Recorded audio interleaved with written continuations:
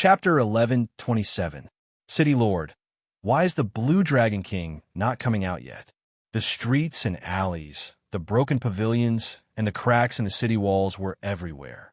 The enemy's attacks intensified each time, announcing a heartless fact: the city was about to fall. An outer sect elder could not help asking about Xianxia. Lan Xiaobai smiled bitterly to himself as he glanced at this person. He remembered that this was the Grandmaster-level martial sage that Kim Taeho had first hired from the Black Sea. This person had been on Heavenly Star Island for more than a year already and could be considered a veteran. After this person spoke, the group of outer sect elders all looked at Lan Xiaobai. Never mind. You all can go. I left some black astral coins and 2 copies of profound martial techniques in the City Lord's residence. After you obtain them, you can leave through the underground passageway. These outer sect elders had already done their best to last until now. After all, compared to Heavenly Star Island, these old men were only consecrated. It was already pretty good that they did not turn against Xianxia when they saw that the city was about to fall. Hence, they parted on good terms. Now that the situation was already over, there was no need to drag this group of people down with them. When the old man who asked the question heard this, he immediately felt that something was wrong. Something must have happened to the Blue Dragon King, Xiaoxia. He probably would not be able to rush back quickly. City Lord, you are overthinking. This old man has watched Heavenly Star Island develop step by step. Although my feelings for Heavenly Star Island are not like those of the inner sect elders and the City Lord, I am willing to defend it to the last moment. Before this city falls, this old man will not take half a step out of Heavenly Star Island. That's right. If this city doesn't fall, we will not leave. To Lan Xiaobai's surprise, the group of outer sect elders did not choose to leave immediately. Instead, they all chose to defend to the last moment. At that time, it would be difficult for them to escape. Lan Xiaobai's expression changed slightly. He smiled and said, "In that case, many thanks to everyone. I hope that everyone will hold fast your posts. If the other party's cultivators charge in through the cracks in the barrier, I will have to trouble everyone." Although most of the Buddha statues' attacks were blocked by the 7 ancient blue dragon images, a small portion of their attacks still hit the barrier. Many cultivators of the 8 factions would take advantage of the crack in the barrier before it mended to charge in. They wanted to attack the root of the problem and destroy the core of the Dragon's Gates Heavenlock formation. If that happened, Stellar Sky City would fall into the enemy's hands in an instant. Lu Ku, Jin Lin, and the others were guarding the core of the formation, unable to leave. As for the city walls, they needed a large number of people to be the first line of defense. For this group of outer sect elders to say such words, Lan Xiaobai couldn't help but be moved. Whoosh! Lan Xiaobai's figure flashed, and he arrived at a slightly quieter place on the city walls. Elder Qin was circulating his energy to treat Yu Chenxi's injuries there, not stopping for even a moment. "Chenxi, how is she?" Lan Xiaobai asked anxiously, regret flashing in his eyes. Elder Qin did not stop what he was doing. He sighed and said, "Her situation is more or less stable. There is no danger to her life. However, the rebound from her martial technique injured her heart vessels, and her meridians ruptured.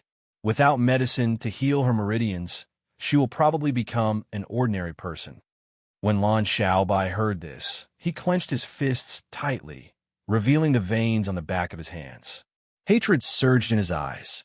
No matter how much Lan Xiaobai hated Fu Yinyun, who had shamelessly injured Yu Chenxi, had a wide smile on his face at this moment. Flattery filled his ears. On the Metal Blood Warship, when Zhuang Zhenghe heard about Fu Yinyun's magnificent feat, he could not help smiling. "Little brother Fu, good job. After we break into Heavenly Star City, I can let you choose a treasure first." Fu Yinyun felt extremely flattered. He quickly said, I dare not.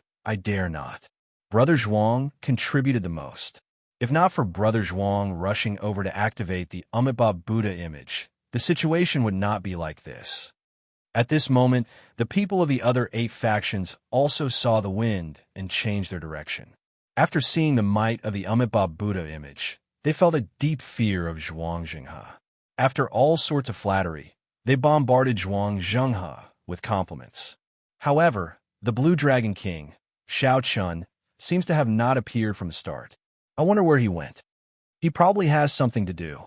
Otherwise, he would not have not appeared until now. Fortunately, he is not here. Otherwise, Heavenly Star Island would not be so easy to break into. Seeing that Heavenly Star City was about to fall, the leaders of the 8 factions felt very relaxed. They chatted without any reservations. Humph! Just at this moment, the group heard a cold snort. Xianxia said unhappily, "Even if Xiaoqun comes, this old man can easily kill him." Seeing Xianxia's expression change, the others immediately stopped talking, not daring to say anything more. Putting aside the Amitabha Buddha image, Xianxia's aura had already reached an unimaginable level. Before him, the other small perfection blue-robed emperors could not help but feel fear. It was not that they had not seen Xianxia before. However, the feeling that Xianxia gave them today was very different. His aura was terrifyingly strong. These blue-robed emperors did not know why. When they saw Xianxia get angry, they all kept quiet out of fear. The Metal Blood Sect's sect master, Chun Ming, changed the topic. The city looks like it is about to fall. Everyone, please make your preparations. The group quickly looked over and saw that the 7 azure dragon images circling outside Heavenly Star City had already turned into azure light that filled the sky and rained down. Everyone in the city looked at the green speck of light with despair on their faces. Everyone knew that without the protection of the 7 blue dragons, the barrier of Heavenly Star City would not be able to withstand a palm strike from the Amitabha Buddha image. Lan Xiaobai bowed slightly. Then he faced the many outer sect elders who fought to the end and said, "This time, Lan Xiaobai, thanks everyone. Let's go." Suddenly, an outer sect elder pointed to the back and exclaimed in pleasant surprise, "City Lord, look!" Lan Xiaobai turned his head and saw a familiar white figure rushing over at lightning speed. Boom! The Amitabha Buddha image's huge hand descended, shrouding the entire Heavenly Star City in darkness. The pitch-black world made everyone in the city feel suffocated with fear and despair, feeling a deep sense of helplessness. Before Lan Xiaobai could clearly see that figure's face, this palm strike shattered the final defensive barrier of the dragon's gate's heaven-locking formation. A strong Buddhist might surged over, and the entire city wall instantly crumbled, crumbling completely. All the buildings of various sizes in the city crumbled under this horrifying might. Heavenly Star City, which had taken close to 2 years of effort, was destroyed in an instant. It looked like this palm strike would crush everyone to death or injure them. Suddenly, an unyielding dragon roar resounded in the sky. The dragon's voice reverberated as it roared out, completely suppressing the chanting of scriptures that had not stopped throughout the entire time. The sound waves spread out in all directions, kicking up waves on the surface of the sea. They layered over each other, surging endlessly. With this roar, the Buddha statues worshipped in several of the temples on Heavenly Star Island's subsidiary islands all shattered. A saber light flashed in the pitch-black space, chopping off the Buddha image's palm down the middle. A ray of sunlight shone through the crack. The light was holy and solemn. Under the illumination, a white figure hovered in the air while holding a saber.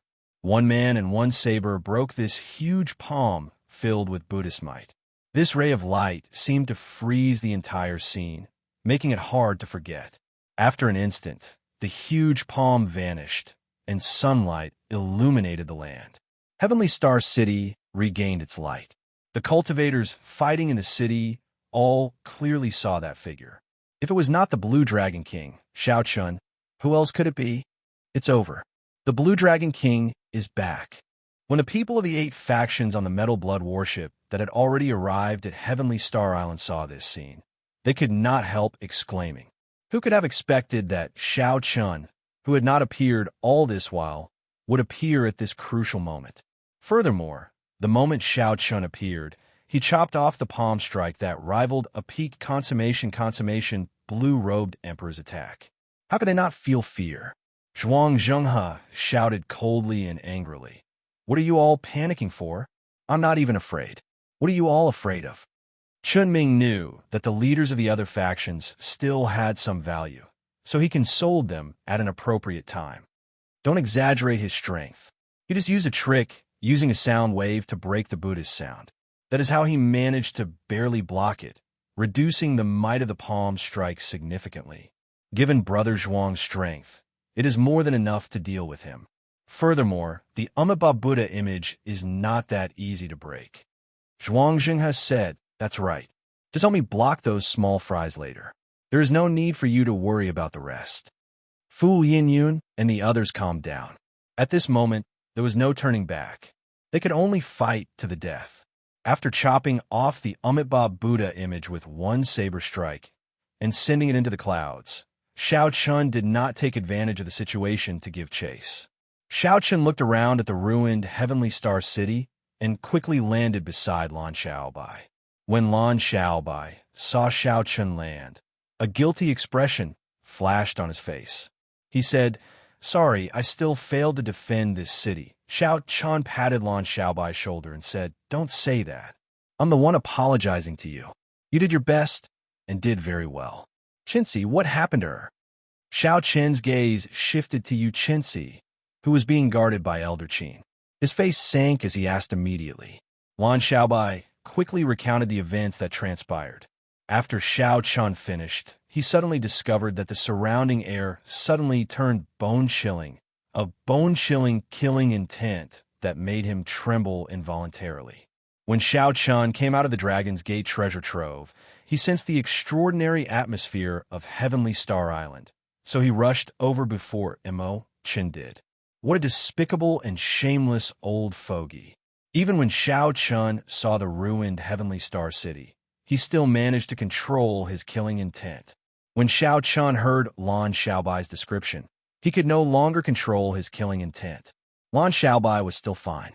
After all, he had the cultivation of the blue-robed emperor and was an outstanding talent.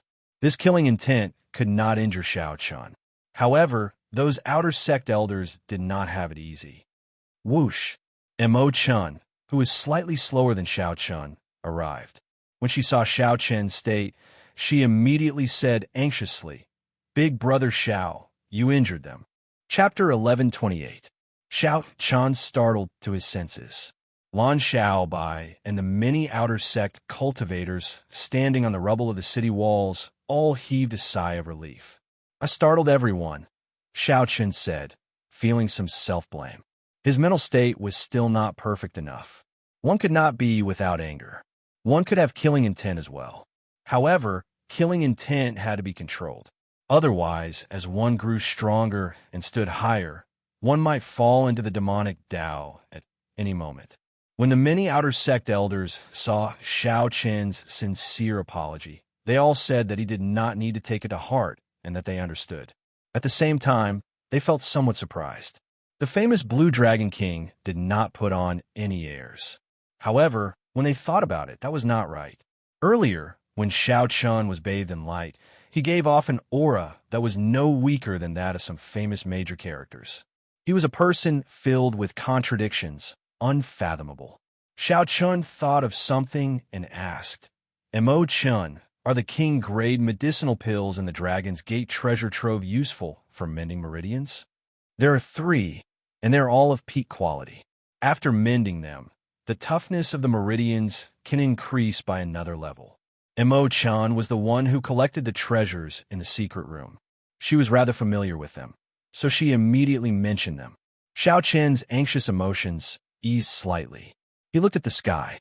The Amitabha Buddha image, which had been temporarily knocked back by the Buddhist light, had already retreated into the light. However, Xiao Chen knew that the Amitabha Buddha image, which possessed the power of faith, would recover from that minor injury in no time. Withdrawing his gaze, Xiao Chun looked at Mo Chun. Just as he was about to speak, Mo Chun smiled softly and said, "I know what you want. You want to take this opportunity to uproot all the factions on Black Flame Island, completely ending this calamity."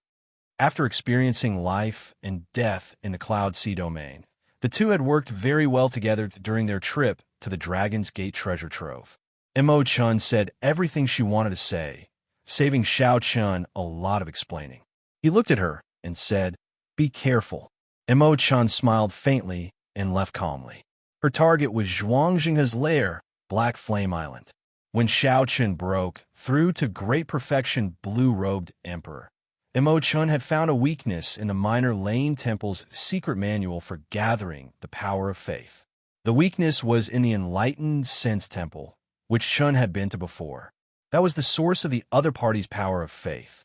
Then, he would use the method in the secret manual to return the power of faith, and this insufferably powerful Amitabha Buddha would immediately become a rootless duckweed. Given Imo Chun's strength, as long as she was careful and did not enter the palace hall, she should be able to kill all the enemies on Black Flame Island while Zhuangxinghe and the Amitabha Buddha statue left. Benefactor Xiao Chun, we meet again.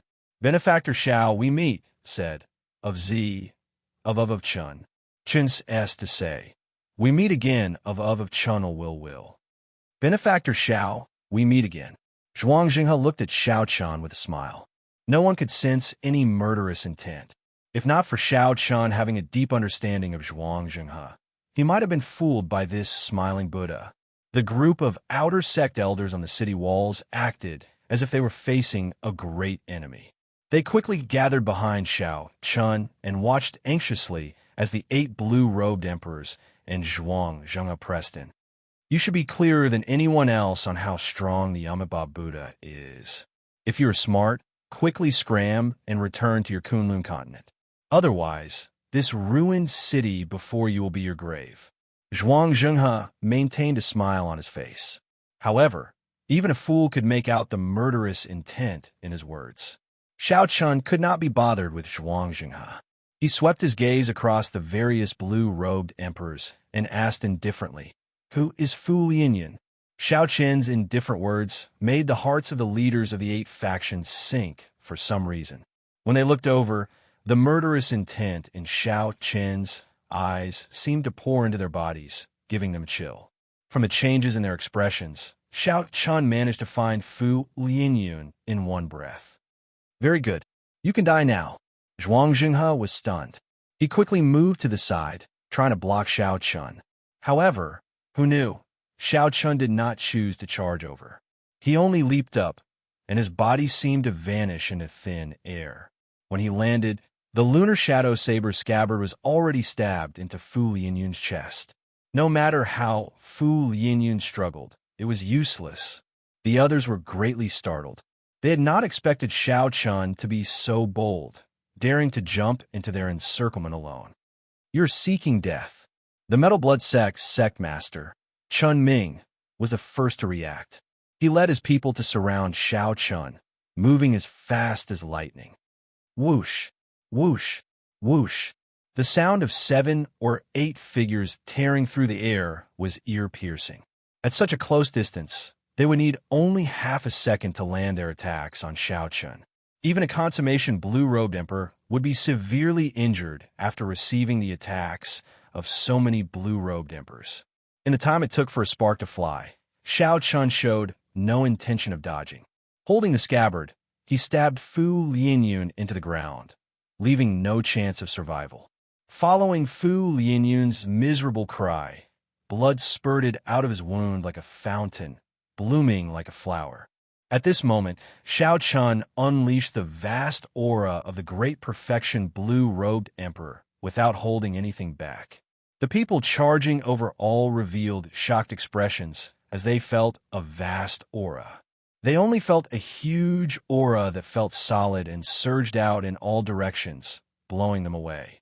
Caught off guard, even Zhuangxinghe could not block it. He had to take 100 steps back before he could stabilize himself. Zhuangxinghe glanced back and saw the sorry state of the crowd. Then, he stood up and drew his scabbard. Xiao Chun gently drifted away and somersaulted to the ground. He said indifferently, "Sorry, I do not like to be disturbed when I am killing people." The dying Fu Lianyun on the ground pressed his hands on his wound.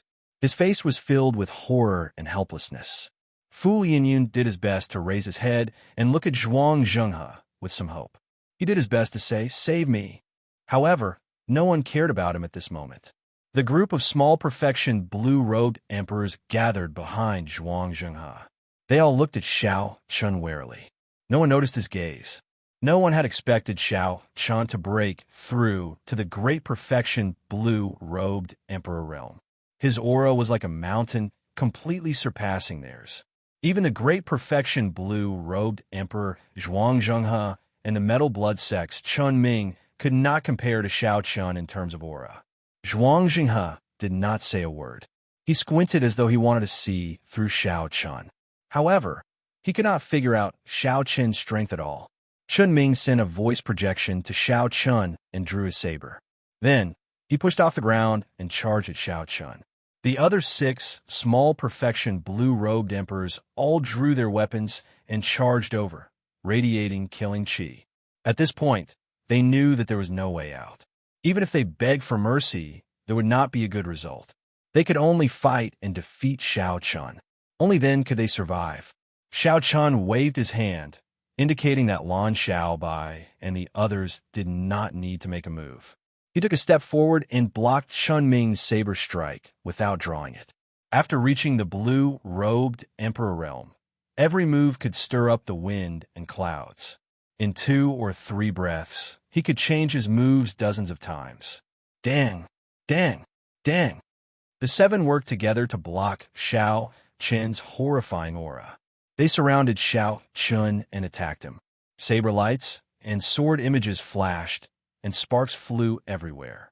They kicked up strong winds and stirred up the clouds.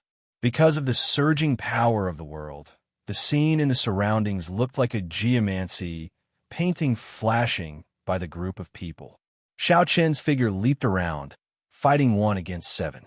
Without drawing his saber, he formed an impenetrable defense, blocking the attacks of the 7. Of the 7 people before him, aside from Chun Ming, who was slightly difficult to deal with. As for the other 6, as long as they drew their sabers, Xiao Chun could take them down in an instant. However, there was still Xianxia, who was eyeing Xiao Chun like a tiger, storing up power and waiting to make a move. Once he figured out Xiao Chun's strength, he would make a swift move. This time, when Xiao Chun saw Xianxia, he could clearly feel that Xianxia's strength had improved compared to a month ago. Logically speaking, this was an abnormal improvement. Even if one could use the power of faith to convert it into cultivation, it would be impossible for one to improve so quickly. There was only one possibility.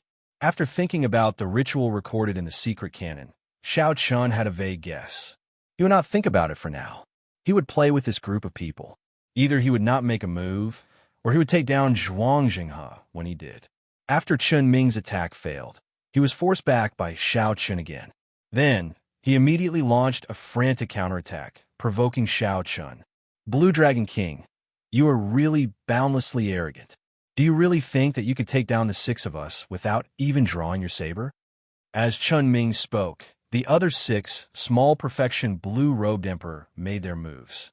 All sorts of killing moves flashed with multicolored lights, bringing with them all sorts of mysterious phenomena. They surged towards Xiao Chun like an erupting mountain flood, their auras startling. Xiao Chun did not answer.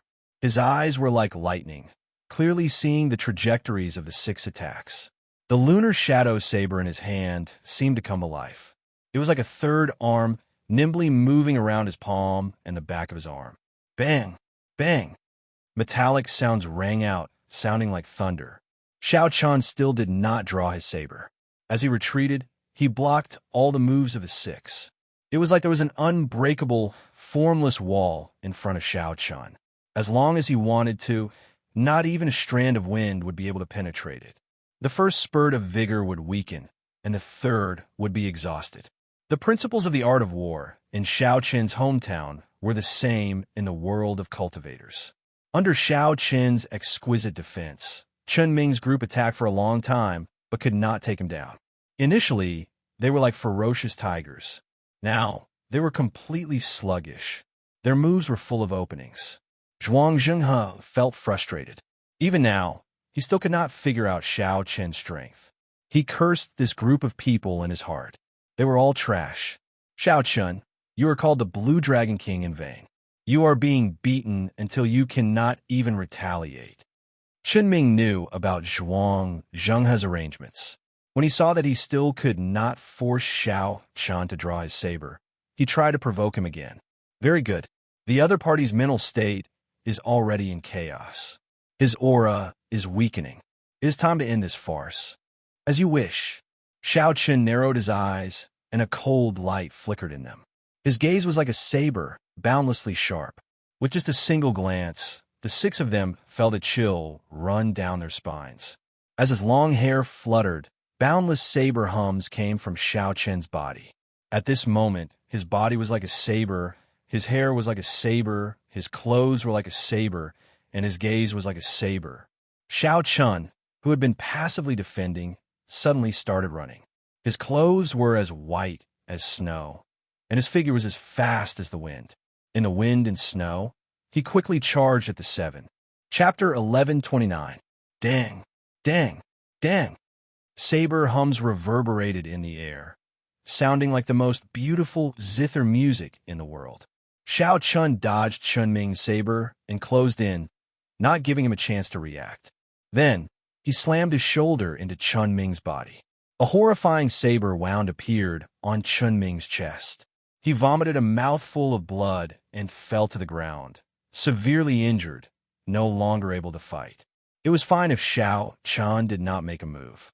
However, once he did, Xianxia would not give this group of people any chance. Xianxia waved his long sleeves, and the saber arm of a person charging at Xianxia from the left was chopped off by saber light. However, the saber in Xianxia's right hand clearly did not leave its scabbard. Xianxia did not stop running. With every step he took, boundless saber lights flickered. Everywhere Xianxia went, saber lights flashed endlessly, mysterious phenomena appeared, and wind and snow danced. No one could stop Xianxia. With every step he took, someone went flying and vomited blood, no longer able to fight. After Xianxia took 7 steps, 7 people fell to the ground, unable to get up. They lay there moaning in pain. Those with light injuries had broken limbs, and those with heavy injuries had fainted from the pain. When Xianxia attacked, he did not show any mercy. Without stopping, Xianxia's figure flashed and arrived before the stunned Zhenghe. At this moment, Xianxia defeated 7 people. His aura had reached its peak. When he moved, it felt like the entire world moved with him. Zhenghe, who had been waiting for Xianxia to draw his saber, wanting to find some openings and deal a lightning-quick blow to Xianxia, was caught off guard. This aura sent him flying. However, Zhenghe's cultivation was extremely horrifying, even stronger than the newly advanced great perfection blue-robed Emperor Xianxia. Zhenghe's face sank as he stomped heavily on the ground. The ground trembled, and a scarlet Bodhi tree took root behind him. Rings of scarlet Buddhist light appeared behind him. Buddhist chanting resounded, and the Bodhi tree moved without any wind. Many scarlet Bodhi flowers floated out. Boundless power of faith gathered, and one could vaguely hear horrifying cries. Those were the aggrieved spirits in hell. Zhenghe stretched out his palm and wanted to throw a palm strike, wanted to knock down Xianxia's aura. However, how could Xianxia, who was in his peak state, give him such an opportunity? The instant he landed, Xianxia drew his lunar shadow saber, which he had not drawn yet. A saber hum resounded throughout the world. The resplendent saber light made the world pale in comparison. Spring flowers, winter snow, summer, autumn wind, blue dragon breaking the sea, the bright moon soaring. The boundless mysterious phenomena materialized a boundless glory in that instant. Then, the saber light solidified into a vast painting. The scarlet Bodhi tree instantly crumbled. This saber strike sent Zhenghe flying back 1 kilometer. The Buddhist light scattered, and he was in a sorry state. The wound on his chest nearly cut him in half at the waist. In just 7 steps and 1 blade, this group of people had been heavily injured by Xianxia's thunderous momentum. As Xianxia watched Zhenghe fly back in a sorry state, he did not relax his guard. The Amitabha Buddha image hidden in the clouds was the greatest threat to the entire Heavenly Star Island. After such a long time, it should have already recovered from Xianxia's saber strike. After all, it was just an injury to the palm, not a major one. If Xianxia was willing to expend the power of faith, it could recover in a moment. However, for some reason, Xianxia did not bring out the Buddha image. Even after he killed the leaders of the 8 factions until they could not put up a fight, he did not bring it out. Perhaps in Xianxia's eyes, these factions were just pawns. Their lives had nothing to do with him. However, Xianxia had been severely injured by Xianxia's saber strike. If he still did not bring out the Amitabha Buddha image, he would be killed by Xianxia. Even if he did not want to come out, he had no choice but to do so. Xianxia held up his saber and stood upright. He did not give chase, just waited quietly. The heavenly seal in Xianxia's dantian was already completely formed. It looked like a blue dragon. As it breathed, strands of formless heavenly laws appeared behind Xianxia. There was a total of 10,000 of them, surging in all directions like a great river. Before reaching Emperor Wu's level, one could not even form a circle with their heavenly laws. One would not be able to use the power of the world as they pleased. Now, Xianxia had reached great perfection, blue-robed emperor. All the accumulations that he had laid before advancing to blue-robed emperor erupted out now. With a thought from 10,000 heavenly laws, they could drive the power of the world. How horrifying was that? It could break mountains and rivers, shatter the sky. Every action of Xianxia's contained an invisible aura that suppressed cultivators of the same cultivation realm. One look from him could make his opponent tremble in fear. It had been a long time since Xianxia advanced to great perfection, blue-robed emperor. Now, he used the ritual to strengthen himself further. Xianxia's cultivation was clearly much higher than Xianxia's. However, the quantity and quality of his heavenly laws, as well as his aura, were far inferior to Xianxia's. This was the gap that came from accumulations and accumulations. The further one went, the more obvious this gap would become. When one reached Emperor Wu's level, it would be clear who was superior. Whoosh! As Xianxia watched, a Buddhist light suddenly shot down from the sky and fixed Xianxia in place. Then, the Buddhist light started to treat his injuries. The horrifying saber wound on Xianxia's chest healed at a visible pace amid the Buddhist light. After suffering a saber strike, Xianxia did not show any anger on his face. After he clearly saw Xianxia's strength, he laughed maniacally. Xianxia walked over step by step in the air. Then, he said coldly, "Xianxia, is this your strength? If this is all you have, you will find it hard to escape death today. The Buddha has a merciful heart. However, when the Buddha gets angry, no one can stop him." A Buddhist voice resounded, and the Amitabha Buddha image that terrified Heavenly Star Island's group broke through the clouds and reappeared. As the golden light descended, every corner of the ruined Stellar Sky City was illuminated by the Buddha light. Right after Xianxia spoke, the Amitabha Buddha image struck out with another palm strike. The palm covered the sky.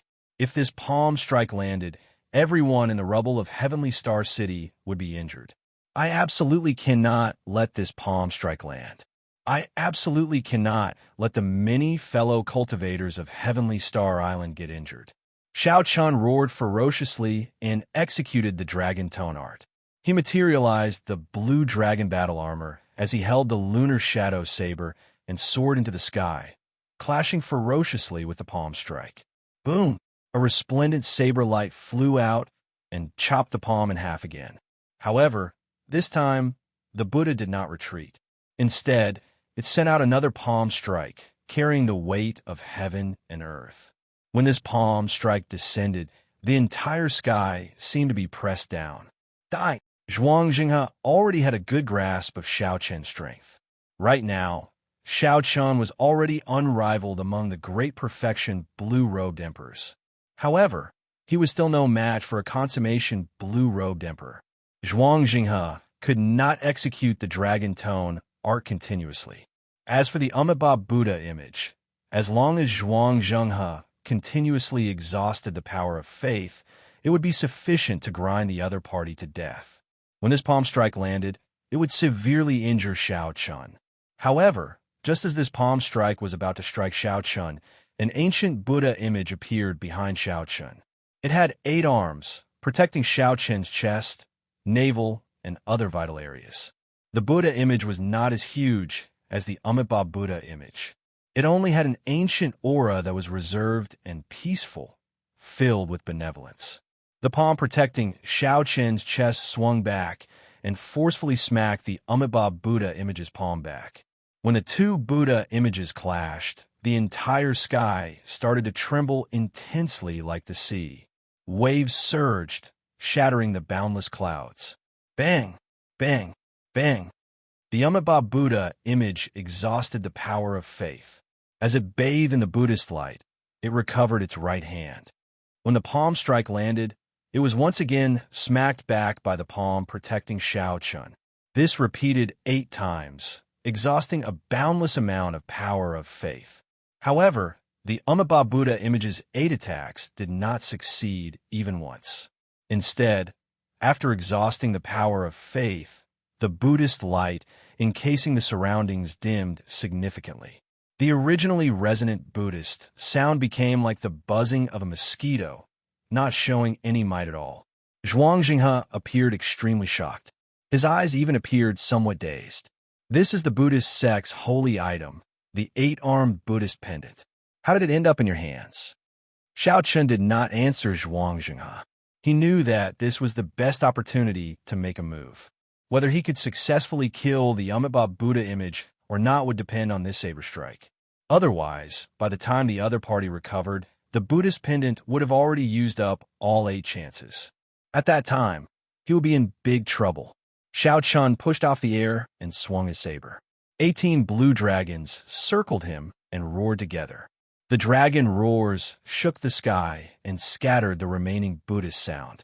This was Xiaochun's strongest saber technique, subduing dragon profound slash. As the saber light flew out, a towering saber light chopped at the Amitabha Buddha image, seeking to kill it in one strike. If you want to kill it in one strike, you have to get past me first. When Xianxia saw the situation, he cursed angrily and leaped up, wanting to block this saber light for the Amitabha Buddha image. As long as the Amitabha Buddha image remained, he could recover from his injuries, no matter how severe. When Lan Xiaobai, Jin Lin, and the others saw this scene, their expressions changed. They all knew that they absolutely could not let Xianxia succeed at this crucial moment. Otherwise, when the Buddha image recovered, no one would have a good ending. All of them soared into the air and used their strongest killing moves to charge at Xianxia. As long as he dared to continue advancing, the attacks of the many profound martial techniques would kill him on the spot. Damn it! Xianxia cursed and stopped moving. Then, he sent out a palm strike to face the attacks of Lan Xiaobai and the others. 2 loud rumbles resounded at the same time. Xianxia attacked with his full power, sweeping through the surroundings. Lan Xiaobai and the others were all knocked back. However, on the other side, Xiaochun chopped the Amitabha Buddha image in half. All the Buddhist light vanished in an instant, and the annoying Buddhist chanting vanished as well. Bang! Xiaochun descended amid the boundless saber lights and hacked at Xianxia repeatedly. After 100 moves, he knocked Xianxia into the air with one kick. Before Xianxia could get back up, Xiaochun's figure flashed, and he landed. Then, he placed the lunar shadow saber on Xianxia's neck. Xianxia coughed and vomited a large mouthful of blood. Then, he smiled with a somewhat sinister expression. You cannot kill me. My dermic incarnation is on Black Flame Island. As long as my dermic incarnation is not destroyed, I do not care about this body of mine. Lan Xiaobai and the others came over. When they heard this, they could not help but feel shocked. They had managed to restrain this person after much difficulty. In the end, they still could not do anything to him. That was simply too unreasonable. Xiaochun, is that so? The others asked anxiously. Xiaochun nodded and said, that's right. However, he will soon not be able to laugh anymore. Zhuang Zhenghe laughed maniacally and said, "How can I not be able to laugh anymore? I will self-detonate now, and you will all die with me. When I make a comeback, Heavenly Star Island will still be mine." After saying that, Zhuang Zhenghe's body swelled up like a balloon. The blood vessels on his skin were clearly visible. Horrifying energy brewed in his body. Chapter 1130. When the others saw the situation, they quickly scattered. The horrifying energy from the self-detonation of a great perfection, martial sage, was not something they could endure. Xiao Chun did not retreat. Based on his calculations, Imo Chun should be almost done with Black Flame Island. Zhuang Zhenghe's dermic incarnation would not last much longer. Even if Imo Chun did not deal with him, Xiao Chun could not retreat. He had to block most of the force when she self-destructed. He could not let the other cultivators of Heavenly Star Island come to harm. Xiao Chen's physical body had already reached the peak of a sage body. Furthermore, he had the Blue Dragon body nourishing Art's Blue Dragon battle armor. He would not suffer much damage from Zhuang Zhenghe's self-detonation. Suddenly, horror appeared on the crazed Zhuang Zhenghe's face. He quickly stopped self-detonating in a fluster, his body deflating like a balloon. Not only did he stop self-destructing, but his cultivation also dropped from the Great Perfection Blue-Robed Emperor to the Small Perfection Blue-Robed Emperor. It kept dropping until it reached the peak Great Grandmaster. "You broke my source of faith. How is that possible? How did you know the weakness of the power of faith?" Zhuang Zhenghe looked at Xiao Chun, his face filled with disbelief. How could Xiao Chun know such a secret? Xiao Chun pressed the tip of his saber against the other party's neck. His eyes remained calm as he said indifferently, "You don't have to worry about how I know. Tell me honestly how you obtained the Buddhist inheritance, and I'll give you a quick death." Zhuang Zhenghe, wanted to say something, suddenly stopped breathing. His eyes turned lifeless, and his heart stopped beating. He died just like that. Xiao Chen's expression changed, and he bent down to check. The other party's body was still warm, and there were no obvious injuries. His meridians, heart, and lungs were all intact, and there were no signs of suicide. This was the appearance of a spirit being destroyed. The spirit left in this body had been forcibly erased by someone. Xiao Chun raised his head and looked at Black Flame Island. Something must have happened there. "Xiao Chun, what should we do with these people?" Lan Xiaobai sent people to bring the leaders of the 8 major forces to Xiao Chun.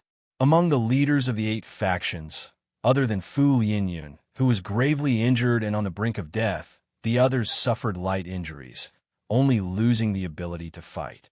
For the Blue-Robed Emperor, as long as it was not a fatal injury, he would be able to recover. Hearing Lan Xiaobai's words, a group of people looked at Xiao Chun. Other than the Iron Blood Clan's clan leader Chun Ming, everyone else started begging for mercy. "Blue Dragon King, we were reckless this time. We are willing to compensate for the losses of Blue Dragon City." "That's right. We're willing to give up all of our family's assets, as long as you let us live." There was a glimmer of hope in Fu Yinyun's eyes. She said weakly, "Blue Dragon King, please let us go." Fu Yinyun, promise you that from now on, I will bring my family far away from home and be an ordinary person." "Family?" Xiao Chun let out a soft sound of surprise and said indifferently, "I'm afraid you don't have any family." "What do you mean?" "Xiao Chun, you can't be that ruthless. There is justice in the world. Family should not be implicated. Don't tell me you can't even abide by this rule. Be careful of the older generation. If they can't stand it, they might take action against you." Hearing this, the expressions of the group changed greatly. They became agitated and roared with ferocious expressions. That's right. In this world where the strong preyed on the weak, there were no saints. There was no reason. Whoever had the bigger fist was the truth. This was especially so in the chaotic Western Sea. However, most people had a bottom line. Not implicating family was an unwritten rule. As long as one was not an evil cultivator or a demon, they would not do such a heartless thing. Although Xiao Chun sentenced these people to death in his heart, he did not intend to touch their families. He looked around and fixed his gaze on Chun Ming. He said calmly, "Don't overthink. I was not the one who did it. Sect Master Chun should be clear on what happened." Chen Ming, what's going on? Our family is really all dead. The others asked Chen Ming anxiously as they looked at him. When Chen Ming heard their questions, he laughed loudly and said, "That's right. Your family is indeed dead, including the ordinary people on the island. They all died in Xianxia's purification ceremony. Don't blame anyone. If you want to blame something, blame yourselves for being greedy. The winner becomes king, and the loser becomes a bandit. From the day you stepped onto the path of cultivation, you should have understood this. Chen Ming, was also greedy. I believed that Xianxia had some way to advance to martial emperor. I was extremely naive. There are no shortcuts on the path to martial emperor. Blue Dragon King, I will be leaving first. I will wait for you 4 years from now." Ha ha. As the Metal Blood Sect's clan leader laughed maniacally, Chen Ming vomited a mouthful of blood. He had broken his own heart veins and died of a shattered heart. The other people of the 8 factions turned ashen. They could not accept this fact as they muttered to themselves. This was especially so for Fu Lianyun. When he thought about his initial actions, he found them laughable. Fu Lianyun had disgraced himself and risked his life. Behind him, Xianxia hunted down his family. What could be more lamentable than this? The more Fu Lianyun thought about it, the more stifled he felt. Fu Lianyun, who was already on the verge of death, could no longer hold on. He fell over, his life force severed, and he stopped breathing. Looking at the leaders of the other factions, Xiao Chun did not feel any sympathy.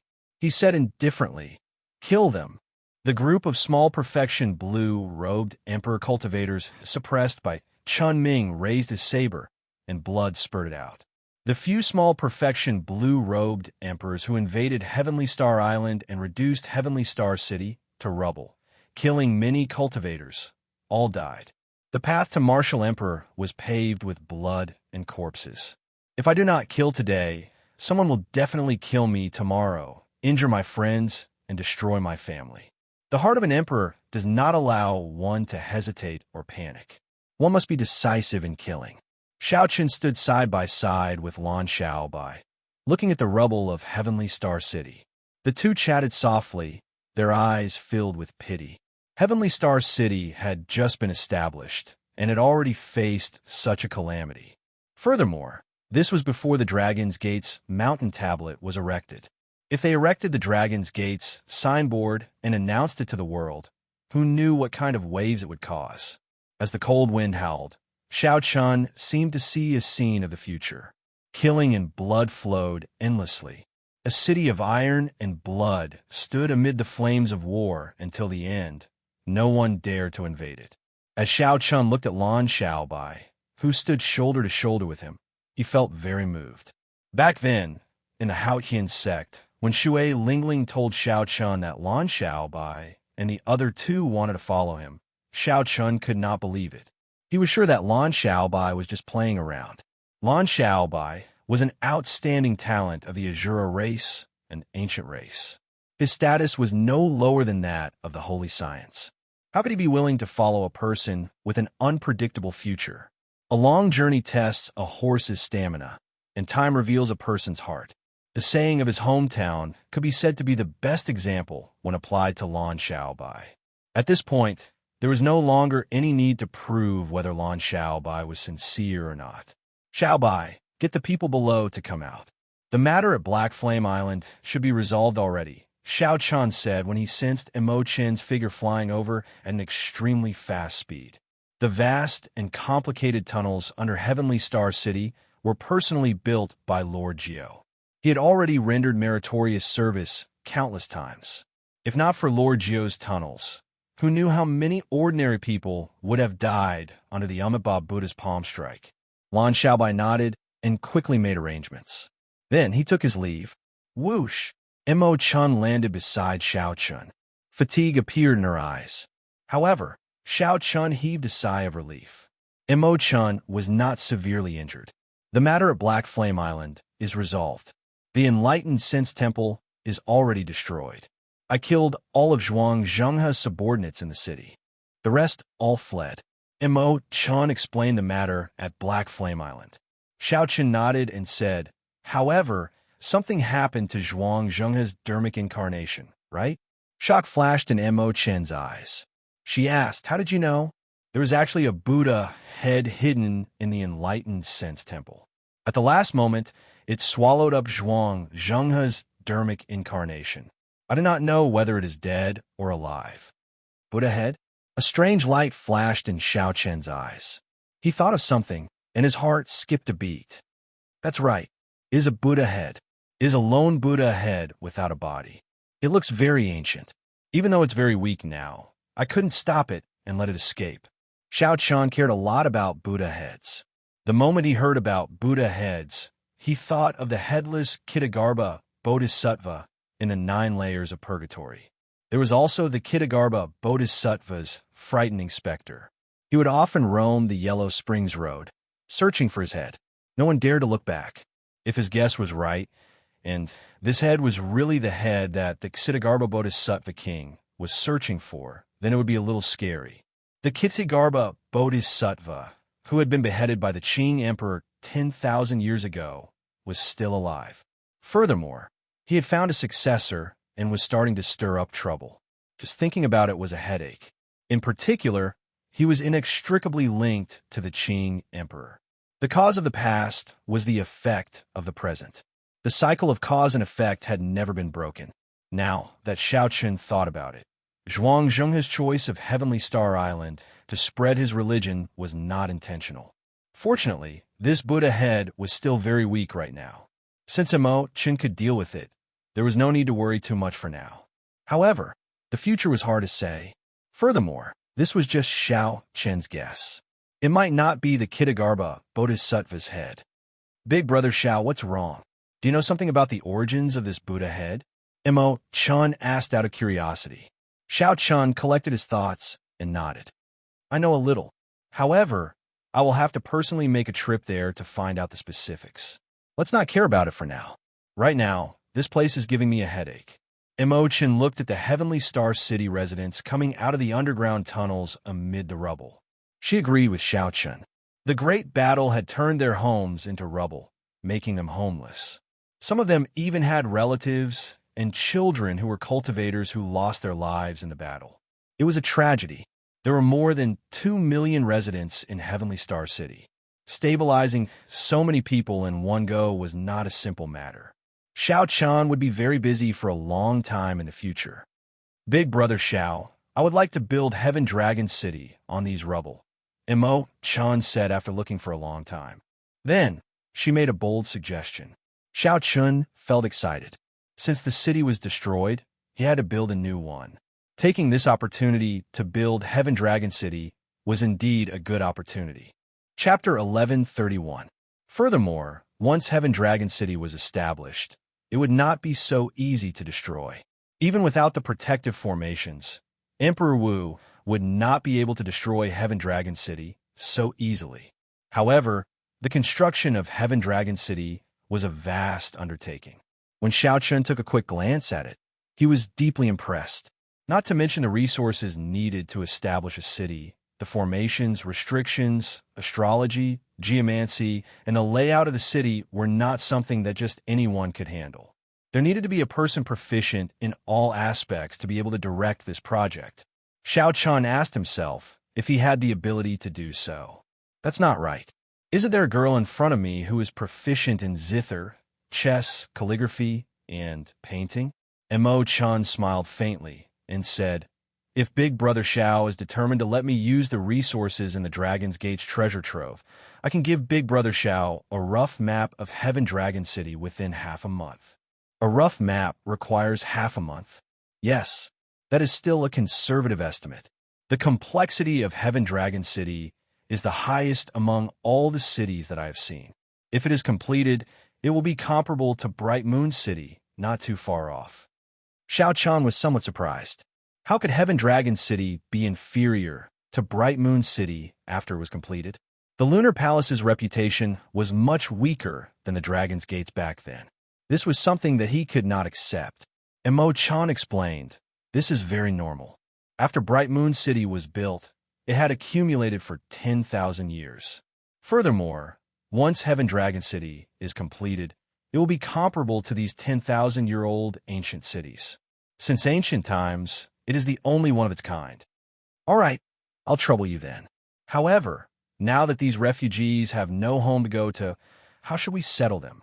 Seeing that Xiao Chan trusted her so much, handing over the resources of the Dragon's Gate's treasure trove to her after asking a few questions, Imo-chan felt very happy.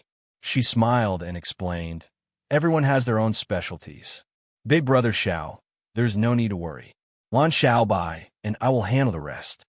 You just broke through to great perfection, blue-robed emperor. Time is precious. You need to comprehend more. Your strength is the foundation for how far Heavenly Star Island can go in the end. Xiao Chun was touched. The most difficult thing to find in life was a confidant, was a bosom friend. A bosom friend is someone who understands me. Without a doubt, Imo-chun is such a bosom friend. Thank you. He didn't know what else to say. Everything was contained in these two words. Under the veil, Imo-chan smiled and said, "There is no need for thanks between us. Back then, if you had not made a move in the Cloud Sea domain, it goes without saying what would have happened to me. If there's anyone thanking me, it should be me thanking you." Xiao Chun was not someone who cared about trifles. He smiled and said, "Let's go. Accompany me to Black Flame Island. I would like to see the hiding place of that Buddha head as soon as possible." Imo-chan nodded lightly. Xiao Chun summoned out the Flood Dragon War Chariot and carried the two through the clouds, heading for Black Flame Island at lightning speed. In the clouds, Xiao Chun was in the war chariot. He opened the curtains, and his sharp gaze pierced through.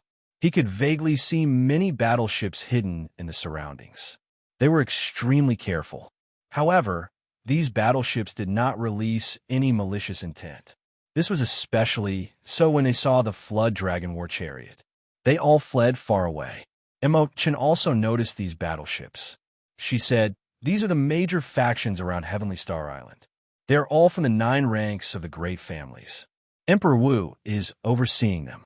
It looks like they are paying a lot of attention to this battle." Xiao Chun withdrew his gaze, not feeling surprised. Heavenly Star Island's foundation was there. It was a juicy piece of meat. It was impossible for these factions not to be tempted, even if they did not dare to make a move because of the Bushin Palace and the Thunder King's name. As a new faction, they still had to pay attention to this battle. After this battle, at the very least, the Blue Dragon King's fame would spread far and wide, enough to shock everyone.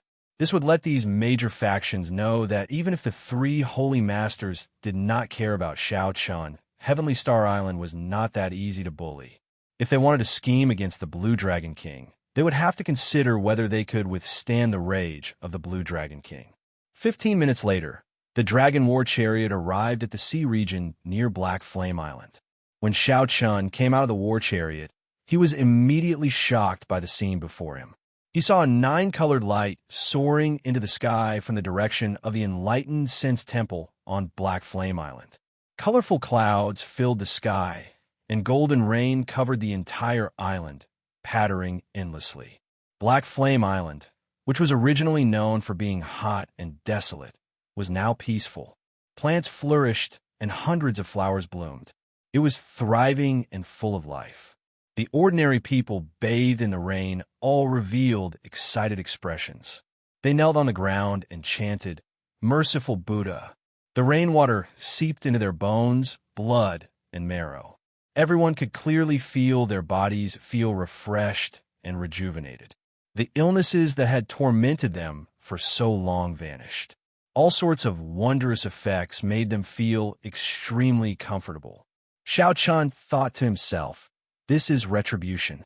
All the vast power of faith that Zhuang Zhenghe absorbed over the past year or so was returned to him. After today, Zhuang Zhenghe's foundation here would completely crumble. Imo-chun stood beside Xiao Chun. Having seen the scene before, she appeared rather calm. She said, "Actually, the ancient Buddhist teachings are not bad in the first place. They talk about karma and reincarnation, doing good deeds and accumulating virtue. Good deeds will be rewarded, and evil deeds will be punished. These are all very good teachings. Even when collecting the power of faith, they are sincere in preaching. There is no such thing as converting people, much less those evil rituals. The believers worship and make offerings, and the bodhisattvas and Buddhas listen to their prayers and send down blessings. This is a very good cycle, a good thing for ordinary people. Xianxia nodded in agreement. The secret canon of the Small Lane Temple had records of this as well. However, the human heart was unfathomable. There are too many temptations. Even a Buddha would find it hard to remain calm when faced with such vast power. Xiao Chun asked himself, if an ordinary person faced such a shortcut, he would find it hard to control himself. He would definitely use the power of faith to strengthen himself. Slowly, he would change his mind and convert people. Then, he would preach in a barbaric manner, slowly falling into the abyss. Xiao Chun believed that there were benevolent Buddhas and bodhisattvas. However, it was hard to say if it was the headless Buddha behind Zhuangzhenghe. Come, let's go to the Enlightened Sense Temple Hall and take a look. Xiao Chen's figure flashed as he flew towards the Enlightened Sense Temple Hall. Whether it was the Kitagarbha Bodhisattva's head or not, he had to search for it personally. As Xiao Chun flew, he saw all the temples and statues of the Buddhas and Bodhisattvas shattering. The temples were also empty. Not only could the abbot not be seen, but the young novice monks had also fled. The believers on the island were enjoying a feast. However, to the long-term beneficiaries of the power of faith, it was a disaster. The source of faith was destroyed, and the vast power of faith that had accumulated poured out without restraint. Furthermore, the backbone of the temple was killed. This seemingly huge, fake Buddhist sect collapsed in an instant. When Xiao Chun landed in the Enlightened Sense Temple, the situation was even more dismal. The originally vast and glorious temple had collapsed. The arhats and bodhisattva statues had all collapsed and shattered. Everywhere Xiao Chun looked was a scene of ruin. Life flourished everywhere on the island. However, this place, the source of the Buddhist light, was deathly silent and gloomy. The flowers and grass were withered, and the trees were withered. Compared to the magnificent scene that Xiao Chun saw the last time he came here, it was like heaven and earth. When Xiao Chun arrived before the Enlightened Sense Temple Hall, the originally mysterious and unfathomable hall that Xiao Chun did not dare to enter no longer had any mysterious aura. The entire roof of the hall had been blown away. This must have been caused by the shock waves from the battle between Imo Chun and the abbot. The nine-colored Buddhist light came from the cracks in the rubble and shot out into the clouds. Xiao Chun threw a palm strike and swept away all the rubble. A strong palm wind picked up the rubble and flew away. A large hole appeared in the empty space in front. The source of the Buddhist light was in there. Imo Chun, did you go down there? Xiao Chun asked as he looked at the large hole where the Buddhist light came from. Imo Chun shook her head and replied, I did not have time to go down. At that time, the Buddha head flew out from there. Its mental energy injured me. Then I was busy killing some of the backbones. After I was done, I was afraid that you would worry, so I rushed back. Understanding this, Xiao Chun immediately jumped down. Imo Chun leaped up and followed Xiao Chun. The entrance of the cave was very deep, much deeper than what the two of them had imagined. The two of them descended for a full quarter of an hour before they stepped on a patch of black water and found themselves in a vast cave. When the two looked ahead, they saw a headless Buddha at the end of the cavern. The Buddhist light that filled the air came from this headless Buddha. Xiao Chun felt startled. This headless Buddha was clearly the same as the Kitagarbha Bodhisattva's headless body that he saw in the 9 layers of purgatory. Suddenly, Xiao Chun understood. That Buddha head was indeed the Kitagarbha Bodhisattva's Buddha head. The Kitagarbha Bodhisattva wanted to use the power of faith to reconstruct the Buddha body. After that, the two would merge and truly revive. However, it did not look like it would be that easy.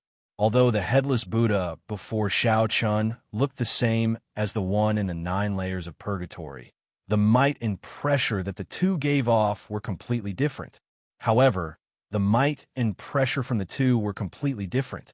The headless Buddha before Xiao Chun did not feel threatened at all. However, The Buddha in the 9 layers of purgatory was simply horrifying. Before the headless Buddha, Xiao shrank infinitely, unable to resist at all. "What is this?" Imo-chun asked with an unsightly expression as she looked at the black water on the ground. Xiao recovered his wits and said, "This is the sea of bitterness, the prayers of the many believers. Birth, old age, sickness, and death are all in these prayers." However, the Bodhisattva here does not care at all. It draws out all the prayers and the power of faith, forming this vast sea of bitterness.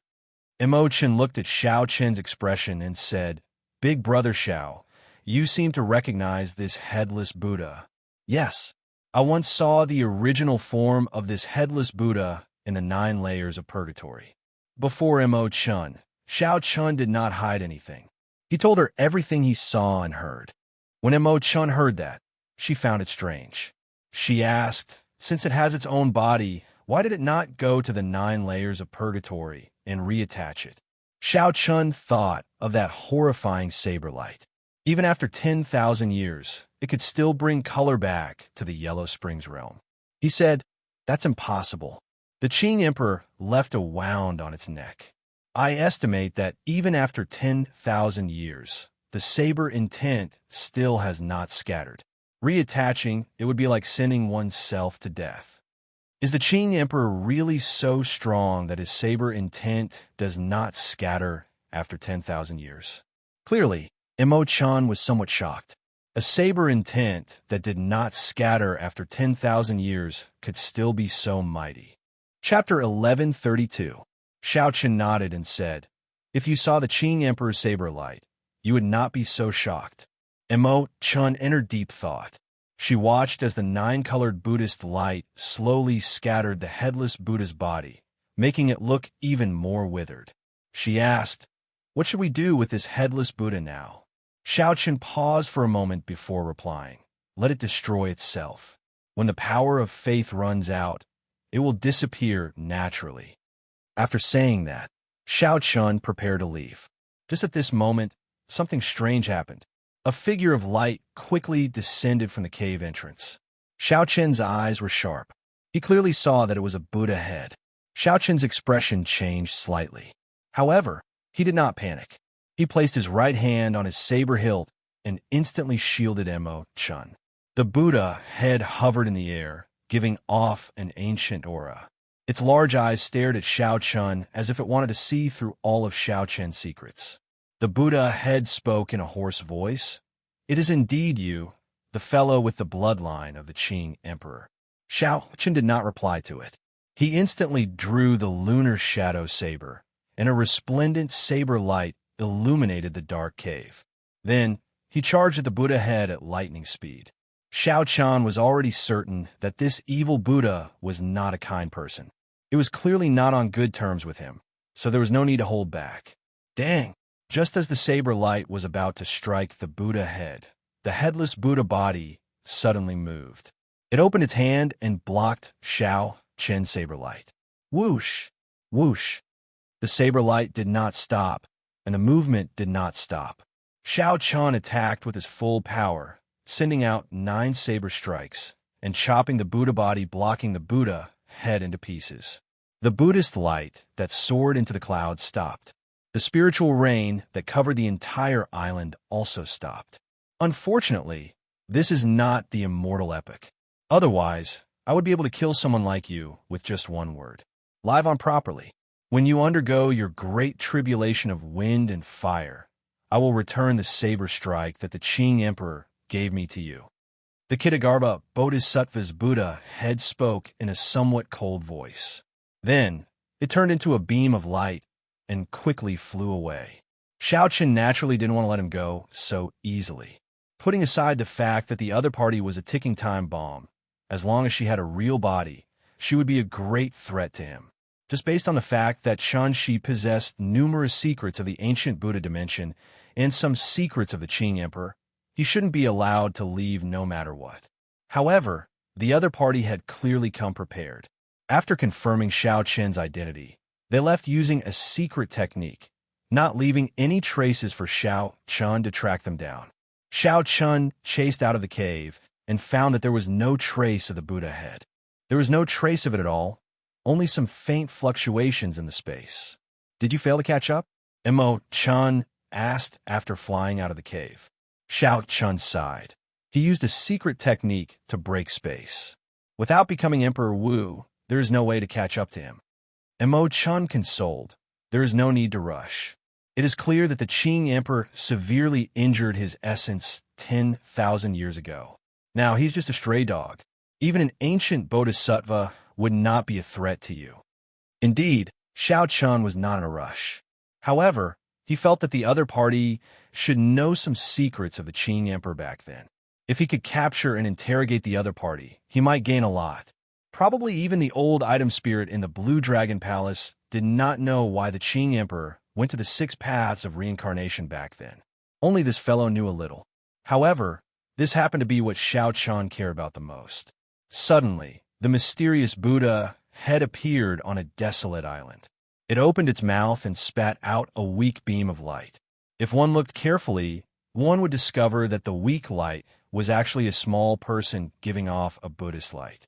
If one's eyes were sharp enough, one would immediately discover that this small person was the bloody monk, Xianxia. Master, you have seen it already.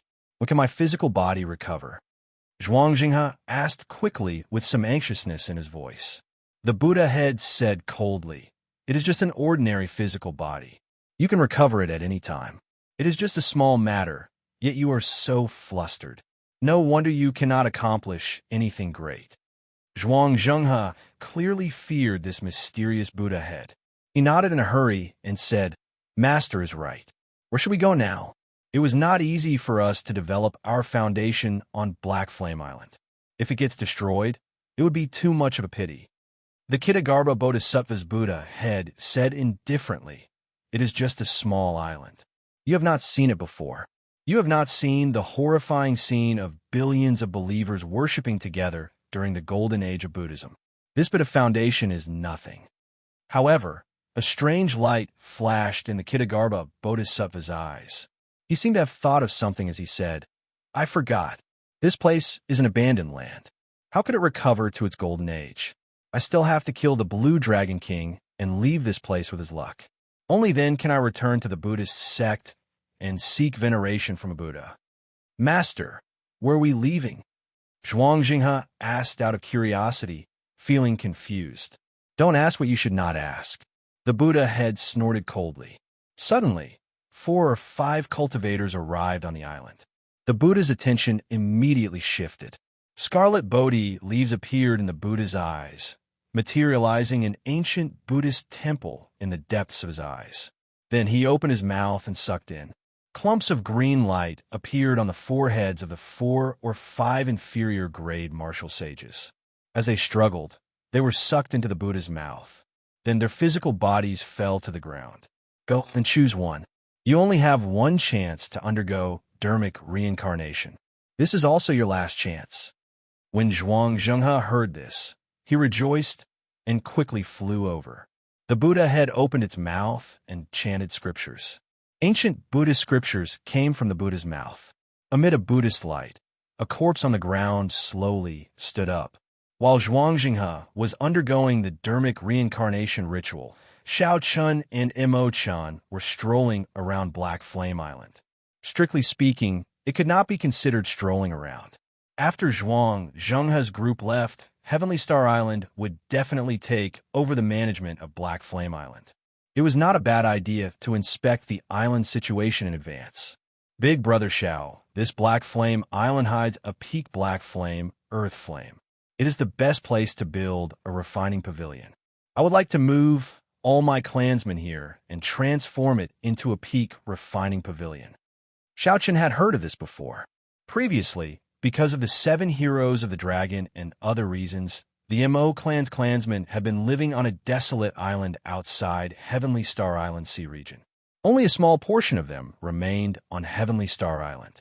Now that all the hostile factions near Heavenly Star Island had been cleared out, there would be no obstacles for the Mo clan to come in. Furthermore, the Mo clan was a refining clan in the first place. In the past, They were famous in the Cloud Sea domain. They had many refining masters in the clan, and they even had refining techniques passed down by their ancestors. As long as they had sufficient resources and a peak location, it would not be difficult to build a refining pavilion that was not inferior to a Holy Land's.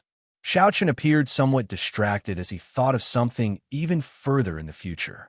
He thought of his clansmen in the distant Sky Dome realm. Never mind. Thinking about it now is still too far away. The clansmen of the Qing Emperor's descendants returning to the Kunlun realm would be much more complicated than the Mo clans. There would also be more unpredictable factors. It would be better to wait for the Heaven Dragon City to be completed before going to the lower realm and fetching the Xiao clan up, returning them to where they belonged in the first place. Otherwise, without any guarantee of safety, Xiaoqin would find it hard to rest assured. No matter how worried he was in the Sky Dome realm, Emperor Wu could not go there. With the Haotian sect's branch and the mysterious Great Qi nation's royal court guarding that place, it would be safer than the Kunlun realm. Big Brother Xiao, what's wrong? Mo-chan asked out of concern when she saw Xiao Qin's distracted expression, like he was thinking of something else. Xiao Qin recovered his wits and smiled. It's fine. Can the transportation formation on our Heavenly Star Island send us to the lower realm? Mo-chan said, it can. The Bushin Palace has a transportation formation in the lower realm as well. However, such a transportation formation requires a lot of resources. I understand. Xiao Qin understood. Resources were not a problem. If he wanted to go to the Sky Dome realm in the future, it would be much more convenient. After chatting for a while longer, the two rode the dragon chariot back. After saying goodbye, Xiao Qin returned to the summit to comprehend the many benefits of advancing to great perfection blue-robed emperor. Mo-chan assisted Lan Xiao by sorting out the refugees in the original Heavenly Star City.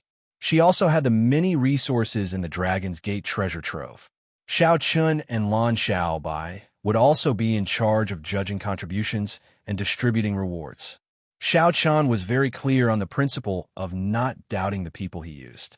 This way, he could relax and also ease the pressure on others. 7 days later, Xiao Qin and Elder Qin sat at the summit, drinking tea and discussing the Tao, exchanging their experiences in the martial Tao. In terms of experience, Elder Qin had stopped at Great Perfection Blue-Robed Emperor for several decades. Indeed, Xiao Qin could learn many things. The Great Perfection Blue-Robed Emperor can be considered to have reached a higher level on the path of forging the Emperor's Bridge. With the Heavenly Seal, it is much easier to use the heavenly laws. Compared to the small perfection blue-robed emperor, there is a vast difference. Of course, you are an exception, Elder Qin said with a somewhat helpless smile as he took a sip of tea. Breaking before establishing. Before advancing to the blue-robed emperor, you accumulated 10,000 heavenly sage laws. Since ancient times, I really cannot think of anyone with such a horrifying cultivation. This also gives you the capital to kill opponents of higher cultivation.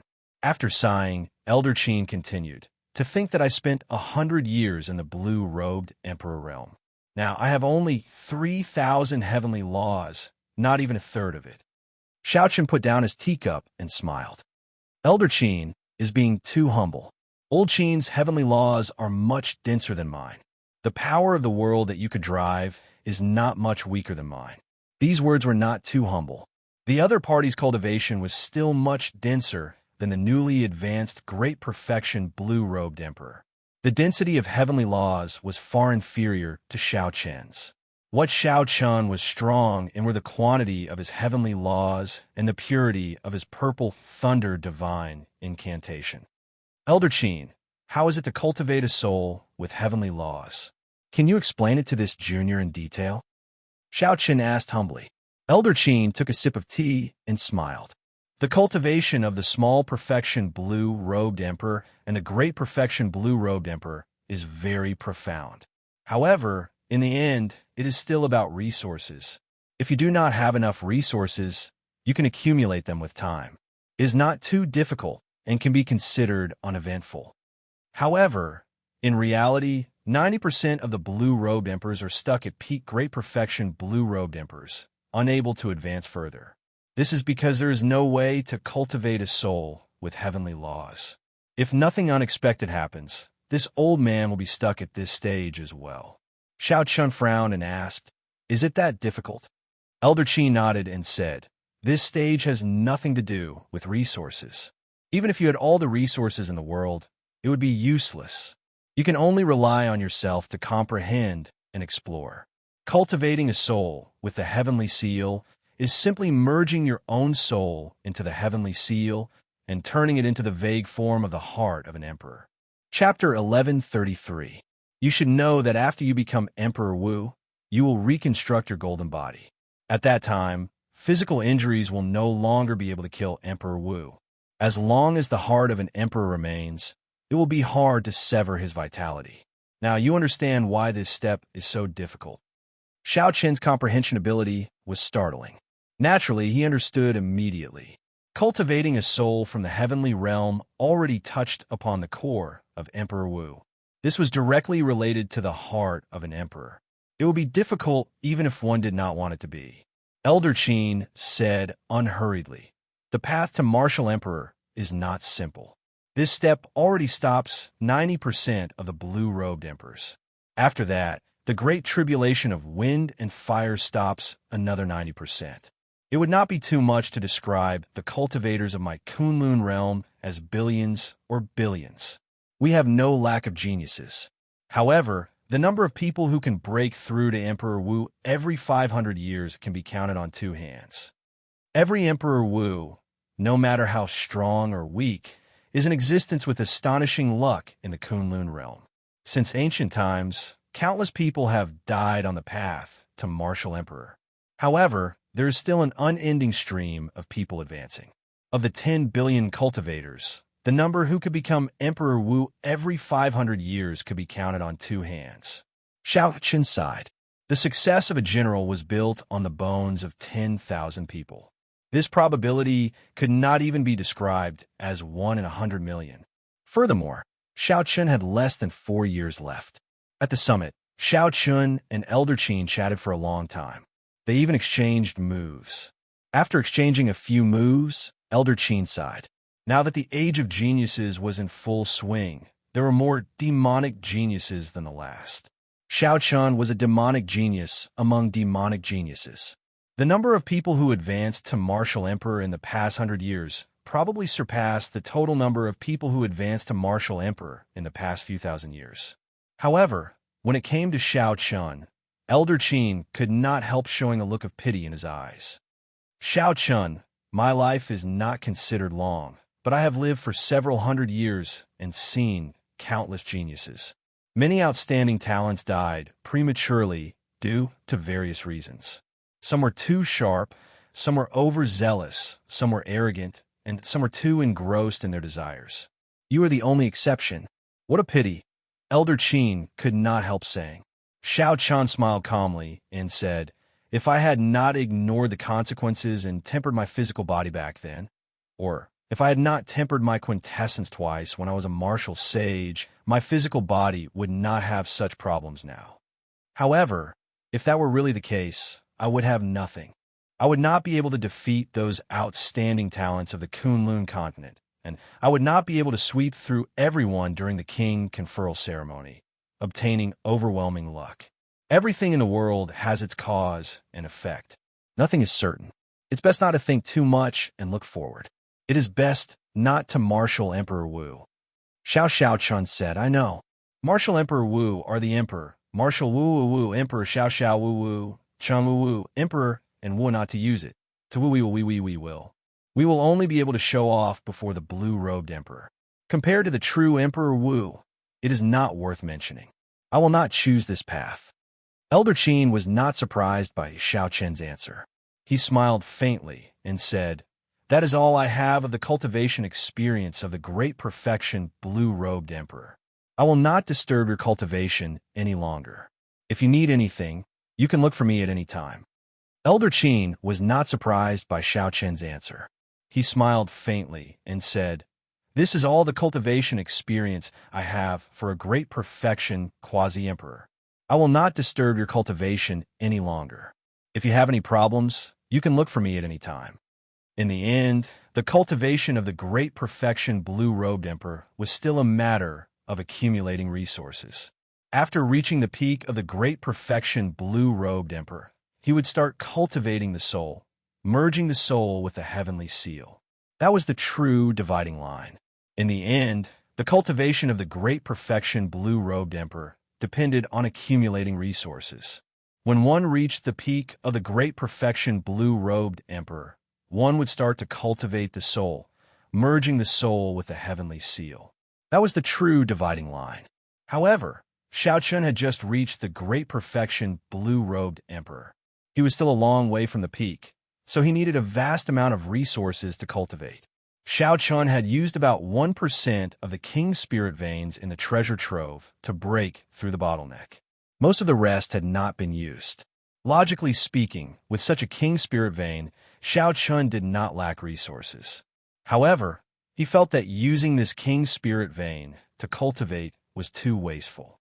There was no quality-price ratio. Even the holy lands and immortal holy lands that had existed for tens of thousands of years or tens of thousands of years did not have many king spirit veins.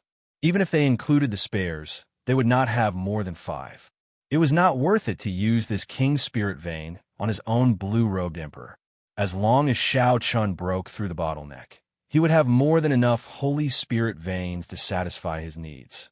Xianxia wanted to leave this king's spirit vein for the future Dragon's Gate, to make it a capital that could rival a holy land. To find another king's spirit vein, he needed to be as strong as a sovereign martial emperor at the very least.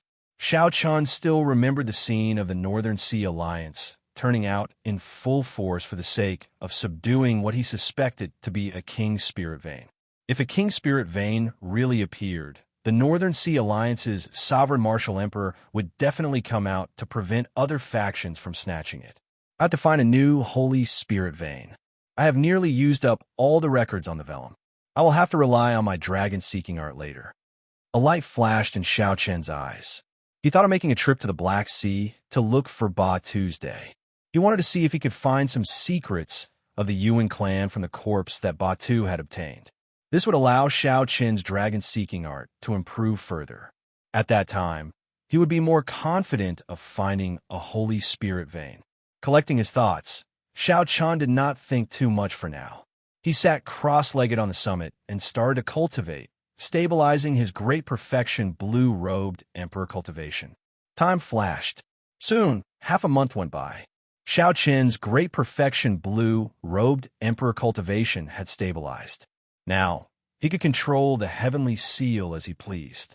With a thought, the dragon-shaped heavenly seal could activate all 10,000 heavenly laws. In an instant, he could bring out all the power of the world that he could. As the heavenly seal formed, Xiaoqian's comprehension of the world deepened. The world was no longer as fixed and unmoving as before. He could clearly feel the movement of the entire world. He could vaguely see the core laws of this universe, space and time, which were the lines of the chessboard of fate. However, he could only vaguely see them.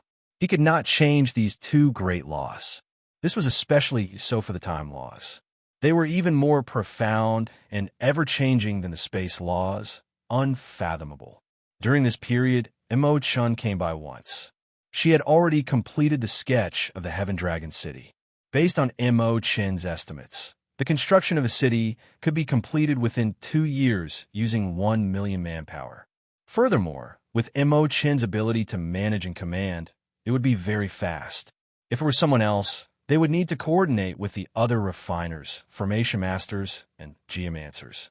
That would take even longer. They might not even be able to complete it in 10 years.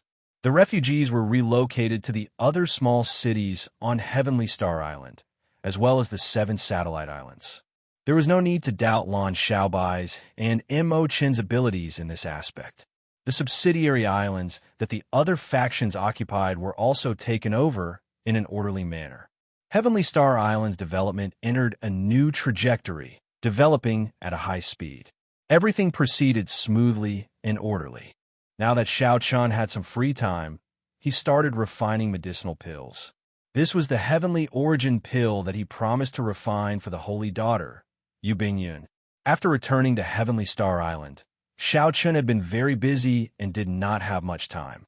Since Xiao Chun had some free time, he switched to helping Yu Bingyun refine the heavenly origin pill. After all, he could not break his promise. The refinement process did not go smoothly.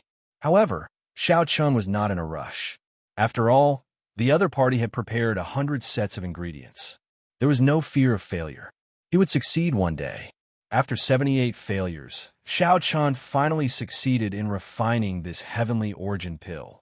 Lord Blue Dragon King, the city lord, says that there are honored guests visiting and invites you to the palace. A youth rushed up from the foot of the mountain nimbly. He had an expression of worship as he spoke respectfully to Xiao Chun.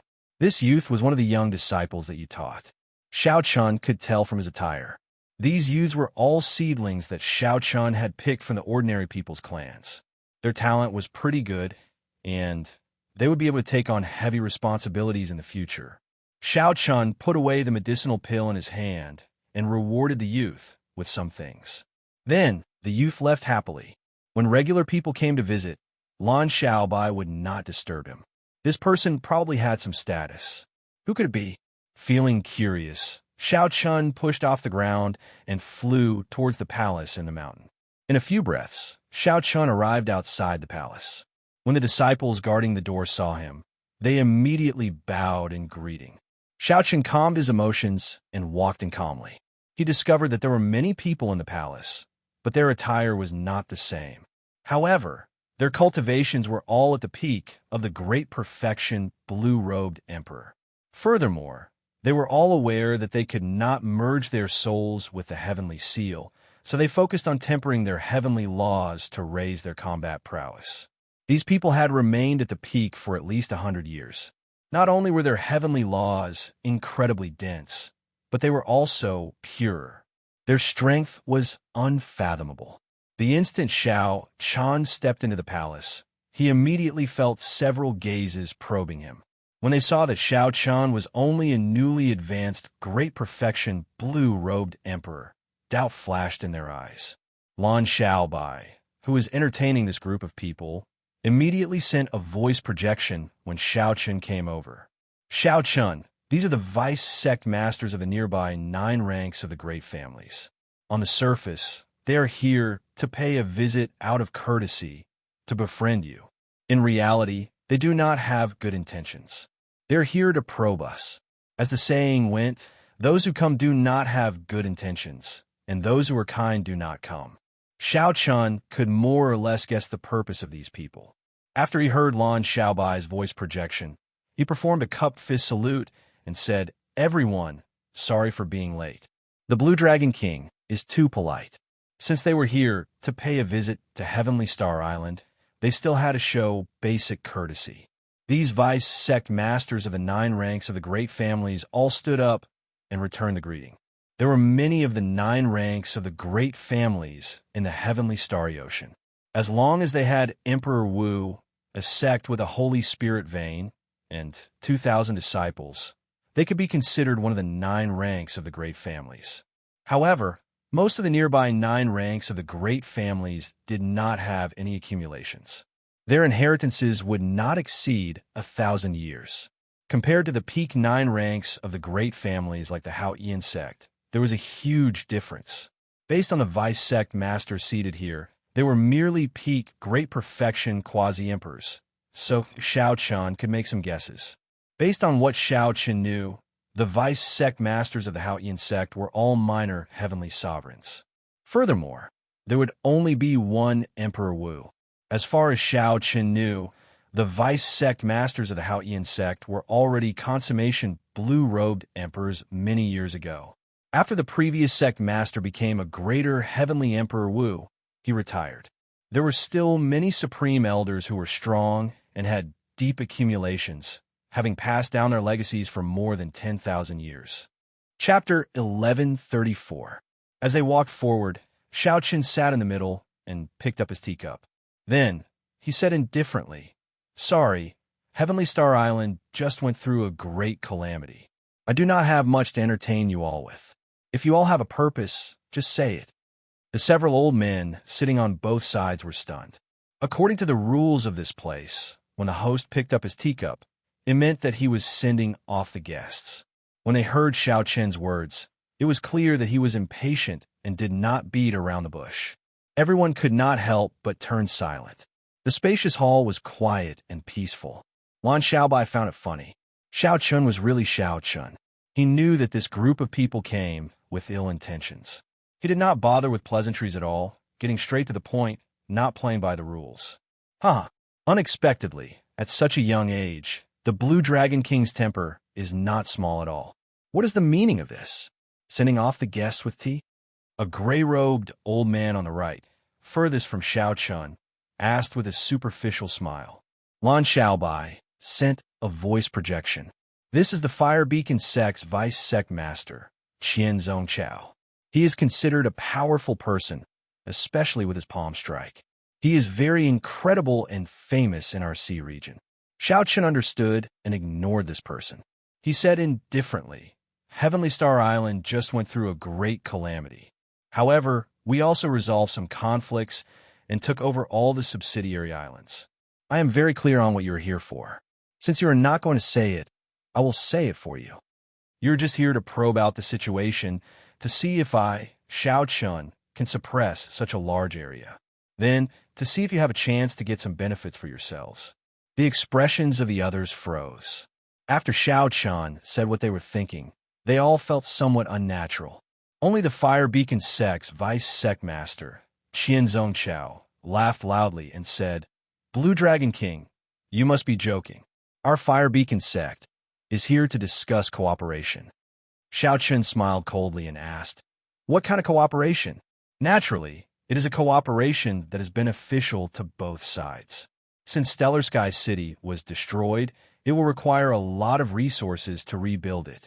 I am representing the Fire Beacon Sect to send money to the Blue Dragon King. Right after Xianxia spoke, he waved his hand, and a pile of black astral coins flew out from his spatial ring. The faint light overlapped, dazzling the eyes. There should be about 5 million of them. Here is 5 million black astral coins. Our Fire Beacon Sect wishes to purchase Black Flame Island from the Blue Dragon King. Xianxia said casually. Wanting to buy Black Flame Island with 5 million black astral coins was simply daylight robbery. Bang! Bang! Seeing that Xianxia had made his intentions clear, the other 8 old men made their moves as well. Piles of black astral coins appeared in the hall, reaching 45 million black astral coins. This group of people had a startlingly large appetite. All that was left was the main island of Heavenly Star Island. They would have emptied out Xiao Chen's conferred land. 45 million black astral coins was already a huge sum. Even the peak blue-robed emperor would only have so much. Some of the weaker rank 8 sects would not have more than this sum. Some might even have less. Regular outstanding youths would find it hard to remain calm when they saw such a lineup. Their auras would be completely suppressed. However, who was Xiao Chun? He had even seen 1 billion black astral coins in the Dragon's Gate's treasure trove. This amount of money was like a drizzle to him. Xiao Chun wanted to use his wealth to suppress others and occupy the island in his conferred land, leaving others speechless. This was a brilliant move. Even if the Bushin Palace pursued the matter, Xiao Chun could say that he had used money to buy the island. This would leave others speechless, and they could only blame Xiao Chun for not living up to expectations. However, it was still the same as before. Playing this move before the rich Xiao Chun was like playing house. It was extremely laughable. A trace of mockery flashed in Xianxia's eyes. To think that a brat with no hair on his mouth wants to compete with us veterans. He is really naive. Xianxia put down his teacup and said indifferently, I believe that the Blue Dragon King has never seen so much money before. With so many black astral coins, it is sufficient for you to rebuild 3 Heavenly Star cities. When Xiao Chun heard this, he could not help laughing softly. Competing with me in wealth? What could be funnier than this? Money came like a river and went like water. Before obtaining the Dragon's Gate's treasure trove, the black astral coins in Xiao Chen's hands were already more than the pile of money here. Furthermore, After obtaining the Dragon's Gate's treasure trove, Heavenly Star Island's accumulated wealth was no weaker than the 9 ranks of the great families. If Xianxia included that king's spirit vein, even the Holy Lands would not dare to boast so shamelessly before him. What are you laughing at? When Xianxia saw the mocking smile on Xiao Chen's face, he felt a strange rage. Seated in the middle, Xiao Chen said indifferently, I'm laughing at your shameless boasting. You only took out 5 million black astral coins and still dare to boast before me, saying that you want to buy Black Flame Island. You say that I have never seen money before. I'm afraid that you do not know what true wealth is. How arrogant! How many black astral coins can you take out? You! Before Xianxia could finish speaking, his jaw dropped. The shock in his eyes was so great that he could not continue. There was no other reason. Xiao Chen waved his hand, and piles of black astral coins appeared. There was a total of 9 piles. Each pile was twice the amount of black astral coins that the 9 ranks of the great families took out. There was no more, no less. Xiao Chen took out a total of 90 million black astral coins alone. If money can solve everything, then I will buy your entire Fire Beacon sect with these 90 million black astral coins. Do you agree? Xiao Chen shouted as he stood up. An overwhelming aura pressed down on Xianxia. The 9 old men felt stifled in their hearts. Their thoughts went wild, and they found it somewhat difficult to control themselves. Originally, they wanted to use a large number of black astral coins to crush Xiao Chen's will. Who could have imagined that Xiao Chen would turn the tables on them? This shocked them, and they immediately fell silent. Their auras were completely suppressed by Xiao Chen. This was especially so for Xianxia. His face alternated between red and green, feeling very sullen. When faced with Xiao Chen's interrogation, he felt stifled, not knowing how to reply. Damn it! No matter what, you have to sell Black Flame Island to my Fire Beacon sect. You have to sell it whether you want to or not. Unable to think of anything to say, Xianxia directly stated his purpose, shedding all pretense of cordiality. Xiao Chen smiled faintly, becoming even more at ease. He slowly walked down and said calmly, What's wrong? Are you trying to force me to sell it? Xianxia calmed down and remembered the sect master's instructions. He should do his best not to shed all pretense of cordiality. At the very least, he should not do so openly. He could not leave any room for discussion. After calming himself, Xianxia said coldly, I don't dare to. Our Fire Beacon sect is rather famous. We never do things like force. I have long heard of the Blue Dragon King's unparalleled glory, instantly defeating all the outstanding talents of the world in one move at the Four Seas Hero Gathering. Do you dare to make a bet with this Qian? Xiao Chen asked indifferently. What do you want to bet? Xianxia replied coldly. You instantly defeated all the outstanding talents of the world in one move at the Four Seas Hero Gathering. I will bet with you in one move as well. We will only compete in one move. Whoever is at a disadvantage will be the loser. If you lose, you will sell Black Flame Island to me. Don't say that my Fire Beacon sect is forcing you to sell it.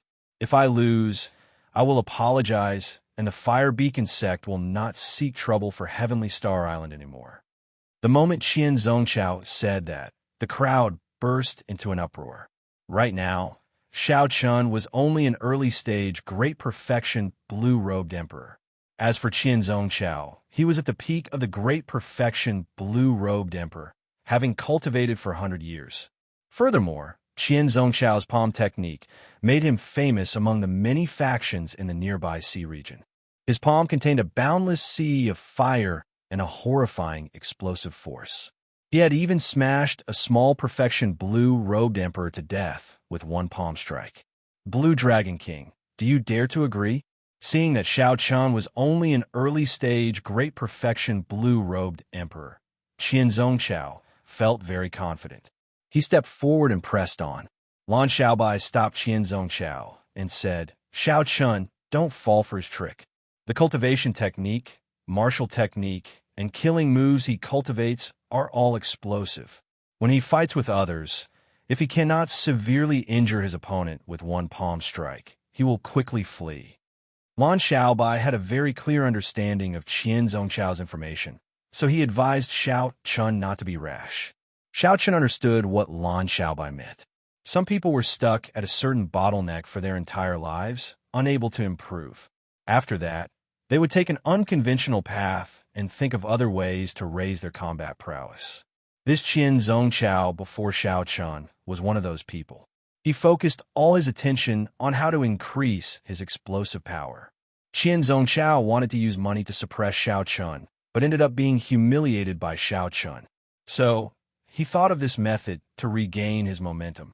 If Xiao Chun did not agree, he would be seen as a coward. Qian Zongchao would use this to spread the rumor. Furthermore, Qian Zongchao would continuously seek trouble for him in the future. If Xiao Chun agreed, he would be playing into Qian Zongchao's hands. Qian Zongchao would not lose out no matter what. Waving his hand, Xiao Chun told Lan Xiaobai not to say anything else. There were so many vice sect masters watching. If Xiao Chun could resolve this matter well, he would be able to deter the surrounding factions, which would be of great benefit to Heavenly Star Island. Even though Xiao Chun knew that Qian Zongchao was trying to goad him, he still had to go. The most important thing was that Xiao Chun was not afraid of competing in explosive power. If it were a fair fight, he would drag it out. Given the depth of Qian Zongchao's cultivation, Xiao Chun would be at a disadvantage. It would be much more difficult to defeat Qian Zongchao, and he would have to pay a higher price as well. A clash of moves was exactly what Xiao Chun wanted.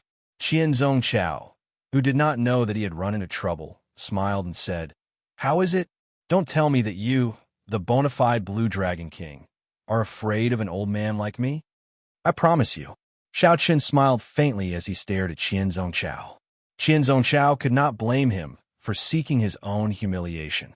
Discussions immediately broke out in the hall. The other 8 old men were all very surprised. After learning about Qian Zongchao and his cultivation, Xiao Chun still chose to agree. The others withdrew and cleared out the black astral coins, creating an empty space. The buildings in the hall all had restrictions infused into them, which could endure a battle at the level of the blue-robed emperor. As long as it was not a drawn-out battle, they could settle it in one move. Lan Xiaobai knew that he could not dissuade Xiao Chun, so he sighed and retreated to the back as well. The Blue Dragon King truly lives up to his reputation as the Blue Dragon King. Unfortunately, you are too young. Today, I'll tell you that the older, the wiser. After Qian Zongchao spoke, he raised his leg and took a step forward. He did not move at all, but he arrived before Xiao Chun in an instant. Then, he threw a palm strike. The instant Qian Zongchao sent out his palm strike, the aura of a boundless sea of fire erupted. Chapter 1135. It looked like there was no build-up. However, the mysterious phenomenon that erupted was shockingly horrifying. Behind Qian Zongchao, the power of the world turned into a sea of flames that looked like a real sea. Waves overlapped, boundless, unfathomable, and immeasurable. Furthermore, based on the minute slow motion, one could see that every time Qian Zongchao's palm moved forward, a flaming wave would rise from the sea, one wave after another, overlapping. In the time it took for Qian Zongchao to stretch out his hand, tens of thousands of flaming waves overlapped. When it came into contact with Xiao Chen's palm, all the energy would erupt in an instant. Qian Zongchao lived up to his name. As a peak expert with explosive power, Qian Zongchao had indeed broadened Xiao Chen's horizons. He let Xiao Chun know that none of these old blue-robed emperor, who had been stuck at peak great perfection for hundreds of years, were simple. However, that was all. This move was not enough to defeat Xiao Chun. With a thought, the dragon-shaped heavenly seal breathed. The 10,000 heavenly laws in Xiao Chen's body instantly stirred up, not stopping for a moment. The mysterious phenomenon triggered by the 10,000 heavenly laws stirring up the power of the world at the same time. It was like 10,000 true dragons drilled out of Xiao Chen's body. As the 10,000 dragons soared, cracks appeared in the buildings behind him. These buildings, which could withstand a strike from the blue-robed emperor, started cracking under the mysterious phenomenon triggered by Xiao Chun. A sorrowful aura lingered in the great hall amid the scarlet flowers. As a blood moon soared, Xiao Chun used the 1,000-year death to clash with Qian Zhongchao's palm strike, the boundless sea of flames. Boom! The instant the two palms clashed, the roof of the great hall was blown off and shattered into powder. The destructive power of the aftershocks from the two palms far surpassed everyone's expectations. The buildings that could withstand the might of the blue-robed emperor's battle were destroyed in half by the two palms. The two were competing in explosive power. From start to finish, their moves were clean and efficient, without any flourishes. The victor was decided in one breath. Xiao Chun didn't move from his original position. He slowly retracted his palm, causing his clothes and hair to slowly fall to the ground. Qian Zhongchao vomited a mouthful of blood and took 100 steps back before falling to the ground. He looked at Xiao Chun angrily and coughed out another mouthful of blood. He pointed at Xiao Chun and cursed, "You tricked me." Strictly speaking, Xiao Chun did scam him, but he was the one who picked this trap. In the Four Seas Hero Gathering, he dared to challenge all the outstanding talents and chose to decide the victor in one move. One of the main reasons was that his forte was the explosive power of killer moves. In less than half a month after advancing to great perfection Quasi-Emperor, Xiao Chun could instantly drive 10,000 heavenly laws with a thought, releasing and withdrawing them as he pleased. Qian Zhongchao dared to compete with Xiao Chun in explosive power, wanting to decide victory in one move. If this was not seeking his own humiliation, what was? Lan Xiaobai heaved a sigh of relief. Then he stepped forward and said, "Sect Master Qian, I hope that you will abide by your promise. The people of the Fire Beacon sect will not appear in the sea region of Heavenly Star Island in the future." The other fellow cultivators heard it for themselves. Qian Zhongchao found it hard to express his bitterness. He had not expected that after living for several hundred years, he would fall to the hands of a junior. Even though Qian Zhongchao clearly held an absolute advantage, his expression did not change at all before the battle started. It was like he was pretending. Qian Zhongchao stood up and walked over to the black astral coins that he had tossed out. He prepared to put away the black astral coins and leave quickly. This time, he had completely embarrassed himself. "Wait!" Xiao Chun shouted coldly, stopping Qian Zhongchao's actions. Qian Zhongchao demanded angrily, "What do you want?" "I don't want to do anything. This hall is riddled with restrictions, and it is costly to build. You even blew off the roof, and you want to leave for nothing?" Xiao Chun said unhurriedly, "You have to leave behind these 5 million black astral coins. You are twisting words and forcing logic." Xiao Chun retorted indifferently, "That's right. I am twisting words and forcing logic. Whoever tries to reason with me, Xiao Chun, will do so. I will do so openly and openly. However, if anyone tries to be unreasonable with me, thinking of forcefully buying and selling or using force to bully others, I, Xiao Chun, will be even more unreasonable than them." Right after Xiao Chun spoke, he threw another palm strike. Before Qian Zhongchao could reply, he directly sent him flying, not giving him any face at all. The other 8 old men immediately exchanged glances. Xiao Chen's forcefulness and his words were clearly directed at them. Just as these old men were feeling uneasy, wondering if Xiao Chun would snatch back their black astral coins, Xiao Chun smiled and said, "Everyone, are you not going to take back your black astral coins?" Xiao Chun smiled and said, "Everyone, are you not going to take back your black astral coins?" When the group heard this, they immediately heaved a sigh of relief. Then, they quickly took back the 5 million black astral coins that they had tossed out. When the group heard this, they immediately heaved a sigh of relief. Then they quickly took back the 5 million black astral coins that they had tossed out. After these old men took back their black astral coins, Xiao Chun sent out a palm strike. Amid a loud sound, the pile of black astral coins that Qian Zhongchao left behind turned into dust. 5 million black astral coins turned to dust before the eyes of these old men. This sight stunned them into stupefaction. 5 million black astral coins was a significant sum for any of the blue-robed emperors. However, Xiao Chun did not even blink directly shattering it with one palm strike. What does this mean? Everyone thought to themselves. These old men were all experienced people who had lived for several hundred years. They quickly understood what Xianxia meant. This was Xianxia expressing his stance. Xianxia did not care about 5 million black astral coins. He wanted Xianxia to leave behind these black astral coins to make the other party pay the price. Anyone who wanted to target Heavenly Star Island needed to be mentally prepared to pay the price. Otherwise, they would end up like this pile of black astral coins before them. After the vice sect masters of the 9 ranks of the great families reacted, they immediately smiled and started chatting with Xianxia. They all promised that they would not seek trouble for Heavenly Star Island, and that this matter was just a misunderstanding.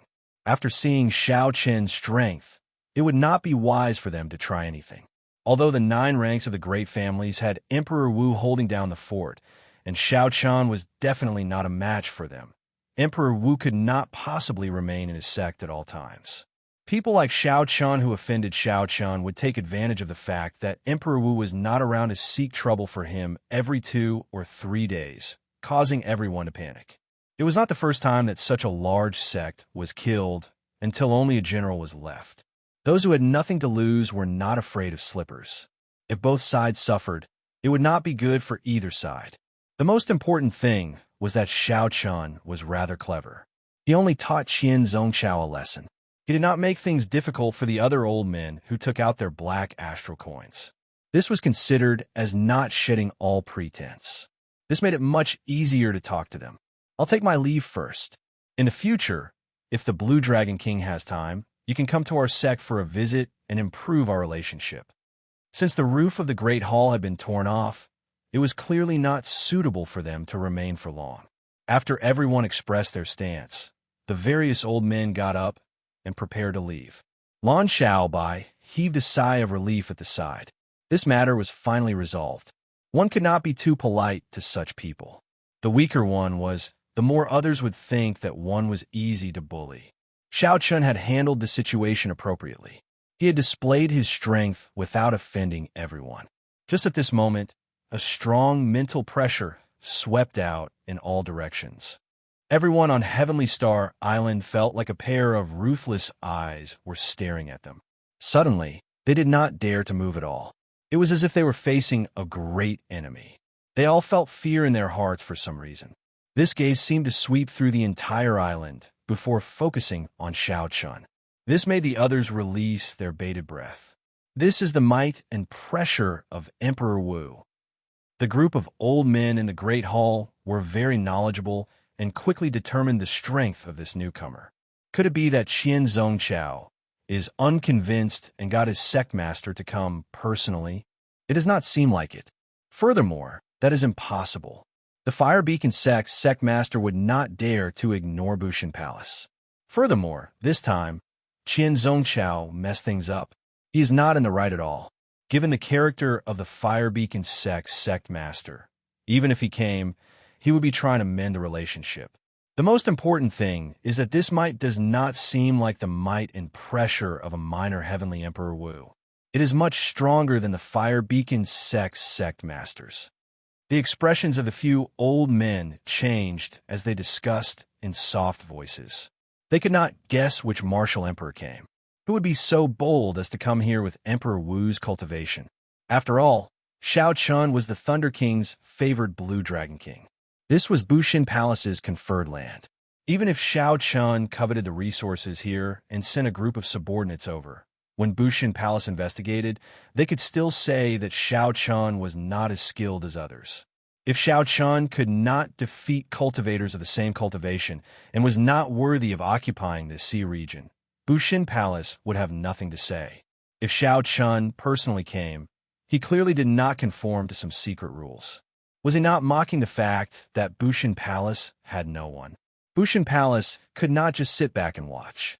Otherwise, they would lose face the entire Bushin Palace. Lan Xiaobai's heart sank. He more or less guessed who had come. He frowned heavily. This would not be easy to deal with. Big trouble was coming. Back then, Xianxia had directly killed the purple-clad man of the 7 heroes of the dragon.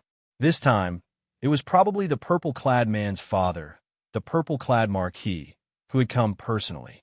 Xiao Chan felt extremely uncomfortable enduring the huge might. His legs turned soft, and he nearly knelt down. The difference in cultivation was too great. Just the formless might was unblockable. Chi. At the crucial moment, little yellow feather flew out of the immortal spirit ring and landed on Xiao Chen's shoulder. It used its holy beast bloodline to share some of the pressure for Xiao Chun. Xiao Chun flicked his finger and discovered that he could move. With a thought, a golden sage feather appeared in his hand and hid it in his sleeve. This was the last resort of the Golden Crow race. At a crucial moment, it could severely injure Emperor Wu in exchange for a chance to live. This was Xiao Chen's greatest trump card. A sharp-eyed person recognized the little yellow feather on Xiao Chen's shoulder and cried out in shock. The Golden Crow Holy Beast. This was a legendary holy beast of the immortal epic, possessing a noble bloodline. It only existed in ancient texts, rarely seen. Yet, Xiao Chun had this golden crow as a pet. Hu Qi. The space in the hall tore easily, and an imposing middle-aged man wearing purple dragon robes and battle armor walked out with large strides. His aura was extraordinary, and an intimidating pressure was emitted from his body. The purple-clad marquis. Astonishment came one after another. The martial emperor who came was actually Neptune's old subordinate, the current purple-clad marquis. He was a greater heavenly Emperor Wu, a true peak character of the Western Sea. Chapter 1136. The purple-clad marquis's faction was also one of the 9 ranks of the great families. However, in terms of accumulations, the purple-clad marquis's faction was much stronger than the 9 ranks of the great families. Even if the major sects worked together, they would barely be able to deal with the purple-clad marquis. Furthermore, the Western Sea Divine Dragon Palace supported him. When the old men saw this scene, they could not help but wonder. The purple-clad marquis personally came with a hostile expression. Something major must have happened. Xiao Chun was probably in trouble. Another variable appeared in Heavenly Star Island. Primordial Golden Crow, brat, you are really overflowing with luck. You can even subdue such a mythical holy beast. I won't speak any nonsense. You should know what I am here for. You are probably mentally prepared. The purple-clad marquis glanced at the ferocious-looking little yellow feather on Xiao Chen's shoulder. Then, he shifted his gaze to Xiao Chun and asked unhurriedly. After the initial panic, Xiao Chun had already calmed down. He replied indifferently, "How can a major character like Senior have anything to do with me? If Senior has anything to say, just say it. This Junior is all ears." The purple-clad marquis did not say anything. However, those old men were startled. To think that Xiao Chun dared to speak to a greater heavenly Emperor Wu like that.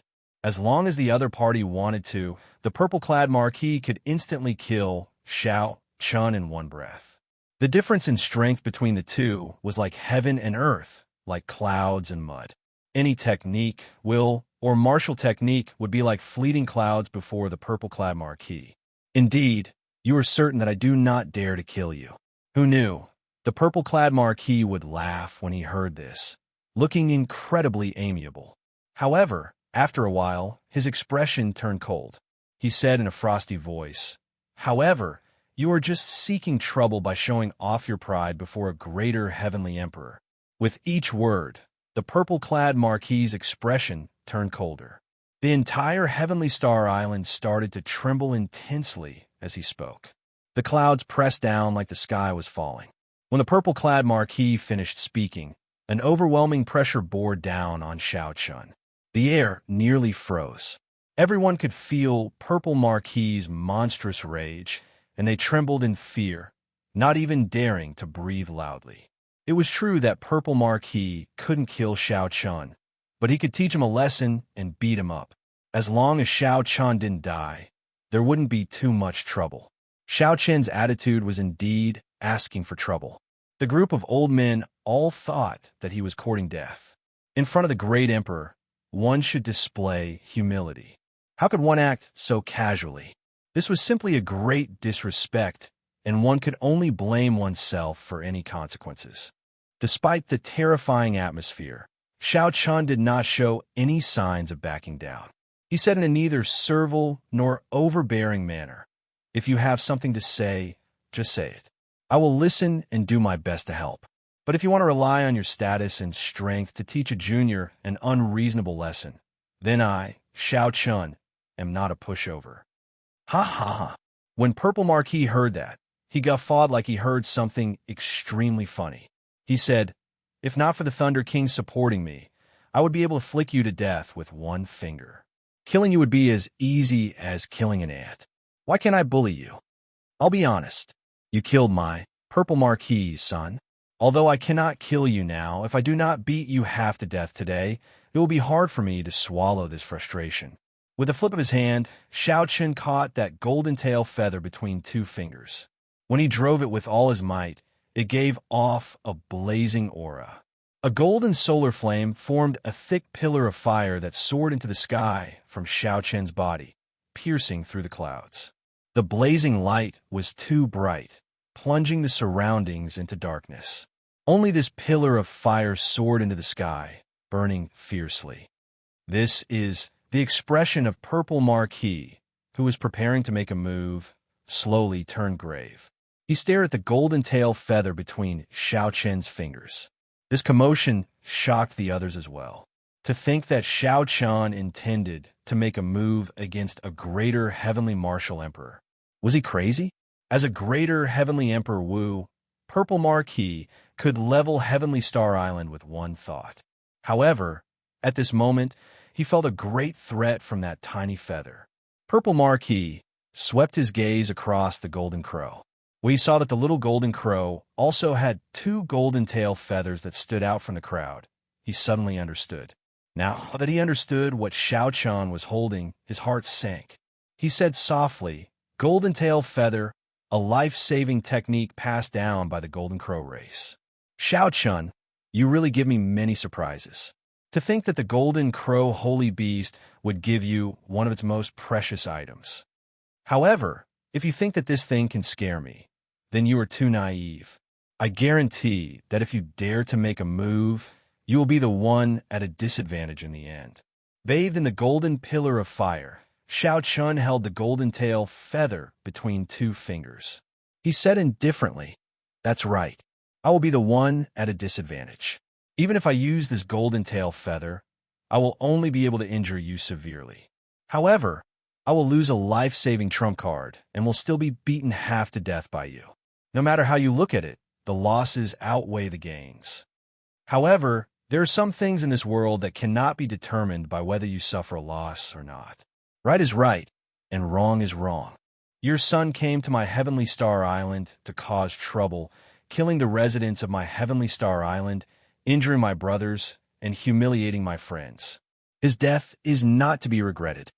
The moment Purple Marquis said that, there was a huge commotion. The 8 old men felt their legs go soft. They finally understood why Purple Marquis was so angry. It turned out that Xianxia actually killed his son. The son of a martial emperor died at Xianxia's hands. After killing a martial emperor's son, not only did Xianxia show no intention of apologizing or begging for mercy, but he even confronted Purple Marquis. No wonder Purple Marquis disregarded his status and wanted to personally teach Xianxia a lesson, saying that he would beat Xianxia half to death. "I'm not in the wrong. The one in the wrong is your son. Even if you came personally, it would be impossible for me, Xianxia, to apologize. Wrong is wrong. Right is right. Since you dare to make a move on me, I dare to risk my life to accompany you. I believe that your enemies would be very happy to see a severely injured Purple Marquis." Xianxia did not show any fear in the face of danger. He stared at Purple Marquis and argued for what was right, neither servile nor overbearing. Xianxia was not trying to be a hero or being arrogant. However, there were some things that he needed to persevere on. There were some beliefs that he absolutely could not waver on. Xianxia could not lose his principles just because the other party had a good father. He could not lower his head and admit his mistakes. He would rather break than bend his pride. For some reason, when Xianxia said those words, it gave others a misconception. Purple Marquis, who was wearing purple dragon robes and battle armor. A bona fide martial emperor with a surging aura, seemed to be much weaker than Xianxia's. Lan Xiaobai, who was at the side, felt his blood boil. A flame burned in his chest. When he faced Purple Marquis's strong aura, he did his best to take a step forward and guffawed. "Xiao Chun, having a brother like you in this life is worth it." Then Lan Xiaobai turned to Purple Marquis and shouted, "Purple Marquis, your son died because of me. If you want to humiliate Xiao Chun, you will have to do it over my corpse. In the future, my Azura race will definitely have seniors who will seek justice for you." Lan Xiaobai had a hard time saying these words. Before the might of a martial emperor, he had to use all his strength and clench his teeth to say each word. However, Lan Xiaobai had to say it. Xiao Chun killed Purple Marquis's son because of Lan Xiaobai. Today, when a martial emperor came, Xiao Chun blocked all of them by himself, not lowering his head or bending his back, facing a martial emperor. He, Lan Xiaobai, would not be a coward either. "Me too. Purple Marquis, if you want to humiliate elder brother Xiao Chun, you'll have to do it over Yu's corpse. I, Jin Lin, am willing to sacrifice my life to accompany you. I, Yu Chenxi, will not stand by and watch you humiliate senior brother Xiao." "Me too." The pillar of flame soaring into the sky from Xiao Chen's body was like a beacon in the darkness, gathering everyone on Heavenly Star Island. All of them showed rage on their faces as they looked at Purple Marquis without fear. More people gathered. Aside from the cultivators of Heavenly Star Island, the ordinary residents came out as well. Countless pairs of eyes stared coldly at purple-clad Marquis in the darkness.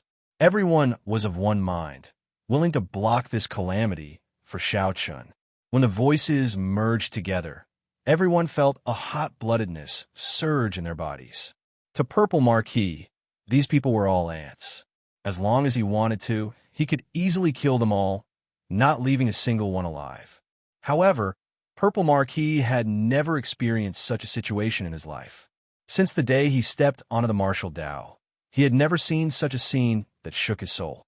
What kind of person could make these millions of people walk out of the darkness, threaten to die, and disregard their own safety? The 8 old men were all dumbfounded. They had not expected that after a martial emperor appeared, so many people from Heavenly Star Island would step forward. As expected, the scene of the purple-clad Marquis beating Xiao Chun half to death did not happen. Instead, Xiao Chun was enveloped by the formless energy field. Instead, he was completely suppressed by Heavenly Star Island, unable to say anything for a long time. Of course, Purple Marquis could not possibly kill all these people. He was not an evil cultivator and was not that deranged. However, such a situation surpassed his expectations. After he returned from the starry heavens, he heard the news of his son's death. Purple Marquis had only wanted to come to Heavenly Star Island to stand up for his son, to teach Xiao Chun a ruthless lesson and make him apologize. Who would have thought that such a scene would occur? "Xiao Chun, you are indeed capable. This Marquis has to admit that your rise and fame are not exaggerated at all. However, you should know that before a martial emperor, even 10 times the number of people before you are nothing." Purple Marquis muttered to himself for a while before continuing, "If I want to hurt you, no matter how many people you have, you will not be able to stop me.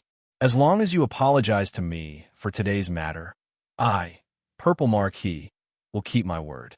In the future, I will not seek trouble for you. Just take it that my son is not as skilled as you." When the 8 old men heard this, they were greatly startled. The Purple Marquis, who swept through the Western Sea, was actually forced to take a step back by Xiao Chun. If word of this got out, no one would believe it.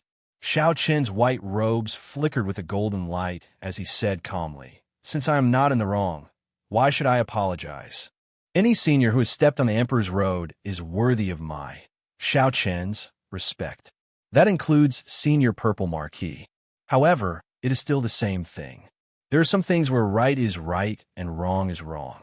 Along the way, Xiao Chun has adhered to this principle. He will not change it in this life or regret it even in death. If you want to make a move, Xiao Chun is willing to welcome you at any time." Chapter 1137. Holding the plume feather in his right hand, Xiao Chun did not change his principles because of purple-clad Marquis's concession. He prepared to toss the plume feather at the other party, not hesitating to take him down with him. How hateful! Purple-clad Marquis roared in his heart. He had never felt so sullen and conflicted like this before. It was not only because of the plume feather in Xiao Chen's hand that he feared, but also because of Xiao Chen's persistence, which purple-clad Marquis found extremely terrifying. Since ancient times, perhaps there had been someone more outstanding than Xiao Chun among the outstanding talents of the past. However, this unyielding character, as well as this pointless persistence, was probably the only one who had ever done it before and would never be able to do it in the future. Good, good, good. After saying good 3 times in a row, purple-clad Marquis made his decision. He was no longer willing to waste time with Xiao Chun here.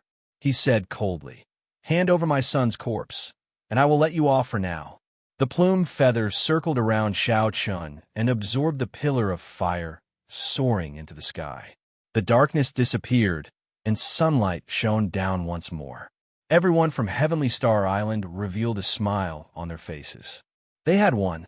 "Xiao Bai, hand the corpse to purple-clad Marquis," Xiao Chun said after putting away the plume feather. "Wait, purple-clad Marquis, since you know that you are in the wrong, I cannot let you take the corpse away for nothing."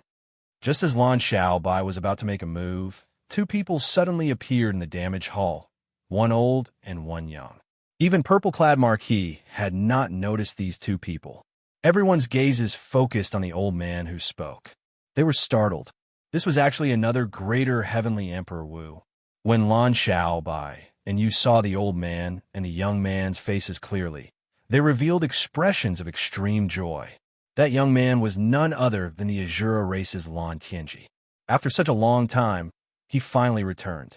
He even brought a greater celestial Emperor Wu of the Shura tribe with him. Actually, if one thought about it, it was easy to guess. Apart from the Azura race, who else would be able to appear silently in front of Purple Marquis? When purple-clad Marquis saw the old man's appearance, his expression changed as he recognized him. "You are Lan Xiaofeng, the Flying Snow Mountain Manor's former first rank on the Heaven Series ranking of assassins." The Flying Snow Mountain Manor was a mysterious assassin organization in the Kunlun realm. Any cultivator could become an assassin there.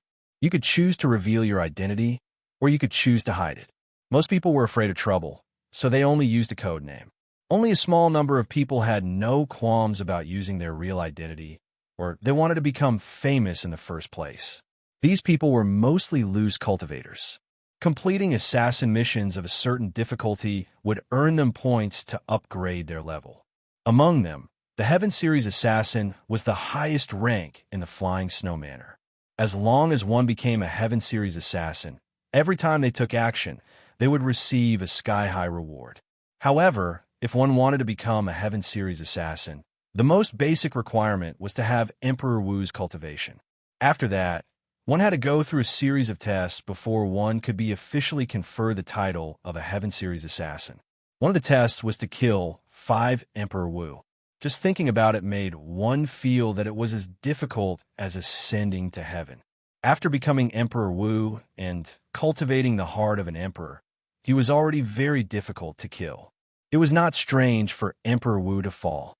However, it was extremely difficult to truly kill Emperor Wu. Right now, the number of Heaven Series assassins in the entire Flying Snow Mountain Manor could be counted on 2 hands. Every one of them was unfathomable, inspiring fear in others. Ordinary people would not know the identities of these Heaven Series assassins. They might not even have heard of them. However, in Emperor Wu's circle, once one's strength reached a certain level, this was no secret. Due to the Azura race's innate talent in space, they had an innate advantage in being assassins. In reality, many famous experts were Azura race cultivators. This ordinary-looking old man before Xiao Chun was actually the top rank of the Heaven Series assassin ranking. He could not help but tremble in fear. The ordinary-looking Lan Xiaofeng smiled faintly and said, "I have not made a move in many years." Unexpectedly, The purple-clad marquis in the distant heavenly starry ocean has heard of me. How surprising. The purple-clad marquis smiled coldly to himself. At least 10 Emperor Wus had died at the hands of this old man. In Emperor Wu's circle, this fellow's name was even more horrifying than several sovereign martial emperors. He was known as the Life Reaper Azura. Fortunately, this fellow had not taken any missions for several hundred years, slowly fading out of their circle. However, Lan Xiaofeng had not expected to meet the person that Emperor Wu did not want to meet in this rundown place. After not seeing Lan Xiaofeng for several hundred years, not only did this fellow not die, but he even became a greater heavenly Emperor Wu. His cultivation was even deeper than Lan Xiaofeng's. When Lan Xiaofeng was a minor heavenly Emperor Wu, he could already threaten some greater heavenly Emperor Wus. Now that Lan Xiaofeng was a greater heavenly Emperor Wu, his cultivation was even higher than purple-clad marquis. Lan Xiaofeng was even less of a match for him. The purple-clad marquis felt very depressed. This matter was already in the bag. First, Xiao Qin's unyielding pride forced him to give in again and again. Now, there was this Lan Xiaofeng. Even if Xiao Qian wanted to take the corpse, there would be many variables. The purple-clad marquis raged in his heart. He looked at Lan Xiaofeng and said, "What exactly do you want? This has nothing to do with you, right?" Lan Xiaofeng replied indifferently, "It's very simple. Since you admit that you are in the wrong, then apologize to my disciple on behalf of your son. Then apologize to this little brother. If you do not want to apologize, fine. Just throw down 10 million black astral coins. Otherwise, you can forget about taking your son's corpse away." Tyrannical, be it the many cultivators of Heavenly Star Island or the few old men outside, they could not help exclaiming in their hearts. Lan Xiaofeng's son died, and he came to seek trouble. Based on the current situation, he would have to apologize to Heavenly Star Island instead. This mysterious old man who suddenly appeared was truly tyrannical. Lan Xiaofeng, don't go overboard. The purple-clad marquis immediately became enraged. He did not care about 10 million black astral coins. However, he could not afford to lose face like this. Indeed, after not making a move for 1,000 years, the title of Life Reaping Azura is just a symbol in the eyes of some people. Lan Xiaofeng smiled faintly, and an ancient black coin appeared in his hand. That ancient coin seemed to have a life of its own. It jumped around and spun around his fingers. This was clearly a very simple action, but it dazzled everyone, making them dizzy. It was only then that the crowd noticed this unprepossessing old man. This unprepossessing old man had a pair of extremely perfect hands.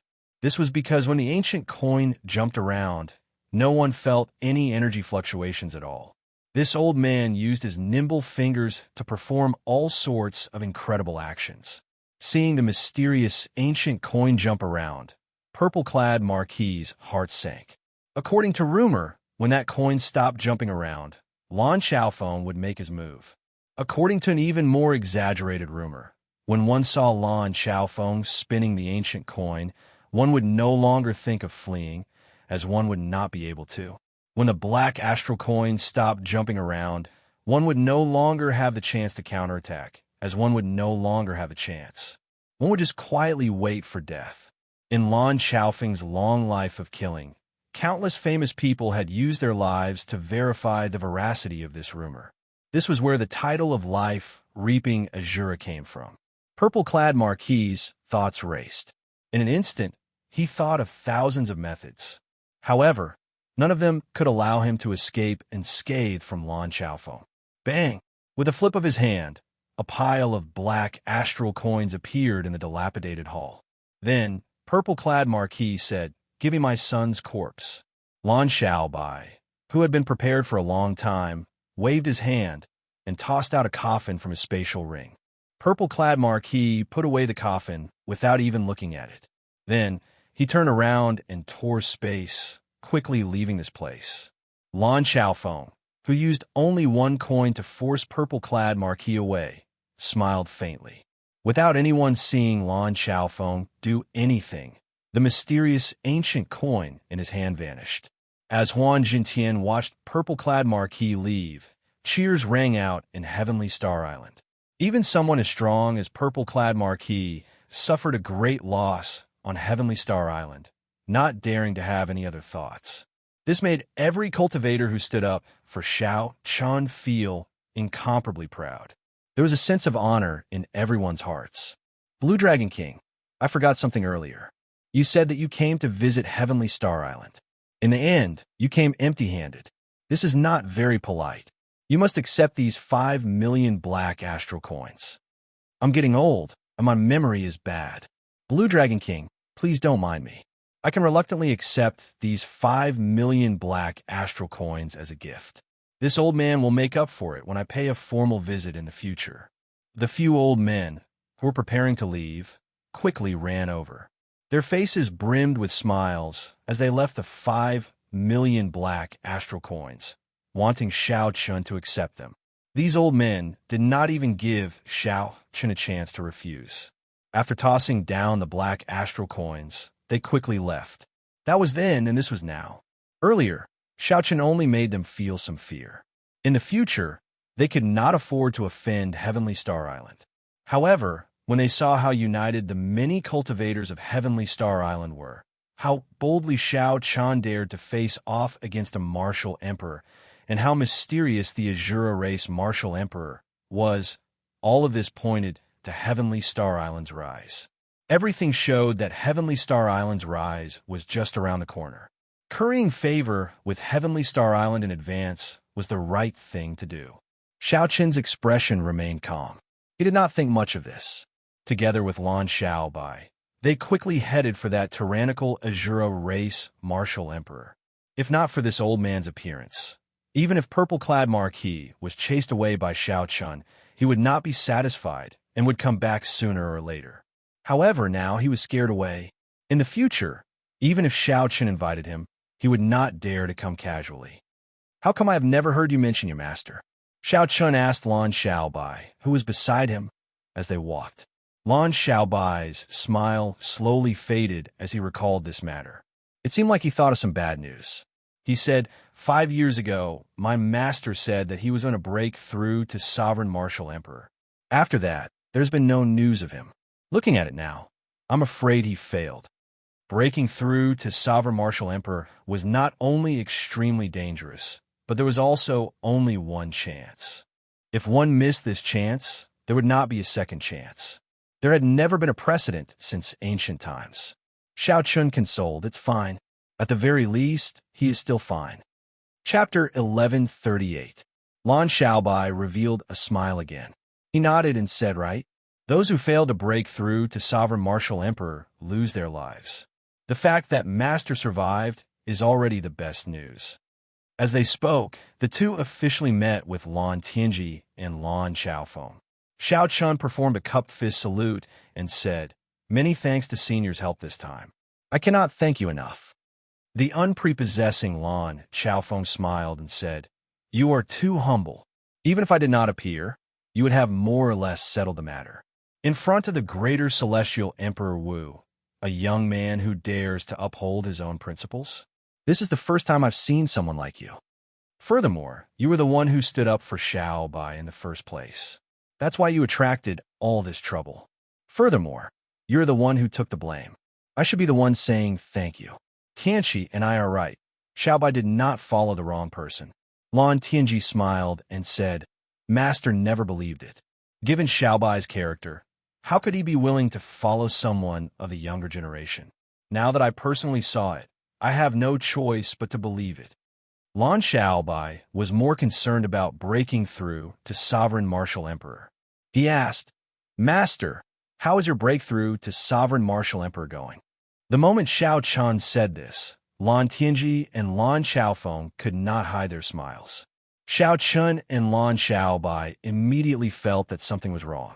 There was probably something unexpected.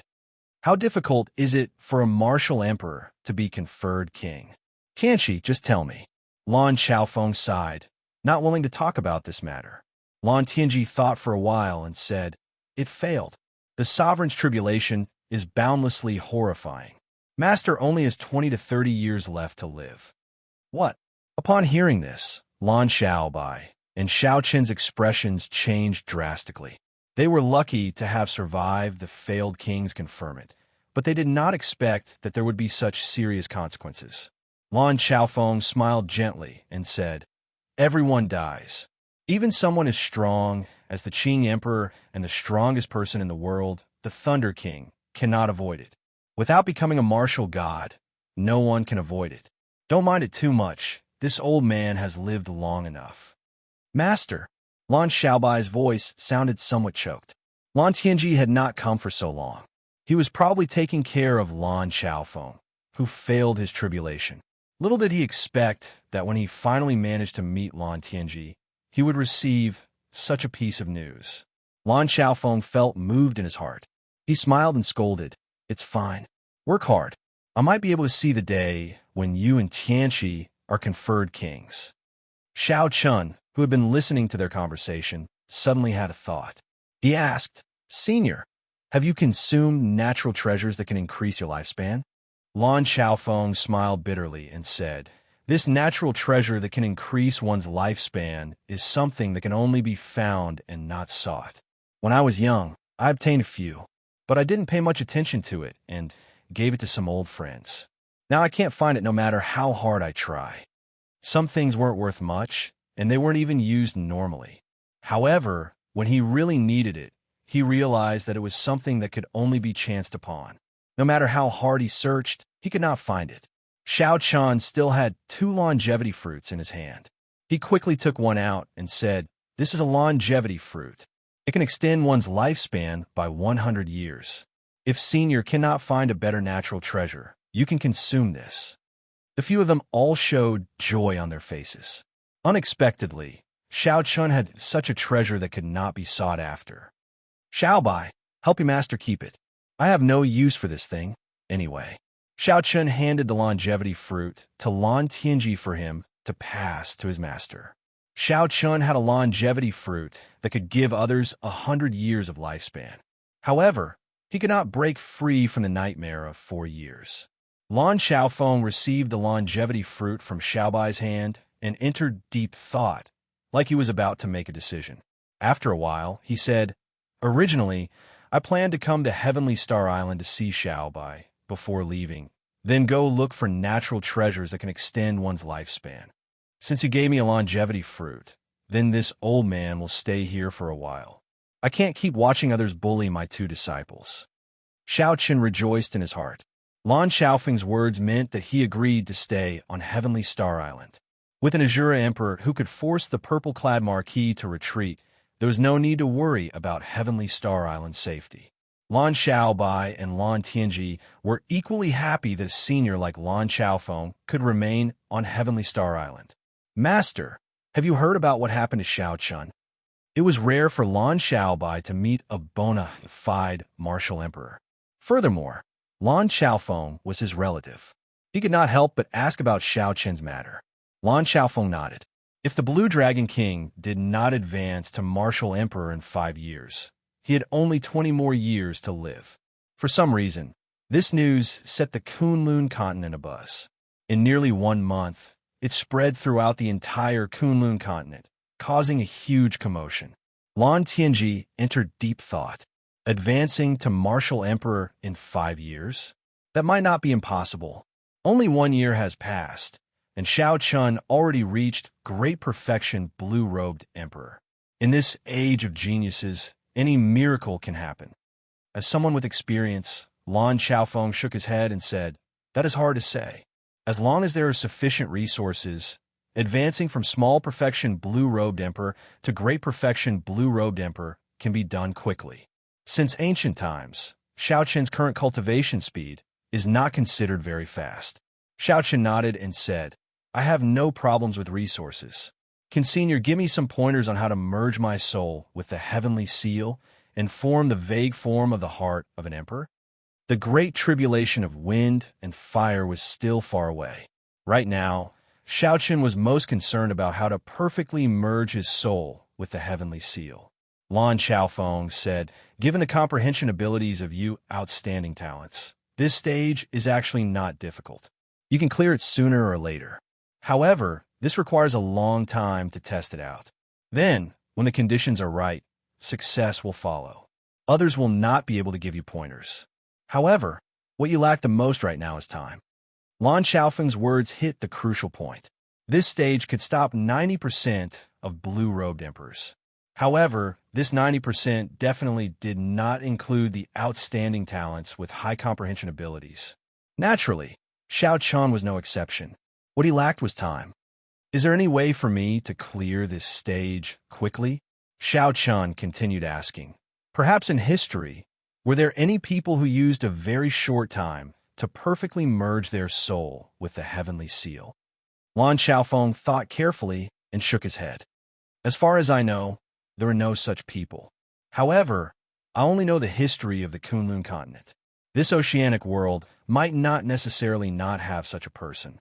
Xiao Chun felt somewhat disappointed. It looked like he could not count on anyone else for this stage. It was as Elder Qin said, he could only rely on himself. 10 days later, the news of purple-clad Marquis running into a wall at Heavenly Star Island quickly spread throughout the entire Western Sea. The scene of Xiao Chun facing off with a martial emperor was described vividly, quickly spreading among the cultivators. A great perfection blue-robed emperor actually dared to face off with a martial emperor like purple-clad Marquis. In the end, he even managed to gain the upper hand. If not for many people verifying the authenticity of this news, no one would believe it. In the next 3 days, aside from the nearby sects, all the sects in the entire Western Sea came to visit. Even Xianxia, whom Xiao Chun knocked back with a palm strike, came to apologize with heavy gifts. For a while, Heavenly Star Island became very prosperous. It finally gained a firm foothold in this chaotic Heavenly Starry Ocean. It would no longer be seen as an outsider. There would always be people coming to covet those subsidiary resource islands. Xiao Chun rejected all the social engagements and focused on cultivation, not letting these trivial matters disturb him. However, today, he received a piece of news that made Xiao Chun come out of his closed-door cultivation room without any hesitation. Kim Taeho had returned from the Black Sea with the Green Dragon Chamber of Commerce's huge merchant ship. When Xiao Chun received news of Kim Taeho's return, he immediately came out of his state of silent cultivation. He had been tempted long ago and could not wait to go to the Black Sea. Xiao Chun met with Kim Taeho in a pavilion. Xiao Chun looked the same as before, adorned with jewels and glowing with health. He fanned himself with a golden folding fan, and the shrewdness of a merchant was written all over his face. However, Xiao Chun noticed a faint black line on Xiao Chun's forehead. It was like some kind of negative emotion had gathered together. Brother Xiao Chun, you are finally back, Kim Taeho immediately said with a smile when he saw Xiao Chun. The two chatted for a while. Then, Xiao Chun asked about the Black Sea and the development of the Green Dragon Chamber of Commerce. Finally, he asked about Batu's situation. According to Kim Taeho's introduction, the Black Sea was not much smaller than the Heavenly Starry Ocean. It was extremely vast, and the islands were even denser. According to legend, the islands of the Black Sea were originally a complete continent with many ancient factions and many legendary characters. Later on, for some reason, it shattered, resulting in the current situation. The islands were as densely packed as the stars in the sky. After tens of thousands of years of accumulation and transformation, the Black Sea had formed 5 major sea domains: the Blackwater Sea, the Black Wind Sea, the Black Cloud Sea, the Black Fire Sea, and the core sea domain, the Dark Sea.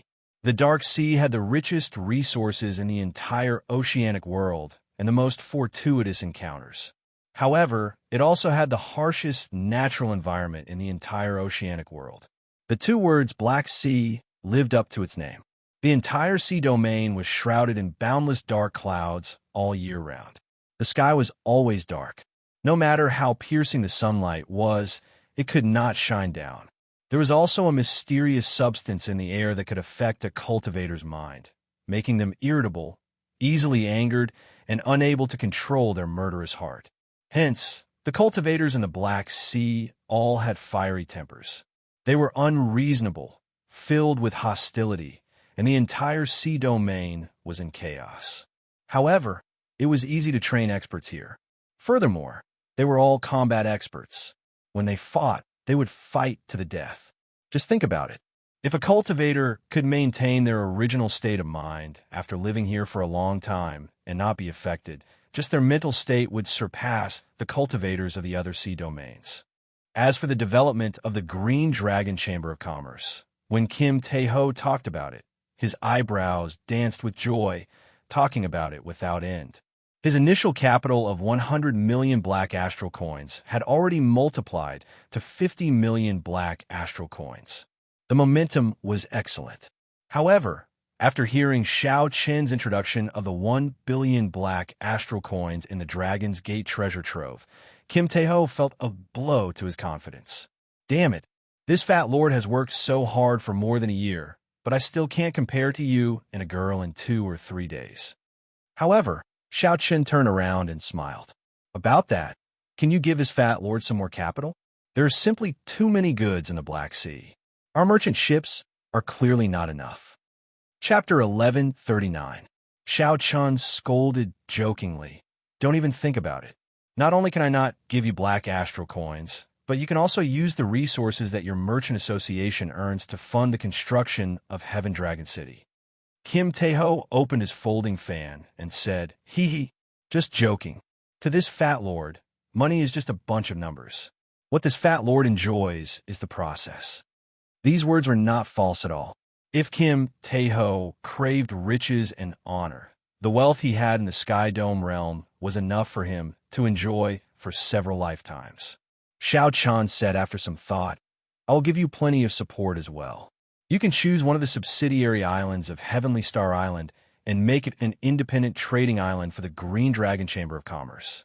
As for the merchant ships, after Imo Chan has settled down at Black Flame Island, I will sell all the King-grade warships I refined to your merchant association." When Kim Tae-ho heard this, his eyes immediately sparkled. A smile bloomed on his face as he said, "That is very generous. I will make a military pledge as well. Within 3 years, I will make the Green Dragon Chamber of Commerce the top merchant association in the Western Sea." Xiao Qin waved his hand and said, "There is no need to make this military pledge. I believe in your ability. Our goal is not just the Western Sea, but the entire oceanic world. We also want to charge back to the Kunlun continent. We will trample on whoever smashed your signboard in the past, making them remove their own signboards." When Kim Tae-ho heard this, he thought back to how his signboards were smashed. A vicious look flashed in his eyes. When Xiao Qin saw this, he frowned slightly and said, "Something is wrong with you. It seems like you cannot control your murderous heart." Kim Tae-ho nodded and said, "After I return from the Black Sea, I need to rest for a month. Otherwise, it will be hard to guarantee that my heart will not change. Aside from the native cultivators, outsiders do not dare to stay in the Black Sea for long. Of course, this does not include some cultivators who want to temper their minds." Xiao Qin thought for a moment, then took off the Neptune headscarf from his forehead and handed it to Kim Tae-ho. "This is the Neptune headscarf. You can wear it when you go to the Black Sea in the future. It will ensure that your heart will not change." Kim Tae-ho didn't take it. "From your tone, it sounds like we're going to the Black Sea soon. You should keep it." Xiao Qin said seriously, "My mental state has long since reached a state where it is impervious to ripples. The mysterious substance in the Black Sea is unable to affect me. Your cultivation is too far away from mine. Don't force yourself." The Neptune headscarf had endless uses, and Xiao Qin quite liked it. However, Kim Tae-ho obviously needed it more than him, so Xiao Qin didn't need to hide it. The Green Dragon Chamber of Commerce could develop so fast. The main reason was that Debeo had opened up the Black Sea trade route and put in a lot of effort. In the end, Xiao Qin asked where Batu was before letting Kim Tae-ho rest. After Kim Tae-ho left, Xiao Qin slowly walked out of the room and arrived at the summit. He looked down and saw millions of workers laying the foundation for the future Heaven Dragon City. It was bustling with activity, under the arrangements of Imo, Chun, and Lan Xiaobai. Although there were many people, there was not much chaos in commanding them. Even farther away, the Mo clan's people on Black Flame Island were anxiously laying the foundation for the Dragon's Gate's refining pavilion. Xianxia and the others were personally managing the various resource islands. The development of the entire Heavenly Star Island was very orderly. Furthermore, the Azura Emperor, Lan Chaofeng, presided over the islands. Heavenly Star Island's future was bright. "I really can't bear to leave," Xianxia muttered with a nostalgic expression in his eyes. However, no matter what, he had to leave for now.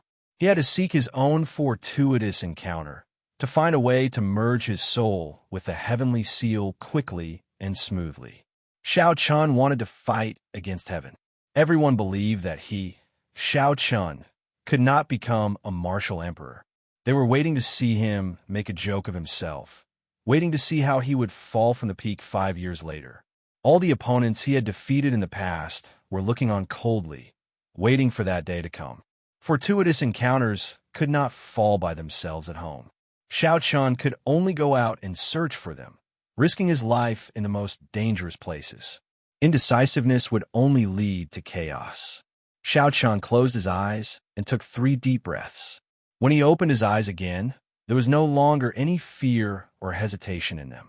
Xianxia pushed off the ground and floated down the mountain peak.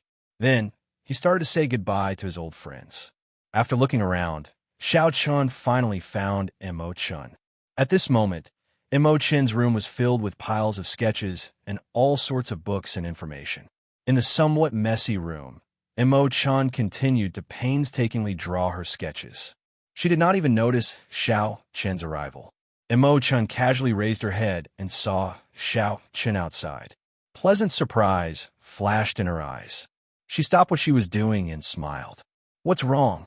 You finally have time to come to my place?" Xianxia said, "Make a guess. I'll give you 3 chances." Mo Chun slapped her forehead and smiled bitterly. "This time, I really hope that I guessed wrong. However, you will have to leave in the end.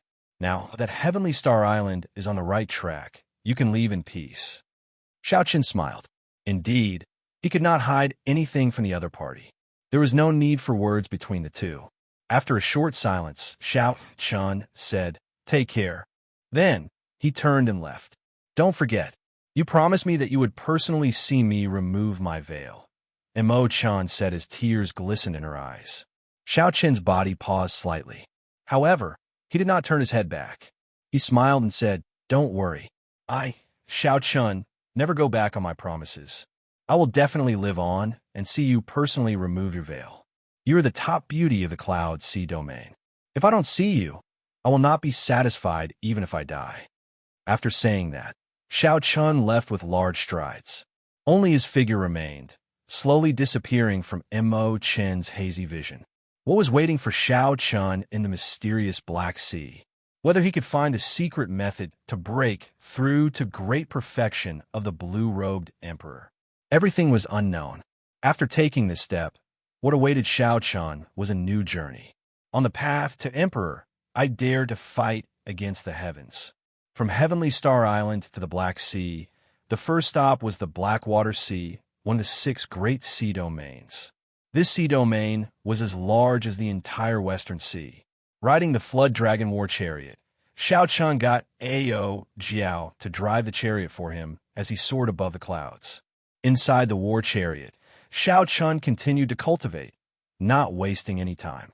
A cold jade prayer mat floated on the soft bed in the war chariot. Xianxia sat cross-legged on it. 5 different colored lights slowly spun around him. Each clump of light gave off a different feeling. Massacre, death, destruction, despair, and grief, they were all different. That was right. These lights were the 5 thrones that Xianxia had collected. They contained 5 different high-level states. Ordinary people could be called geniuses as long as they had 1 state and raised it to a will. With 2, they could move unhindered. With 3, they could be called an absolute genius. However, Xianxia had 5. If he collected the Pain Throne and the Destruction Throne, he would have 7. There were too many. Xianxia did not intend to raise all of them to wills. That would waste too much time. Xiao Chan intended to wait until he had collected all 7 wills before merging them into the state of cycle. At that time, he would raise the state of cycle to the will of cycle. This was what he needed to do after he became Emperor Wu. As for now, he could not give up on these different states.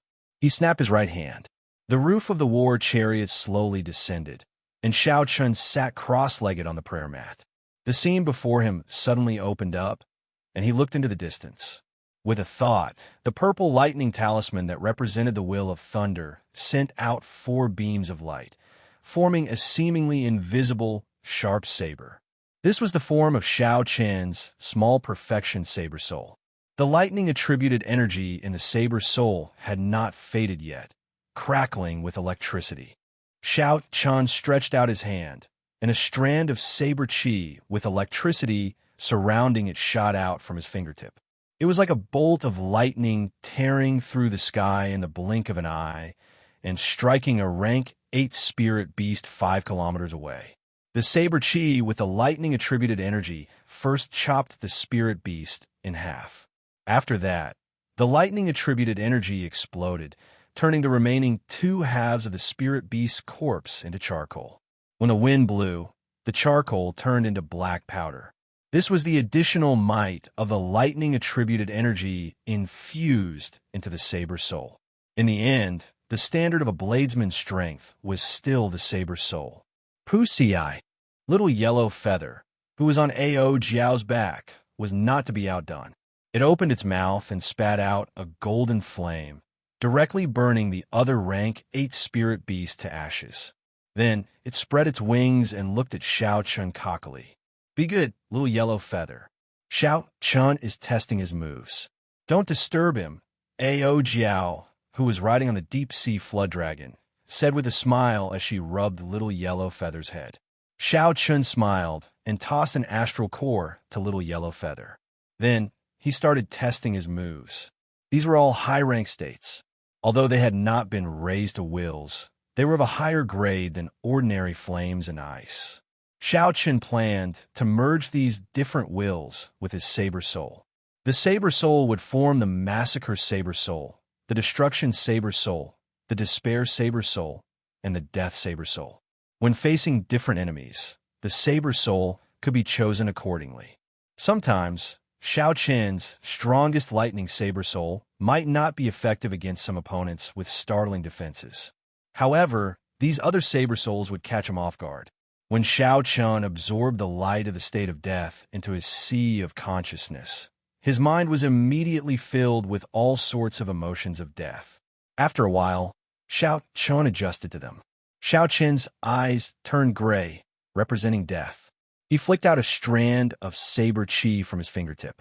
This time, the speed of the saber chi was significantly slower. One could clearly see the trajectory of the saber chi as it tore through the sky. When the saber chi struck a rank 8 spirit beast 5 kilometers away, it did not split it in half. However, when the saber chi penetrated deep into it, the power of death slowly seeped out. The vitality of the spirit beast's body slowly dissipated. A moment later, its withered body fell from the sky. Xiao Chun entered deep thought as he muttered, "Its might is much weaker than the lightning saber soul. However, it is also due to the lack of compatibility. After familiarizing myself with it, when I meet some special opponents, I can achieve unexpected results." Following that, Xiao Chun tested the might of the various saber souls. Then, he connected them with one another, tempering their compatibility. With the continuous tempering, he could be considered to be cultivating his saber soul. A 40% comprehended saber soul was rather frightening among the blue-robed emperor saber souls. Most bladesmen could barely raise their saber intent to the level of a saber soul.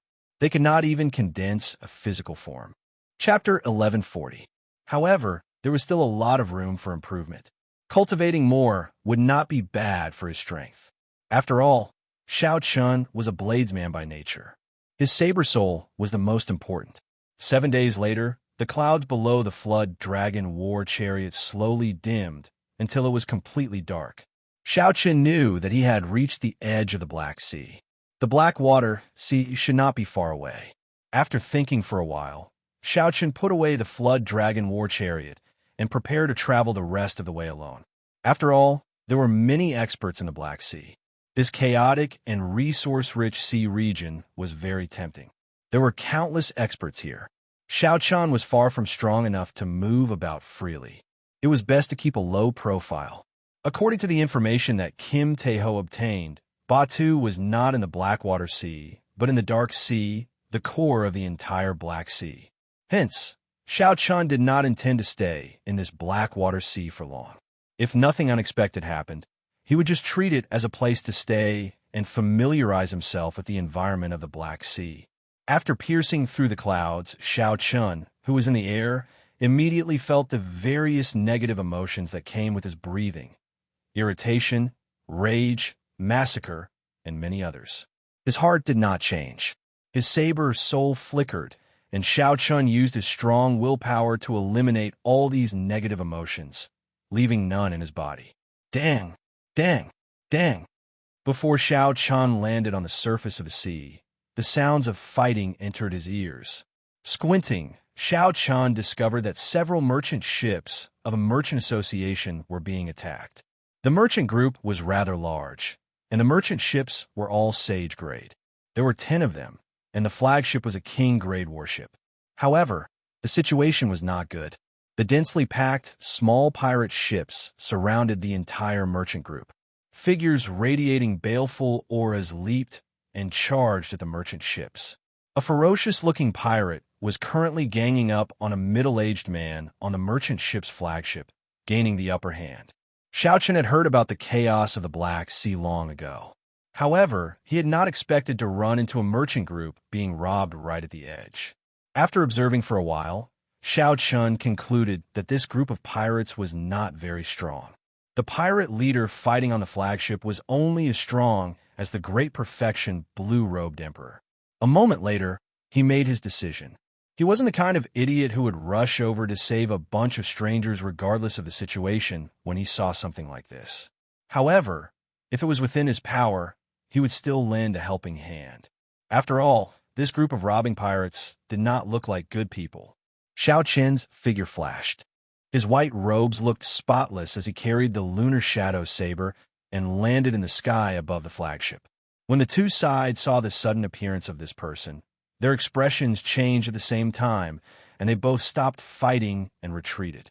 The difference was that the burly middle-aged man revealed an expression of surprise, whereas the leader of the island was filled with killing intent and endless anger.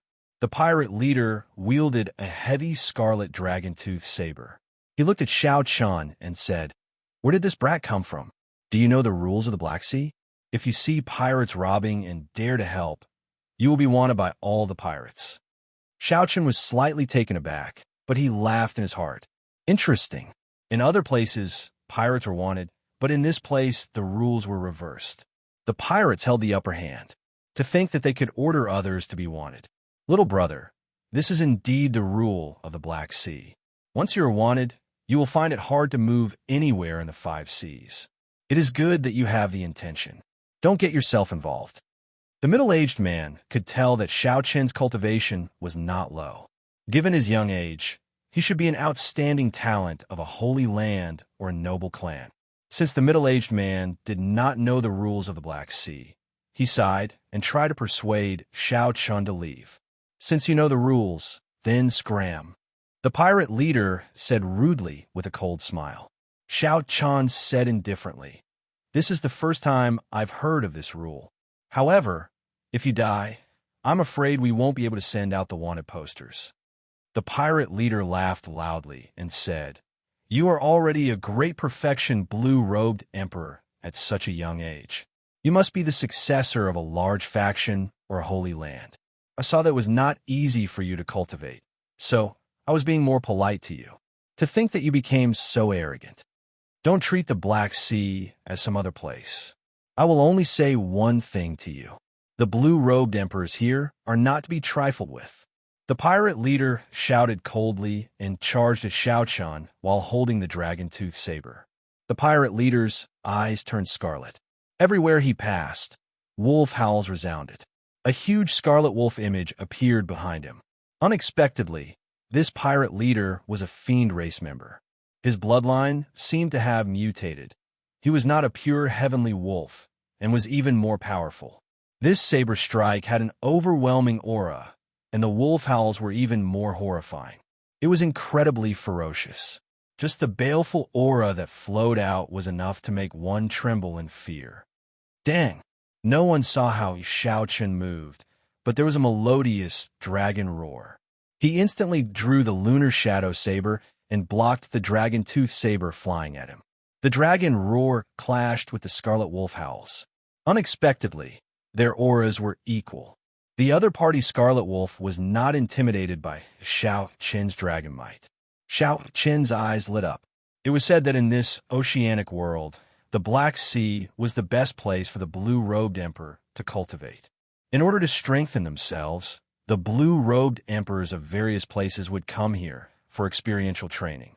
Furthermore, an even greater number of fugitives resided in the Black Sea all year round, making the situation of the Black Sea even more terrifying. The blue-robed emperor, which was rarely seen in the outside world, could be said to be a common sight here. Now, it looked like the rumors were true. This great perfection blue-robed emperor before him gave Xianxia a very different feeling. Compared to the great perfection blue-robed emperors raised in sex, this one was much more powerful. However, the more powerful, the better. That way, it will be more challenging. Xianxia turned around and pulled out the lunar shadow saber. At the same time, he executed Flawless Bright Moon. A gentle moonlight appeared on the slender saber. You have some strength. No wonder you dare to be so arrogant. The pirate leader laughed strangely and spun around in the air. With every spin, he sent out a saber strike. Every time the saber light flashed, a wolf image would appear. In the blink of an eye, the pirate leader had spun around 100 times. After sending out 100 saber strikes and 100 wolves, the pirate leader completely suppressed Xianxia's Flawless Bright Moon, forcing Xianxia to continuously retreat 100 steps. Brat, now you know that there are some problems that you should not bother with. However, there is no medicine for regret in this world. Defeat for me and hunt the world. The pirate leader laughed maniacally and suddenly revealed his true form. He turned into a scarlet wolf that stood upright and roared ferociously. Then, he swung his saber vigorously, and hundreds of wolf-shaped saber lights immediately flew at Xianxia. The sharp aura was like a pack of wolves on a hunt, galloping across a boundless grassland with an irresistible force. As for Xianxia, he was like a lamb waiting to be slaughtered. Xianxia narrowed his eyes and discovered the extraordinariness of this move. Every scarlet wolf was completely solid. Furthermore, there seemed to be qi and blood flowing in the scarlet wolves' bodies, surging with essence. Every one of them continuously absorbed the berserk massacre qi unique to the air of the Black Sea. With every second that passed, their bodies grew larger. By the time they arrived in front of Xianxia, each and every one of them was as big as a mountain. Their bodies had mutated to an extremely terrifying extent. Their fur had turned into sharp blood blades, and their eyes were scarlet red. It's over. Seeing the pack of wolves swallow up Xianxia, the middle-aged man from the merchant group, the blue-robed emperor, revealed a bitter expression. He was somewhat surprised that this mission would be so difficult. It looked like not only would he fail, but he would also implicate an outstanding young talent. Xianxia had just entered the periphery of the Blackwater Sea when he ran into the infamous Blood Wolf pirate group. He did not know what goods they were transporting this time. Boom! Just when the middle-aged man thought that Xianxia, surrounded by the pack of wolves, would be devoured until not even his bones remained, 100 bolts of intense lightning suddenly shot out from the pack of wolves. A terrifying saber intent could be felt in every bolt of lightning. This is a saber soul. The saber chi has its own soul and also contains the might of the will of thunder. Otherwise, the saber intent that erupts out would not be so horrifying. The middle-aged man muttered to himself, his eyes filled with shock. What kind of genius bladesman is this? This saber soul is probably no weaker than the famous bladesmen of the older generation. Miserable howls resounded, and the pack of wolves howled in pain. Their momentum immediately shattered. Xianxia did not stop moving, continuing to attack, preparing to break this move in one go. Strands of azure, dragon-shaped saber chi flew out of Xianxia's body. Eventually, 18 blue dragons surrounded Xianxia. The dragons roared ferociously, causing the sky to change color. Lightning flashed, thunder roared, and all sorts of mysterious phenomena flashed, subduing dragon profound slash. When Xianxia chopped out, the 18 blue dragons merged into the saber, forming an azure saber light that reached the sky. The hundreds of blood wolves injured by the electric saber chi were immediately chopped into pieces by this horrifying saber light, like the autumn wind sweeping away fallen leaves. Blood could be seen connecting the blood wolves' bodies. After the electric light exploded, the blood wolves were completely severed. This was already beyond the scope of a mysterious phenomenon. Xianxia guessed that the pirate leader's world hunt, the pirate group, probably infused his chi and blood into the saber technique. If an ordinary person executed this move, they would die from blood loss before they could finish executing it. Only the pirate leader, who could turn into a blood wolf, could execute this move. The saber light did not lose momentum, continuing to hack at the pirate leader. The pirate leader held his saber horizontally to block. However, the might of Xianxia's move was very great. It contained all the mysteries of the dragon subduing slash. How could the pirate leader, who had lost a large amount of chi and blood, block it? Xianxia, the dragon-toothed saber instantly broke. The saber light continued to hack down, chopping the pirate leader in half. However, the pirate leader was not dead yet. The two halves of his body were still connected by blood, doing their best to merge back together. Given time, the two halves might even be able to merge back together. This life form is really tenacious. However, since you already made a move, I cannot let you live. Executing Thunder Dragon steps, Xianxia arrived on a dragon amid lightning flashes and thunder roars. He infused the power of the lightning saber soul into his saber and hacked at the pirate leader's body 9 times in a row. After the 9 saber strikes, electric light burst out and the pirate leader's body turned into charcoal. He could no longer revive. With their leader killed, the remaining pirates immediately retreated in a fluster. The crisis of the merchant group was temporarily resolved. Xianxia sheathed his saber and suddenly frowned. He felt a gaze filled with heavy killing chi from 50 kilometers away. Even from 50 kilometers away, it made his hair stand on end. Chapter 1141. The owner of this gaze was at least a consummation blue-robed emperor. Xianxia's heart sank, and his thoughts raced. He had a bad feeling that his actions this time had provoked some trouble. The goods that this merchant ship was carrying might not be ordinary goods. Actually, Xianxia should have thought of this long ago. Even though there were many blue-robed emperors in the Black Sea, they should not have run into a great perfection blue-robed emperor pirate the moment they arrived. The problem still lay with this ship. Thank you for your help, young hero. I am very grateful. I am very grateful, the middle-aged blue-robed emperor said with a smile as he flew over to Xianxia's side. Xianxia's expression did not change. He said calmly, "It is within my capabilities. If I can, I will help. There is no need to be so polite. I have a presumptuous request. Young hero should be going to Blackwater City, right? How about we travel together?" The middle-aged blue-robed emperor asked in anticipation. Blackwater City was located on Blackwater Island. It was the largest city in the entire Blackwater Sea. There were no less than 100 million people in the city. Blackwater Island was astonishingly large. Although it was an island, it was no smaller than a nation in the Sky Dome realm. Since Xianxia had arrived at the Blackwater Sea, he naturally could not avoid going to this large city to broaden his horizons. However, Xianxia did not wish to have anything to do with this merchant group. Xianxia looked at the ship. He was not in a rush to reply. Instead, he asked, "Might I know what goods your ship is carrying?" The middle-aged blue-robed emperor's gaze paused for a moment. His expression changed unnaturally as he replied, "Nothing much. It is just some items that the Black Sea urgently lacks. Sunstone, secret silver, black gold, and the like." When Xianxia saw the other party's expression, he smiled and asked, "Is that so?" The middle-aged blue-robed emperor sighed and said, "Very well, I'll be honest. My merchant group received a large order. I do not know what it is exactly, but it is very large.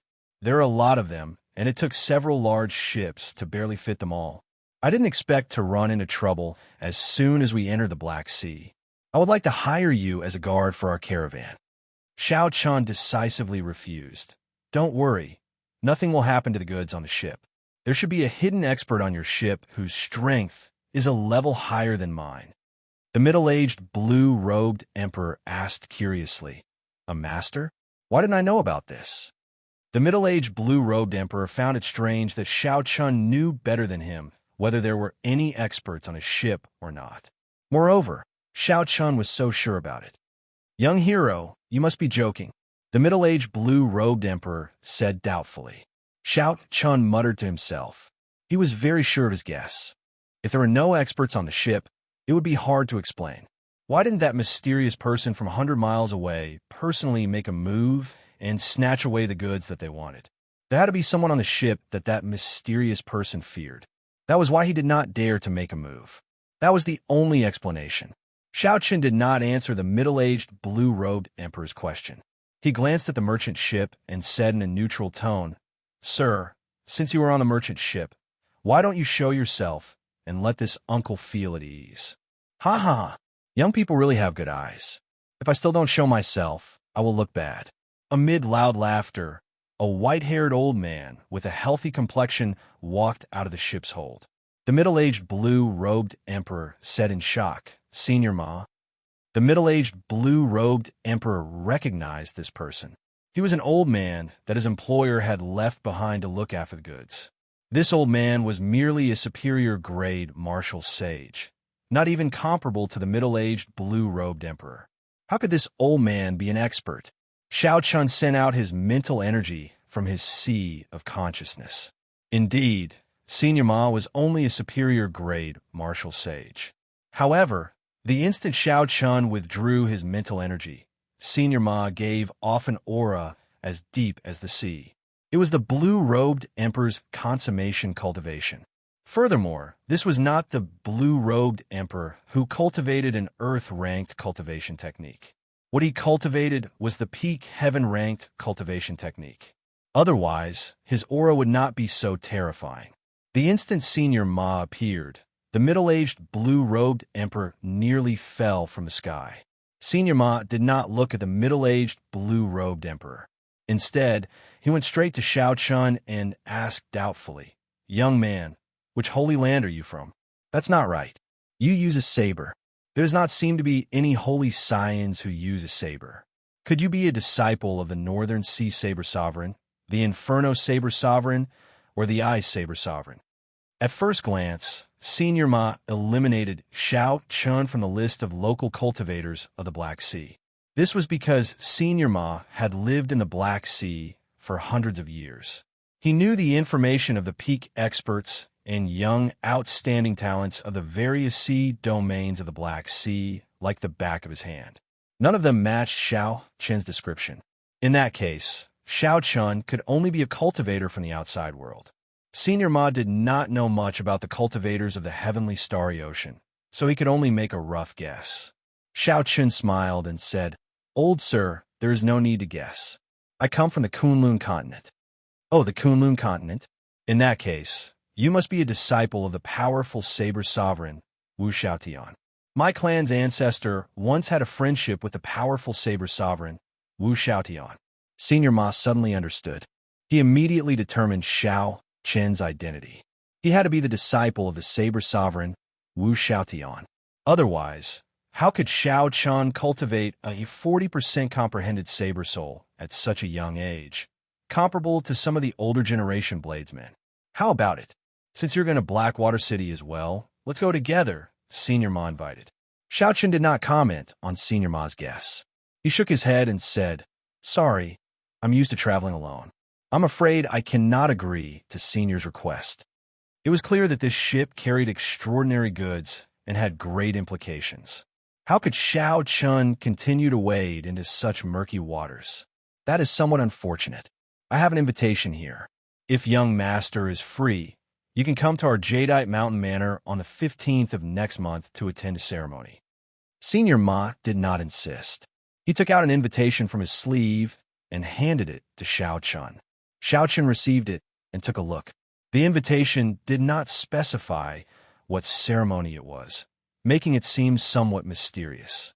Xiao Chun knew a little about the Jadeite Mountain Manor. It was rather famous in the Blackwater Sea, not because the current manor lord was very strong. Instead, it was because the current manor lord's grandfather was a sovereign martial emperor known as the Jadeite Sovereign.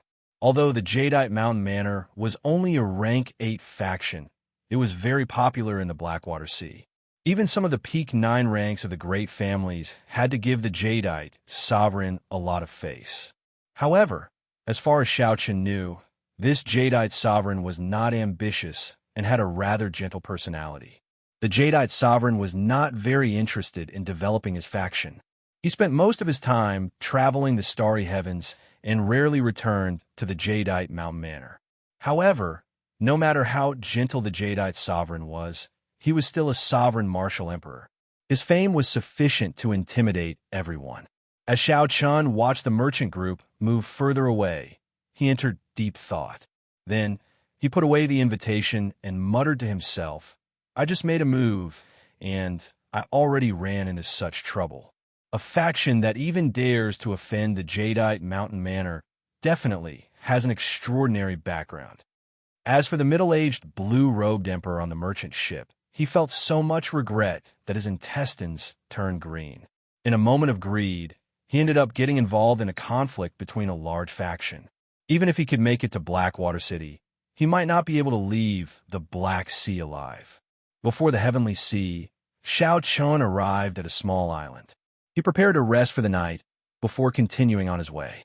What he saw and heard on the island gave him a deeper understanding of the chaos of the Black Sea. Along the way, Xiao Chun ran into 10-odd fights. In every fight, someone would die. Human life was as cheap as grass. This was a place where one's fist did the talking. This was the undisguised law of the jungle. Most of the fights were trivial matters. Often, the slightest disagreement would lead to a fight. After living in the Black Sea for a long time and absorbing the mysterious substance in the air, one would become extremely irritable and find it hard to control one's heart. During this period, Xiao Chun also ran into some trouble. After he decisively killed a superior grade martial sage, the problem lessened significantly. After arriving in the city, Xiao Chun found an inn to stay in. After taking a hot bath, Xiao Chun sat cross-legged on the bed and prepared to cultivate. The instant Xiao Chun closed his eyes, all sorts of mockery entered his ears. There was the sound of people fighting over the loot, men and women moaning in the same room, and miserable screams on the streets. It was very noisy, making it hard for him to calm down. After taking a deep breath, Xiao Chun treated this as a test to temper his mental state. Then he circulated his energy and continued cultivating. Xiao Chun's cultivation of the Purple Thunder Divine Incantation's 7th layer was almost complete. He only needed to break through 5 more meridians and undergo a lightning tribulation before he could advance to the 8th layer. For the entire night, Xiao Chun carefully tried to see if he could break through one of the bottlenecks. When the sky brightened, Xiao Chun immediately paid his bill and left, continuing his journey unhurriedly. Naturally, his destination was the largest city in the Blackwater Sea, Blackwater City. After leaving the island, Xiao Chun flew 70 or 80 kilometers close to the surface of the sea, cautiously scanning the surroundings with his spiritual sense. Finally, he stopped and landed on a protruding reef in the sea. Xiao Chun focused his spiritual sense into a line and looked carefully at the target he discovered. After a while, he withdrew his spiritual sense, and his expression turned strange. Unexpectedly, he met someone familiar here. Furthermore, it was someone he had not expected. 50 kilometers away, Yu Bingyun and a man strolled on the surface of the sea. This man was called Xia Luo, a descendant of a legendary martial emperor of the Black Sea, the Thunderfire Sovereign. He possessed startling cultivation and was a rather famous, outstanding young talent. Historically, the Thunderfire Sovereign had once unified the Black Sea. Unfortunately, he only managed to do so for less than 100 years before his death. As a result, the Xia clan's strength plummeted. Now, it could only be considered one of the 9th ranks of the great families that was pretty strong, far from being a holy land. Xiao Qin's spiritual sense caught Xia Luo repeatedly, trying to curry favor with Yu Bingyun, trying to find an opportunity to say such words. Unfortunately, Yu Bingyun maintained a distance, preventing him from doing so. Bingyun, what is your purpose? Ever since Xia Luo accidentally met Yu Bingyun on the sea, he had been shocked and immediately latched onto her, intending to use his charm to subdue this holy daughter from the heavenly starry ocean. Unfortunately, it did not seem to have any effect. Yu Bingyun said very politely, "Young Master Xia, I've said it before. It would be better to address me by my full name. My current destination is Blackwater City." What a coincidence! My destination is also Blackwater City.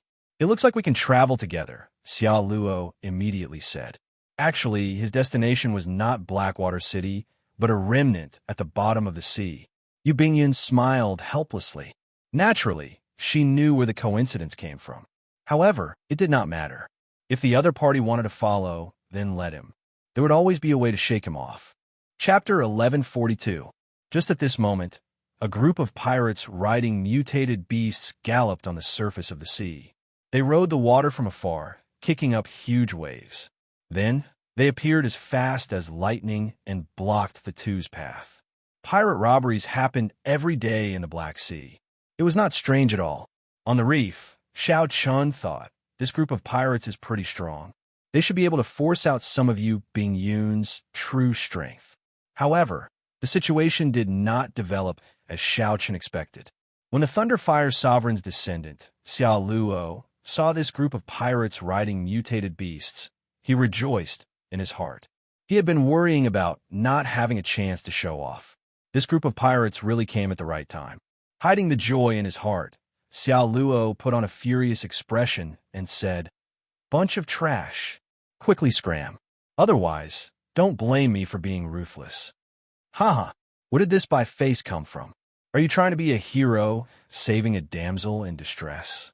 Kneel and beg for mercy, and we can spare your life. However, you have to leave this woman behind. That's right, we're not interested in men. If you want to live, then scram. The group of pirates guffawed, ignoring Xia Luo's words. They all looked at Yu Bingyun with glowing eyes. In their eyes, Yu Bingyun was like a fairy. Her figure was exquisite and exquisite. She had an extraordinary air, and her skin was like rosy clouds. Her beautiful eyes were like limpid autumn waters, giving her a boundless charm. The more the mighty pirate leader looked at Yu Bingyun, the more tempted he became. Eventually, he could not help roaring, "Kill this by face and snatch this woman back." Xia Luo stepped forward and blocked Yu Bingyun.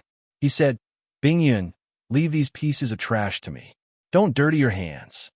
Right after Xia Luo spoke, he formed hand seals and quickly threw a palm strike. Clumps of profound flame imprints flew into the bodies of the charging pirates. The profound flame imprints seemed to be incorporeal. In an instant, they entered the bodies of these pirates. No matter how they tried to block them, it was useless. These pirates found this strange. However, after they circulated their energies and discovered that there were no major problems, they continued charging over with sinister smiles, acting all mysterious. Watch this old man tear you apart. Dozens of pirates leaped into the air and charged towards him. If he was surrounded, he would be in big trouble. Xia Luo smiled coldly and said, "Reckless, you don't even know my Xia clan's Thunderfire mark? Die." With a loud shout, Xia Luo pointed a finger at the sky. A bolt of lightning streaked across the sky, followed by the sound of thunder. The instant the thunder boomed, the body of the martialist who had been imprinted by the fire seal instantly turned red. Then there was a loud explosion. His body was like gunpowder, exploding until there was nothing left of his flesh and blood. It was a tragic sight. The rumbling thunder was like the fuse of dynamite. In an instant, more than half of the pirates surrounding Xiao Luo were killed. The remaining people who did not die were frightened out of their wits. Xiao Luo forced them to retreat repeatedly in a sorry state. The pirate leader on the exotic beast cried out inwardly. He hurriedly said, "Retreat." The many pirates who had long lost the will to fight immediately retreated like a receding tide, disappearing from the duo's vision. Xiao Luo was in high spirits, a pleased smile on his face. He turned his head and asked, "Bingyun, are you all right?" Yu Bingyun's expression did not change at all. She said politely, "Young Master Xia, it is better to address me as Yu Bingyun. Many thanks for helping out earlier." Xiao Luo's expression turned somewhat awkward. He said, "It's good that you are fine. This journey is very dangerous. Pirates come and go frequently. However, with me around, I can guarantee Miss Yu's safety." On the reef, Xiao Chun felt somewhat disappointed. If Xiao Luo had not made a move, Yu Bingyun would have had to save herself. Xiao Chun would have been able to unravel the other party's mysterious veil and see how strong she was. However, this Xiao Luo's martial technique also piqued Xiao Chen's curiosity. After imbuing the thunder fire mark into the martialist's body with thunder, it was incomparably profound. After thinking for a while, Xiao Chun gained some understanding of the principles of this thunder fire mark. After he figured it out, he realized that it was not as miraculous as it looked. The fire mark, which looked like it was made of good materials, would shatter the moment it came in contact with a cultivator's protective quintessence, turning into countless tiny imprints that pierced through the protective quintessence like air. After that, the imprints would stick to the cultivator's skin through the pores.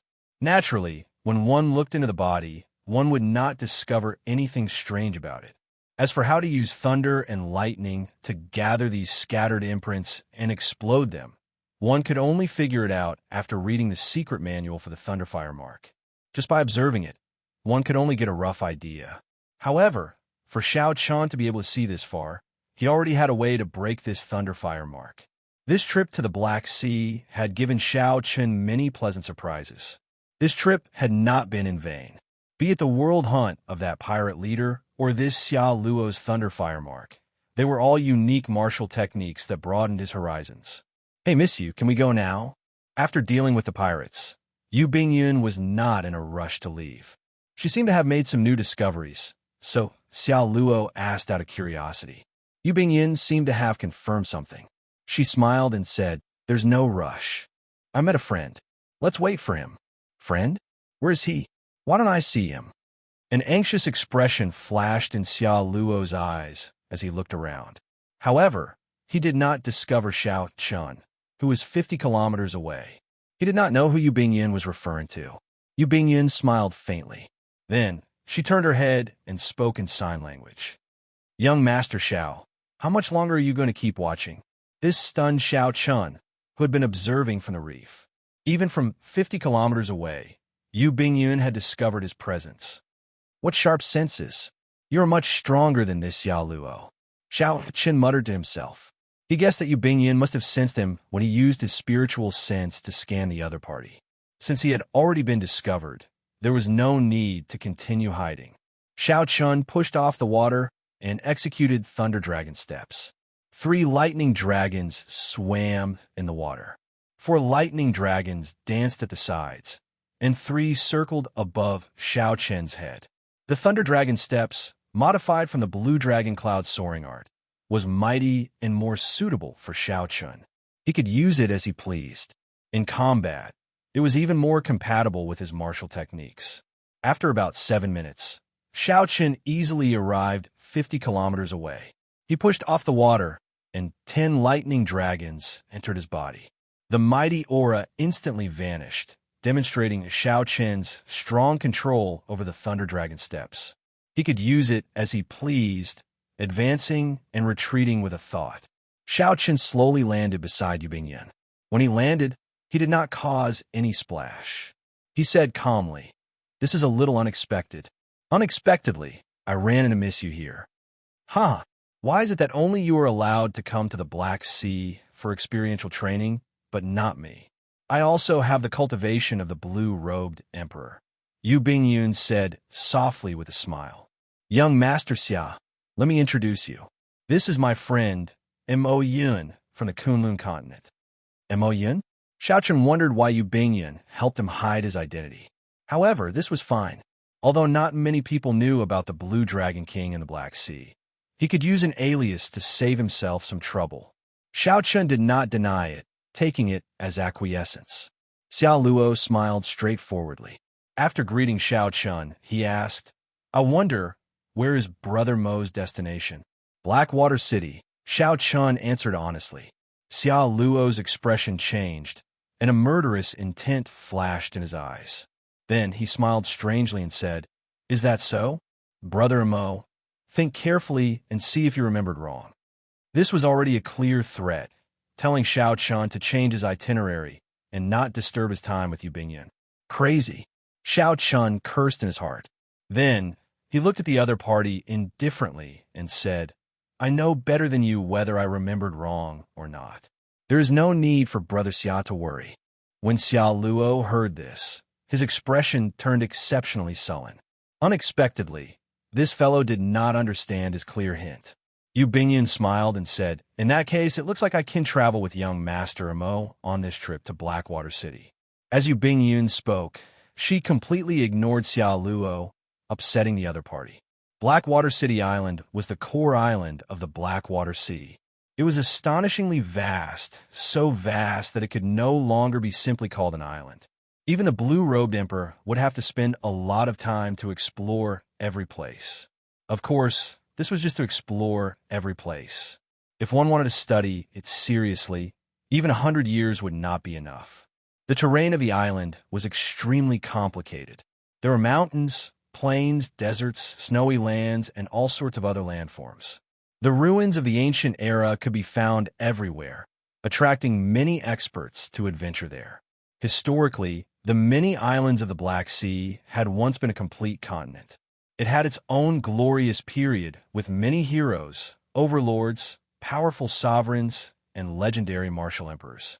Stars twinkled, looking resplendent and glorious. However, as time passed, after the continent shattered, very few people remembered that period of history. Xiaochen's group of 3 headed for Blackwater City did not move very fast. The main reason was that Xiaochen and Yu Bingyun wanted to gain experiential training to see what was different about the Black Sea cultivators. After walking for half a month, the group saw the outline of Blackwater Island. In this half a month, Xiaochen had had enough of the legendary Thunder Fire Sovereign's descendant, Xiao Luo. Xiao Luo felt that he would definitely be able to recreate the Thunder Fire Sovereign's glorious feat one day, so he looked down on Xiaochen from the bottom of his heart.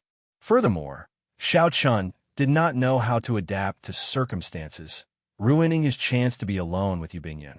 This made Xiao Luo feel even more upset and depressed. If not for Yu Bingyun being present, Xiao Luo would have attacked Xiaochen long ago to teach him a lesson. There's a small town in front.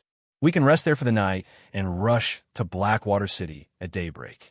My Xia clan is rather famous in Blackwater City. When we get to the city, I can introduce Miss Yu to the famous blue-robed emperor experts of Blackwater City. As Xiao Luo said this, he glanced at Xiaochen casually, putting on an aloof air. Xiaochen felt speechless. Femme fatale.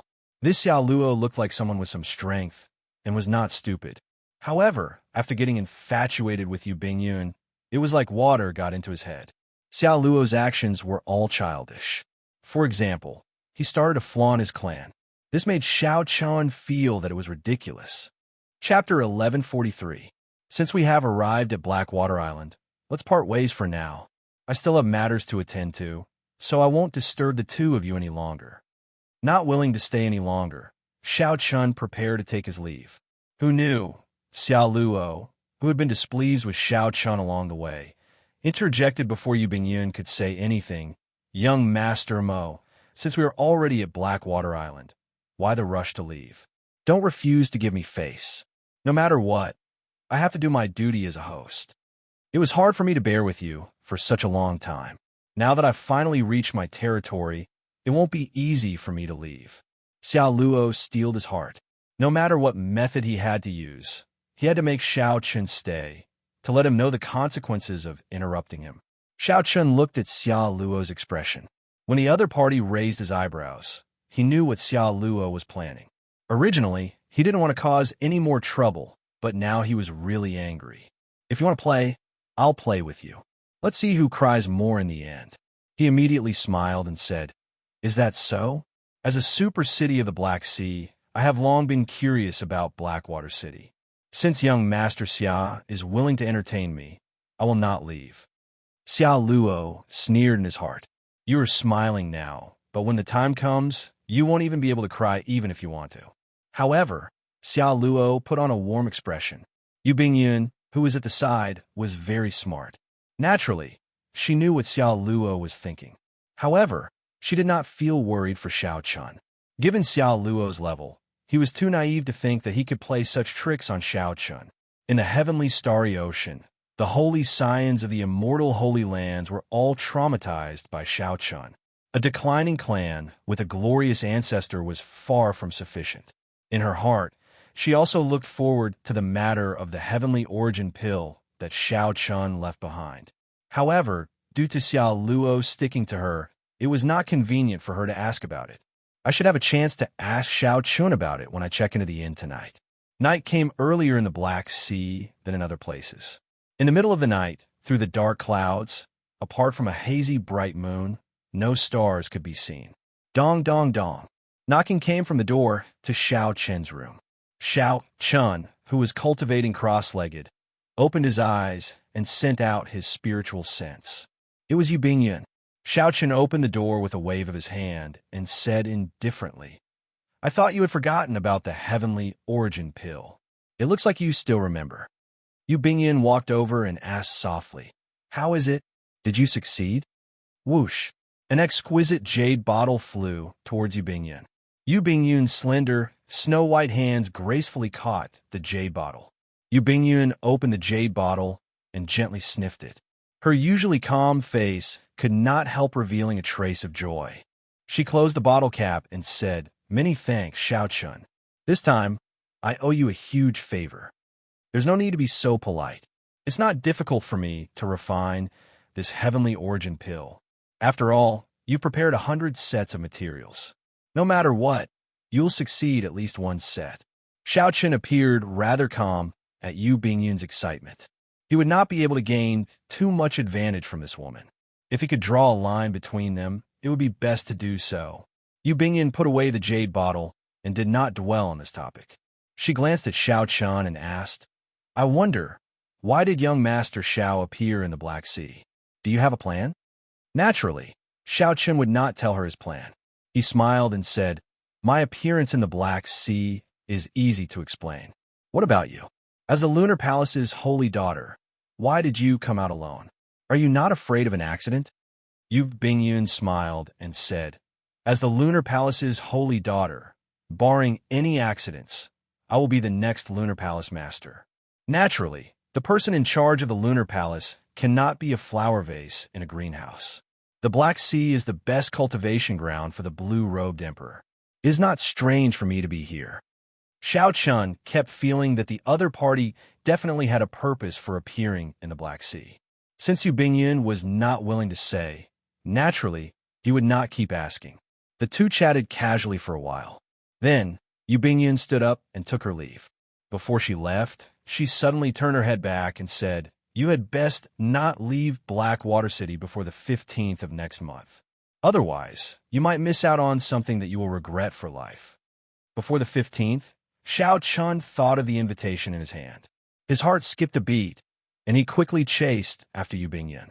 "Are you talking about the Jadeite Mountain Manners ceremony?" This time, it was Yu Bingyun's turn to find it strange. "How did you know about this?" "Right now, not many people know about this." Xiao Chun took out his invitation. Yu Bingyun received it and took a look. Then, she smiled and said, "You are really confident. The manor lord of this Jadeite Mountain Manor even prepared an invitation. Do you really think that you will succeed?" Are you not afraid of making a fool of yourself?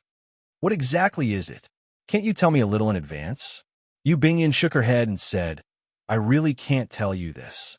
Otherwise, if something unexpected happens, it will not be good for either of us. You just have to remember not to leave Blackwater City before the 15th of next month. If you are lucky enough, your chances of advancing to Martial Emperor in 5 years will be much higher. When Xiao Chan heard this, he suddenly felt the invitation in his hand become exceptionally heavy. The mysterious Yu Bingyun had piqued Xiao Chen's curiosity to the extreme. However, the other party was not willing to reveal anything. It is not late anymore. You should stop cultivating and have a good sleep. Have a good dream. Yu Bingyun smiled sweetly.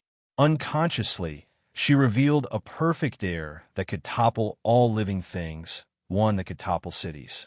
Xiao Chen was not in the mood to appreciate it. He smiled bitterly and said, Do you think that I can sleep peacefully with my current curiosity?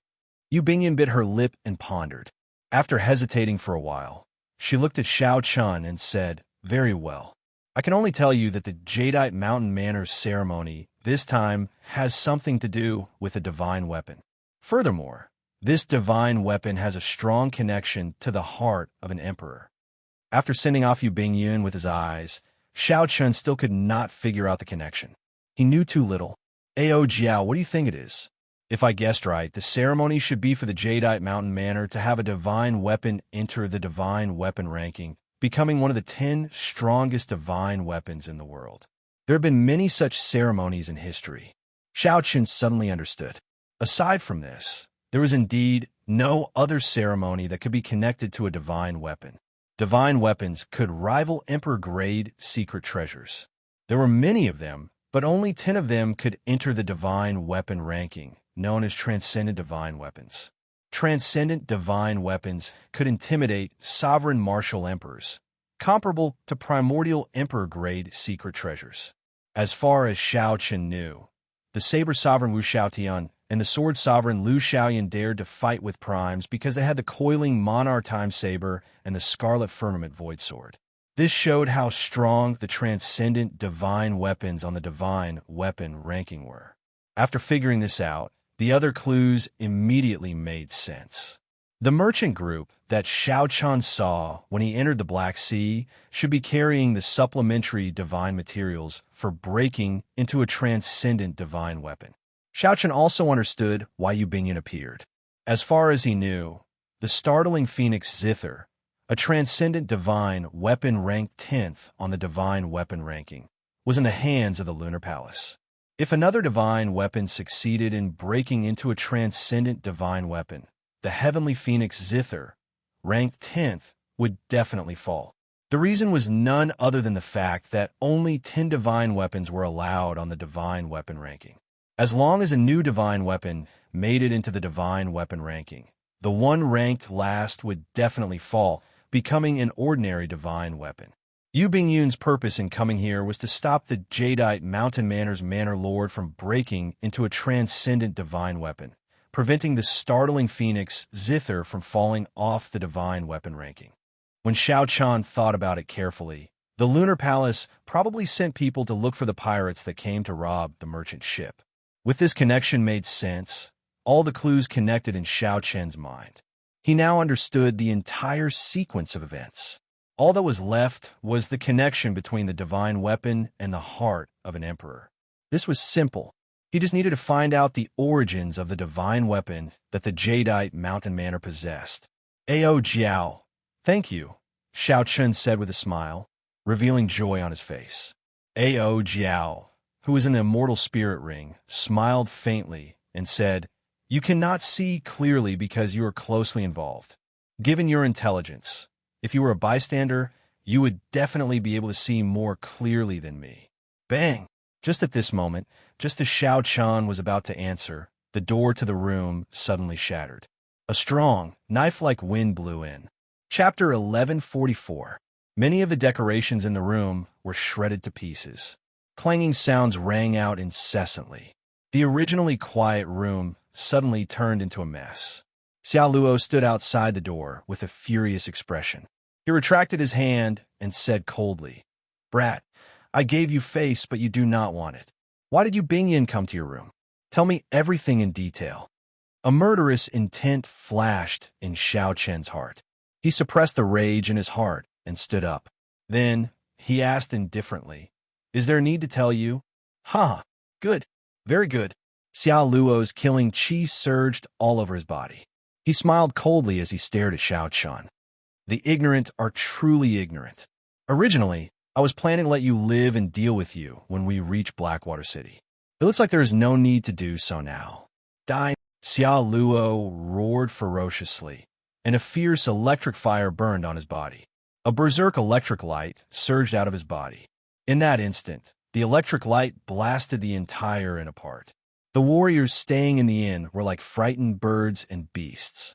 They all rushed out, not daring to stay in the same place for a moment. They were afraid that they would get involved in the battle between the experts. Amid the electric light, Xiao Luo was like a thunder god. His aura was unparalleled. When he punched, thousands of electric bolts burning with flames appeared. When Xiao Luo punched at Xiao Chen, his rage soared. He used his full power in this punch, not holding anything back at all. Berserk thunder rumbled, not stopping for even a moment.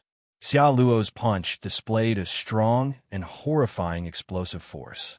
It was clear that he wanted to kill Xiao Chen with one punch. That's right. The accumulations of the legendary Thunder Fire Sovereign's bloodline cannot be underestimated. Even though it had declined significantly, Xiao Luo's strength was still remarkable and qualified to be arrogant. Of course, Xiao Luo was only slightly knowledgeable. In Xiao Chen's eyes, this was far from sufficient. Xiao Chen, who was seated, suddenly stood up. His heavenly seal moved with a thought.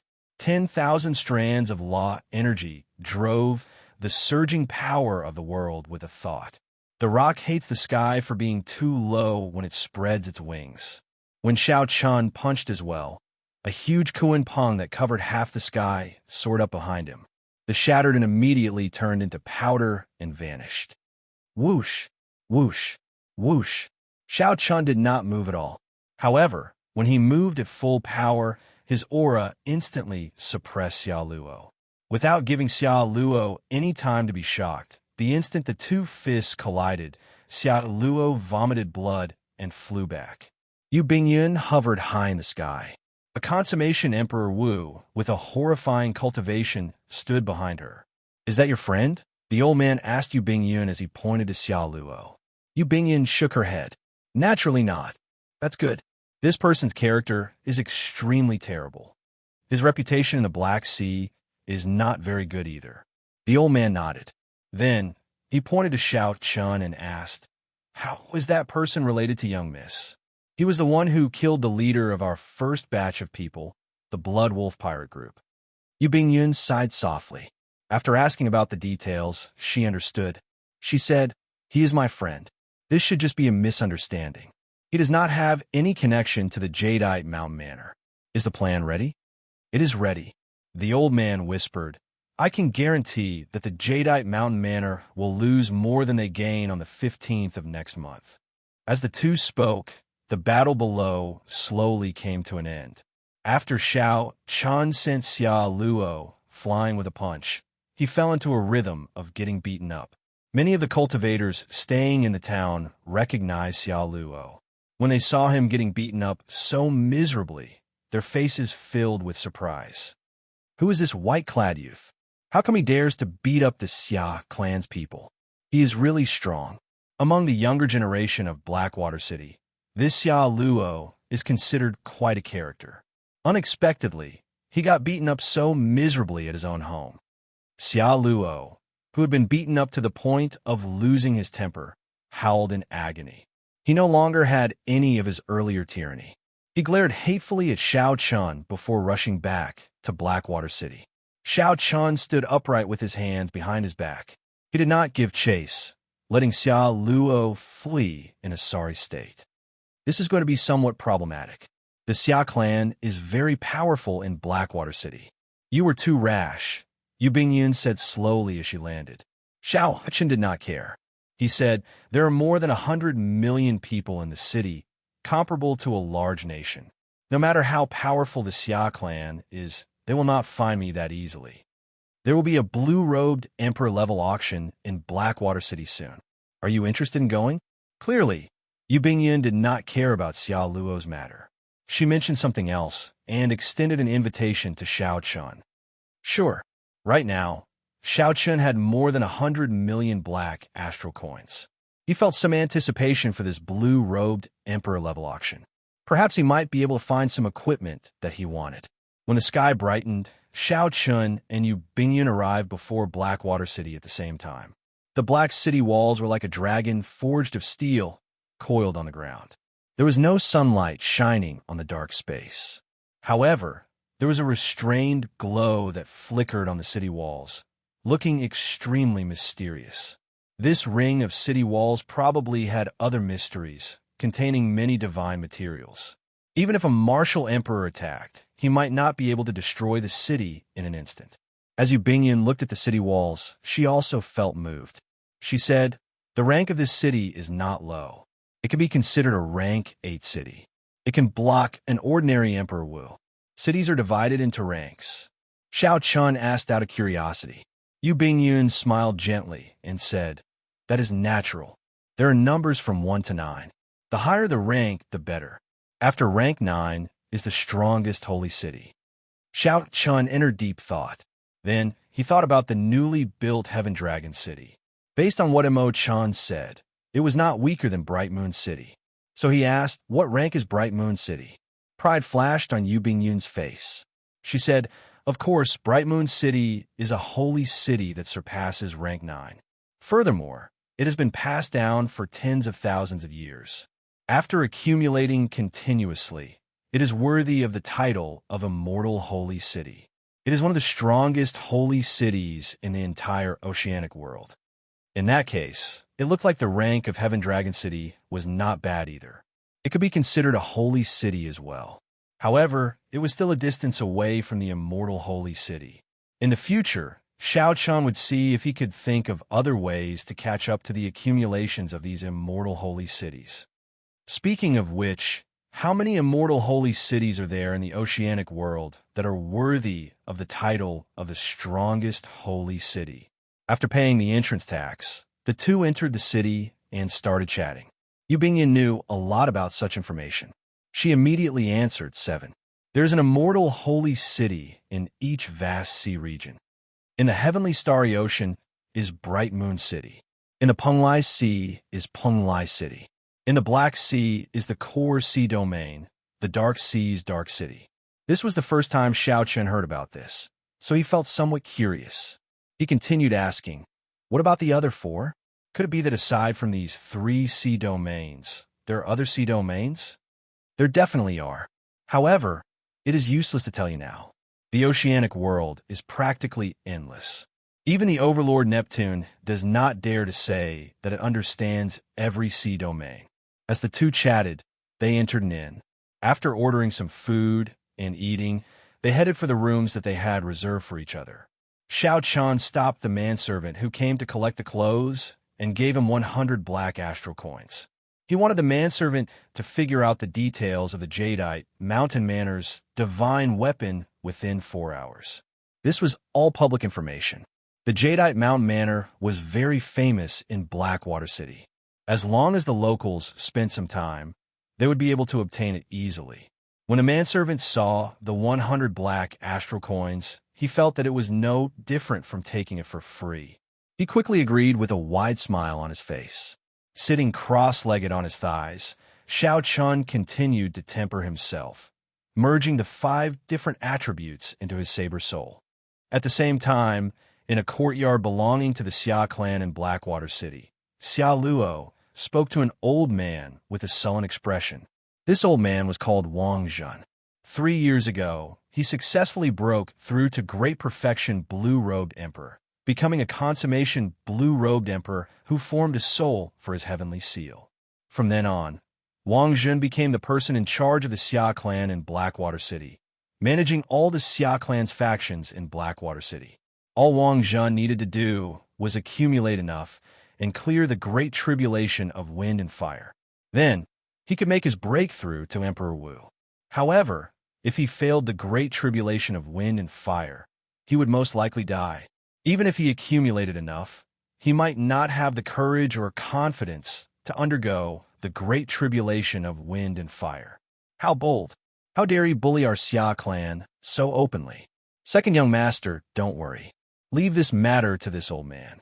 As long as I find this person, I will cripple him on the spot. A murderous intent flashed in Wang Zhen's eyes. With his consummation blue-robed emperor cultivation, killing a great perfection blue-robed emperor would be a piece of cake. After Xianxia merged his soul into the heavenly seal, not only would he be able to drive the power of the world much purer than the great perfection blue-robed emperor, but he would also be able to do it more easily. This was a qualitative difference from the great perfection blue-robed emperor. The most important thing was that after Xianxia merged his soul into the heavenly seal, the heavenly seal had already become the vague form of the heart of an emperor. At this moment, unless a cultivator's head was chopped off or their heart was shattered, it would be very difficult for them to deal any fatal damage to the consummation blue-robed emperor. Now, the blue-robed emperor's sage body strengthened once more, becoming infinitely close to the golden emperor body. Xia Luo's expression turned sinister as he said sullenly, "There is no rush for now. 3 days from now, Blackwater City will hold a blue-robed emperor level auction. At that time, I will be able to obtain a few treasures, and my strength will improve by leaps and bounds." Wang Zhen was very meticulous and immediately understood Xia Luo's meaning. The second young master wanted to personally defeat that white-clad man to wash away his shame. No problem. I will listen to second young master. Back at the inn, Xianxia exited his cultivation state.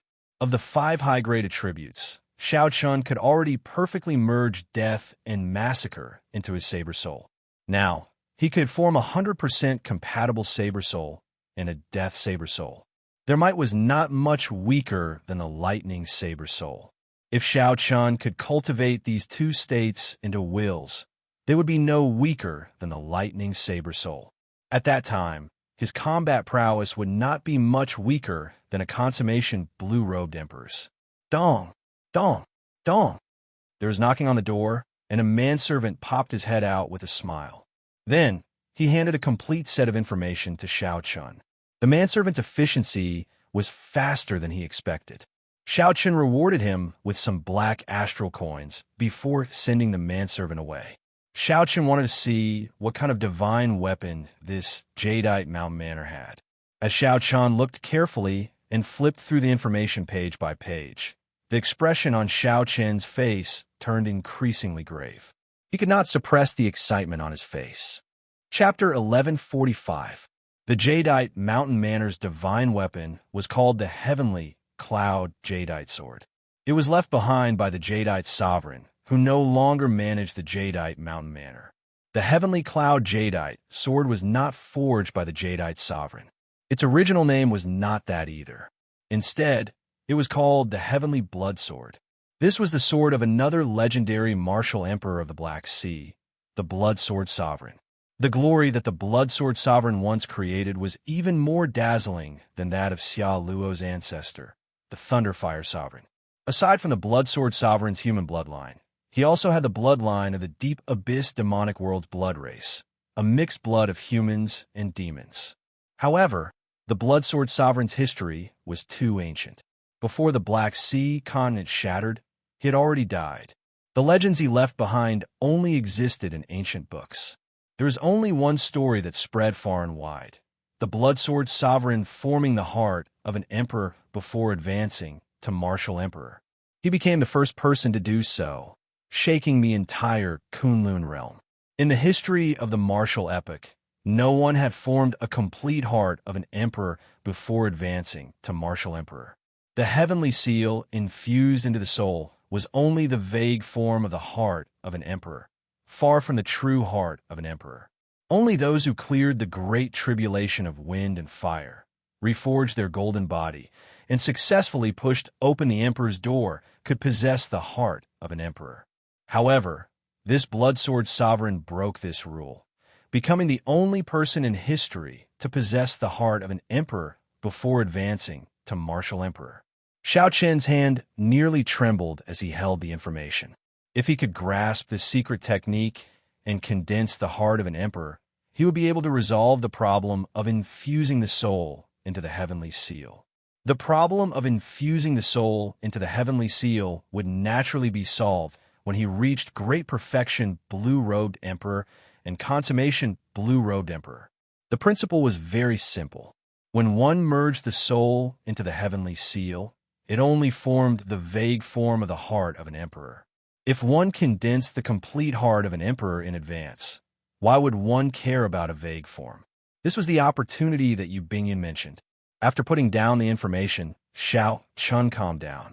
If this secret technique was so easy to find, there would have been a second person who condensed the heart of an emperor in advance after tens of thousands of years. Could the crux of the secret technique for condensing the heart of an emperor be related to the jadeite mountain manor's heavenly cloud jadeite sword? With limited information, this was all that Xiaoqian could think of. The secret technique to condense the heart of an emperor in advance was definitely related to the heavenly cloud jadeite sword. However, what kind of connection did it have with the heavenly cloud jadeite sword becoming a transcendent divine weapon? As for Yu Bingyan's position in this matter, no one knew. Putting down the documents, Xiaoqian rubbed his head. There was no point in thinking too much. He just had to wait for the 15th of the next month. At that time, all the answers would be revealed. For now, he would concentrate on his cultivation. 3 days later, he would go to the blue-robed Emperor level auction house to take a look and see if he could gain anything.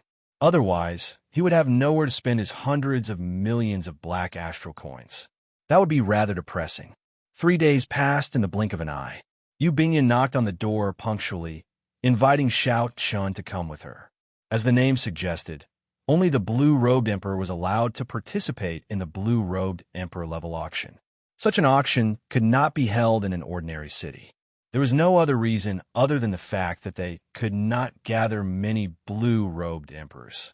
With only 4 or 5 people, there was no competition at all. How could they possibly open an auction? However, such an auction could definitely be held in Blackwater City. Furthermore, the scene would be extremely lively. The Black Sea was the best experiential training ground for the blue-robed emperor. Its reputation was not undeserved. There were many blue-robed emperor experts in Blackwater City. While one could not see them just by looking up, with a few more steps, one would definitely run into 1 or 2 blue-robed emperors.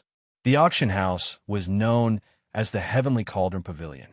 The major faction behind it was the Heavenly Cauldron Gate, which was no weaker than a holy land. There were also several sovereign martial emperors, all of whom had connections to the Heavenly Cauldron Pavilion. The Heavenly Cauldron Pavilion, which had a frighteningly strong backer, had already organized the blue-robed emperor level auction for several hundred years. No one had ever dared to cause trouble. Slowly, this blue-robed emperor level auction became a major event in Blackwater City. It attracted nearly 80% of the blue-robed emperors in the entire Blackwater Sea. There were even blue-robed emperors in the neighboring Blackwind Sea and Blackfire Sea, who came because of its fame, hoping to find a treasure. When Xiaoqian and Yu Bingyan rushed to the street where the Heavenly Cauldron Pavilion was located, they discovered that many cultivators had already gathered in front of the pavilion. There were also several people in the nearby inns and pavilions. They held wine cups as if they were watching the excitement. Occasionally, they would whisper to each other or exclaim in surprise. "What is going on?" Xiaoqian asked out of curiosity. This was Yu Bingyan's first time here as well, so she was not clear on what was going on. She only understood after asking a passerby. It turned out that the Heavenly Cauldron Pavilion's blue-robed Emperor-level auction tickets were not bought with black astral coins. Instead, cultivators had to prove their strength. The stronger one was, the better the ticket they could obtain. Those with average strength could only obtain ordinary tickets and sit in the hall, unable to enjoy the private room. This was rather interesting. In the other auctions, which one did not treat the blue-robed emperor as an honored guest. Here, one had to rely on one's strength to obtain a ticket. If one was not strong enough, one could only obtain the most ordinary ticket. Under the gaze of so many eyes, It was embarrassing enough to only get a ticket to the main hall. Let's go over and take a look. The two exuded the aura of the blue-robed emperor as they parted the crowd and headed in. When they arrived, they finally saw what was going on. There was a 100-meter-tall stone stele at the foot of the thousands of steps paved with metal. This was the testing stele for the blue-robed emperor's strength. Rows of gems were embedded in the stele at regular intervals. There were a total of 7 rows, and each row had 10 gems. Not far away, there was an exquisite and profound metal dummy connected to the stele through a formation. Occasionally, the blue-robed emperor would step forward and strike the metal dummy. Then, the gems embedded in the stele would glow continuously. When the two stepped forward, a small perfection blue-robed emperor happened to be there. He mustered his strength and drove the power of the world with all his might. Then, he punched the metal dummy. Bang! There was a deafening sound. A strong wind blew, and the clouds churned. The aura and pressure looked very strong. The 10 white gems in the first row on the testing stele all lit up in an instant. The entire stele glowed with a bright white light. After lighting up the 10 gems in the first row, one would obtain the right to enter the auction. However, whether one could obtain the honored guest status and enjoy a private room would depend on the results. The speed at which the 10 blue gems in the second row lit up was clearly much slower. By the time the 300th row of green gems lit up, the speed at which they lit up became even slower. The cultivator standing in front of the metal dummy had a nervous and expectant expression. However, of the 10 gems in the third row, only 5 lit up in the end. The third row is not fully lit up. Sorry, we can only give you the most ordinary tickets.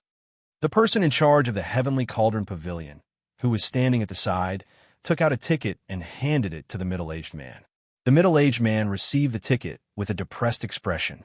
I am already a peak small perfection blue-robed emperor, yet I cannot even obtain the honored guest status.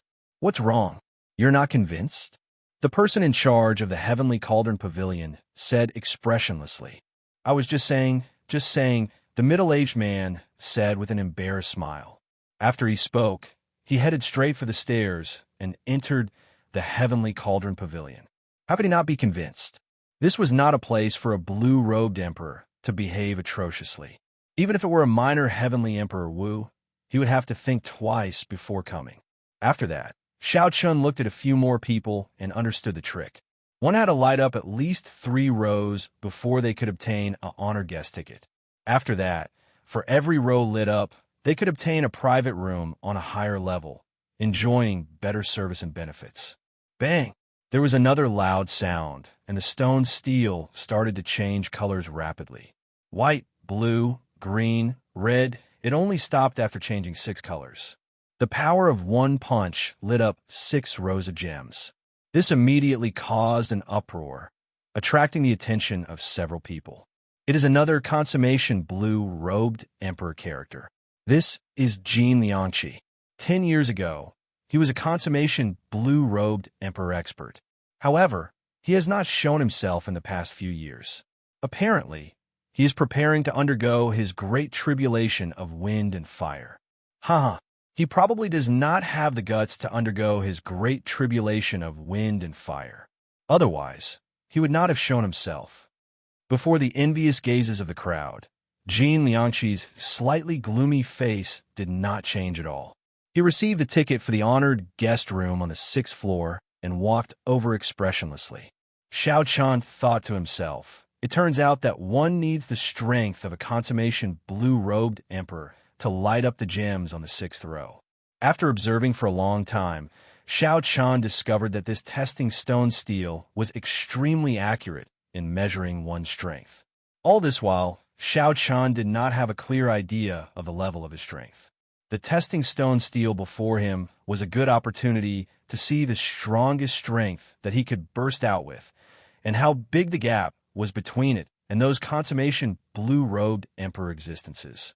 Just as Xianxia was about to step forward and make a move, a familiar figure walked over. It was the legendary Thunder Fire Sovereign's descendant, Xiaoluo. Accompanying Xiaoluo was an old man with an extremely strong aura. This was a consummation blue-robed emperor expert. However, when Xianxia observed this old man, he found that this old man's aura was weaker than Xianxia's. The difference was obvious. Indeed, as Xia Luo expected, when Xianxia punched the metal puppet, the light changed. Only 3 purple gems on the 6th row lit up. Compared to the 9 purple gems on the 6th row that Xianxia lit up, this was far from enough.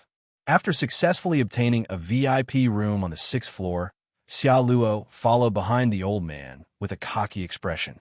There were many hidden talents in Blackwater City. The blue-robed emperor level auction had drawn out all these consummation blue-robed emperors, opening one's horizons. Xiao Chun walked out of the crowd in anticipation, preparing to test which row of gems he could light up. Whoosh! Just as Xiao Chun was about to reach the metal puppet, someone with a strong aura flew over in the air, not even bothering to look at Xiao Chun. This person continued diving down, kicking up a strong wind that was as sharp as a saber. He said coldly, "Scram to the side. Let this young master test first." The strong wind was like a saber, and the aura was like a mountain. This figure arrived with a surging aura. His fearless sharpness forced back the surrounding cultivators watching the excitement. Xiao Chun frowned. Without much time to think, he turned around and sent a palm strike. The other party was too fast. If Xiao Chun hesitated for even a moment, he would get injured. Chapter 1146. There was no such thing as reason in the Black Sea. The weak would never gain sympathy. Bang! The newcomer was somewhat surprised. Under the pressure of his strong aura, the other party, a newly advanced great perfection blue-robed emperor, did not choose to retreat. The newcomer's lips curled up in a cruel smile as he said coldly, "You are like a mantis trying to stop a chariot." Scram! The newcomer also sent out a palm strike. Flames soared and formed many flaming mountains behind him. A total of 18 flaming mountains appeared in an instant. The blazing air burned everyone's skin, forcing the cultivators watching to move back another kilometer. A few cultivators with low cultivations even had their eyebrows and hair set ablaze. This showed how horrifying the might of this palm strike was. How startling would the power of 18 flaming mountains be when they erupted together? When the cultivators saw this newcomer's appearance clearly, they all exclaimed. Clearly, they recognized this person and were extremely surprised at his appearance. On the other hand, Xiao Chen's palm strike looked ordinary, without any wind or waves, without any shocking, mysterious phenomenon. Upon seeing this scene, several cultivators shook their heads. This white-clad youth was probably going to suffer. Only Yu Bingyun knew that Xiao Chun had not used his full power yet. If he really did, his aura would suppress the newcomer in an instant. Boom! The moment the two palms collided, an earth-shattering sound rang out, and the surrounding void distorted. The 18 flaming mountains erupted at the same time, rumbling endlessly. Overwhelming heat waves spread out in all directions. The flames twisted into all sorts of shapes in the twisted space, preventing the cultivators and the surroundings from seeing the situation clearly. However, it did not matter to them whether they could see or not. Not many people believed that this white-clad youth could block under such circumstances. With such a horrifying palm strike, even if he did not die, he would be severely injured. This was the consequence of blind arrogance. Sometimes, one had to acknowledge one's grandson. Youth should not be too sharp. After suffering some grievances, they would not be able to suppress their temper. The scene before them was the best example. Buzz, buzz, buzz. Suddenly, the crisp hum of a saber rang out in the space distorted by the flames. It was like a string of pleasant zither music resounding in the surroundings. The torrential heat wave was slowly swept clean by this zither-like saber hum. The distorted space regained its tranquility and the flames disappeared, allowing everyone to see the situation on the other side clearly. When the two palms clashed, they were actually evenly matched. Xiao Chun, who did not use any martial techniques, did not take even half a step back from the force of his opponent's palm strike. The two of them still maintained the posture of their palms colliding. Under the powerful pressure, Xianxia's body remained as straight as a mountain. His white robe was untainted by a speck of dust. His hair danced in the wind like the strings of a zither, playing a murderous intent. Everyone was shocked. No one spoke. They were all dumbfounded. Even the person in charge of the Heavenly Cauldron Pavilion could not help but be moved. It was not because of the incredible combat prowess that Xianxia displayed. Instead, it was because such a martial technique was unheard of and unseen before. Unexpectedly, a person turned his clothes, his hair, every part of himself into a saber. Where did this white-robed person come from? He is the descendant of the Black Sea's great bandit, Jiang. Unexpectedly, he could not knock him back with one palm strike. Furthermore, I have never seen anyone use this martial technique before. How'd he do it? There are sabers everywhere. This is simply miraculous. I have never heard of it before. Since ancient times, no one has ever done it like this. This is a completely different situation. It is truly miraculous. There are thousands of saber daos, but I have never seen such a saber dao before. Strange voices rang out. Everyone found this incredible, subverting the logic they knew. Yu Bingyan did not dare to be surprised. However, when she heard the youth's identity, she looked over in surprise. This arrogant youth was actually Jiang Feng, the descendant of Jiang Heng, one of the 13 great bandits of the Black Sea. Jiang Heng ranked third among the 13 great bandits, an extremely strong, sovereign martial emperor. He was known as the Flame Sovereign. He moved unhindered throughout the Black Sea's 5 great seas, a major character without a doubt. His strength was overwhelming and unfathomable. Shock flashed on Jiang Feng's face. He had not expected to run into such a ruthless character in this Blackwater city. Even in Dark City, where outstanding talents abounded, there would not be more than 10 people who dared to receive the blue-robed emperor's flame palm without using a martial technique. Unexpectedly, such a person appeared in Blackwater City. Furthermore, this was a young, outstanding talent about the same age as Jiang Feng. You are somewhat capable. However, this is all you are capable of. Before me, it is not enough. Back off. Jiang Feng shouted ferociously, and a ring of black flames soared up from his body. His aura soared infinitely. The power of the world and the surroundings surged and turned into an endless torrent of fiery energy. Like waves, it flowed along Jiang Feng's palm and surged toward Xianxia. Several of the people across Xianxia could feel the waves of fiery energy, each stronger than the one before. As the heat wave assaulted them, they had no choice but to retreat. Xianxia did not move, letting the heat wave assault him as it pleased. He did not show any intention of retreating. In Xianxia's sea of consciousness, his saber soul and will of thunder merged. With a thought, they immediately erupted. Purple lightning leaped out of Xianxia's body. Every bolt of lightning contained an incredibly sharp saber intent.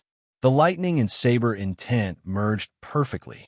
The other party's waves of fiery energy, each stronger than the one before, continued to erupt endlessly. Xianxia only used his lightning saber soul and his flawless saber, Dao, to block the other party's surging waves of fiery energy. Xianxia had yet to use several of his trump cards. Time slowly passed. Everyone discovered that something was wrong with the atmosphere. It was just a simple exchange of palm strikes, but the two actually fought to such an extent. The Heavenly Cauldron Pavilion's manager frowned slightly. If this continued, both sides would end up with severe injuries. That would be extremely disadvantageous to the auction. At the same time, a soft voice rang out in the manager's ears. That was the person behind the scenes of the Heavenly Cauldron Pavilion, wanting him to make a move and end this fight. Without hesitation, this person threw a palm strike. The palm wind split into two and charged at Xianxia and Jiang Feng. Given the blue-robed emperor's cultivation at consummation, the two fighting would have to retreat even if they did not want to. Jiang Feng cursed. However, he could not do anything. At this moment, he simply could not afford to split his attention to receive this palm strike.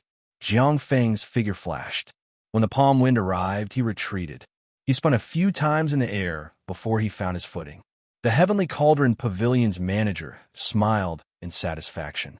However, before his smile could fade, he saw that Xiao Chun did not retreat at all. Xiao Chun suddenly raised his left hand, which had been hanging by his side. Then a nimble bright moon appeared behind him, burning fiercely like a flame. It depicted lofty sentiments and hot-bloodedness. When Xiao Chun sent out this palm strike, it made one's heart surge and blood surge. It was like drinking strong wine, feeling carefree and carefree. Unexpectedly, Xiao Chun broke the palm wind that the Heavenly Cauldron Pavilion's manager sent out with the cultivation of a consummation blue-robed emperor. One had to know that Xiao Chun had just finished fighting to the death with Jiangfeng. He did not have any time to turn around or rest. Instead, he raised his hand and broke the manager's attack. Such a scene caused many people to stare blankly. One retreated quickly, and the other did not move even half a step. It was clear who came out on top between Xiao Chun and Jiangfeng. The strong wind stopped, and Xiao Chun's clothes and hair fell back. The saber hum lingering in the air also stopped. Xiao Chun stood upright with his hands behind his back. His delicate face exuded an indescribable pride. "You are very lucky. That earlier palm strike was originally meant for you," Xiao Chun said coldly to Jiangfeng, who was hovering in the air. Xiao Chun said coldly to Jiangfeng, who was hovering in the air. Then, he turned around and ignored him, heading for the metal puppet. Bang! Xiao Chun said coldly to the hovering Jiangfeng.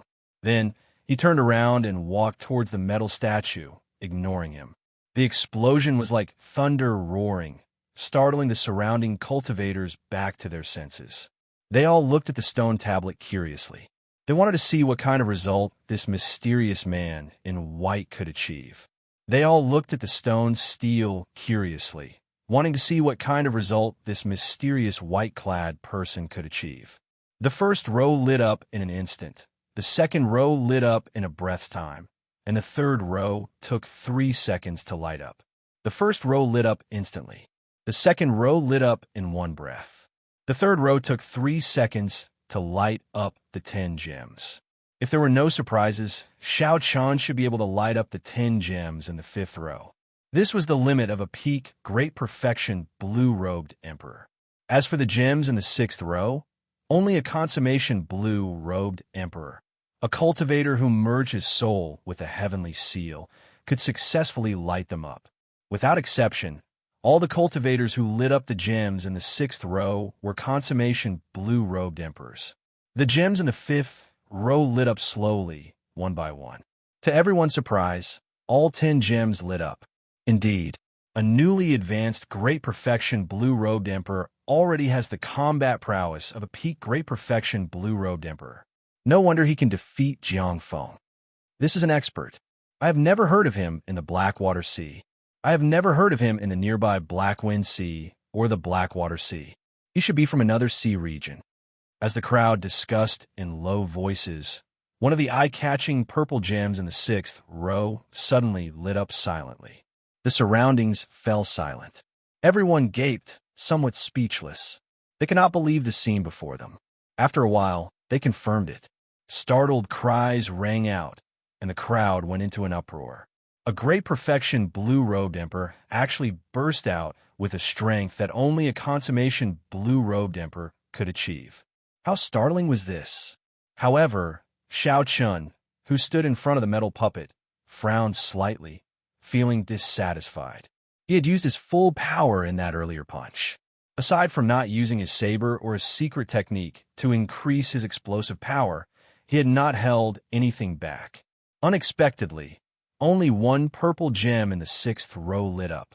The difference in strength between Xiao Chun and the consummation blue-robed emperor was still obvious. Even if Xiao Chun used a secret technique, he would only light up 3 more gems, bringing the total to 4.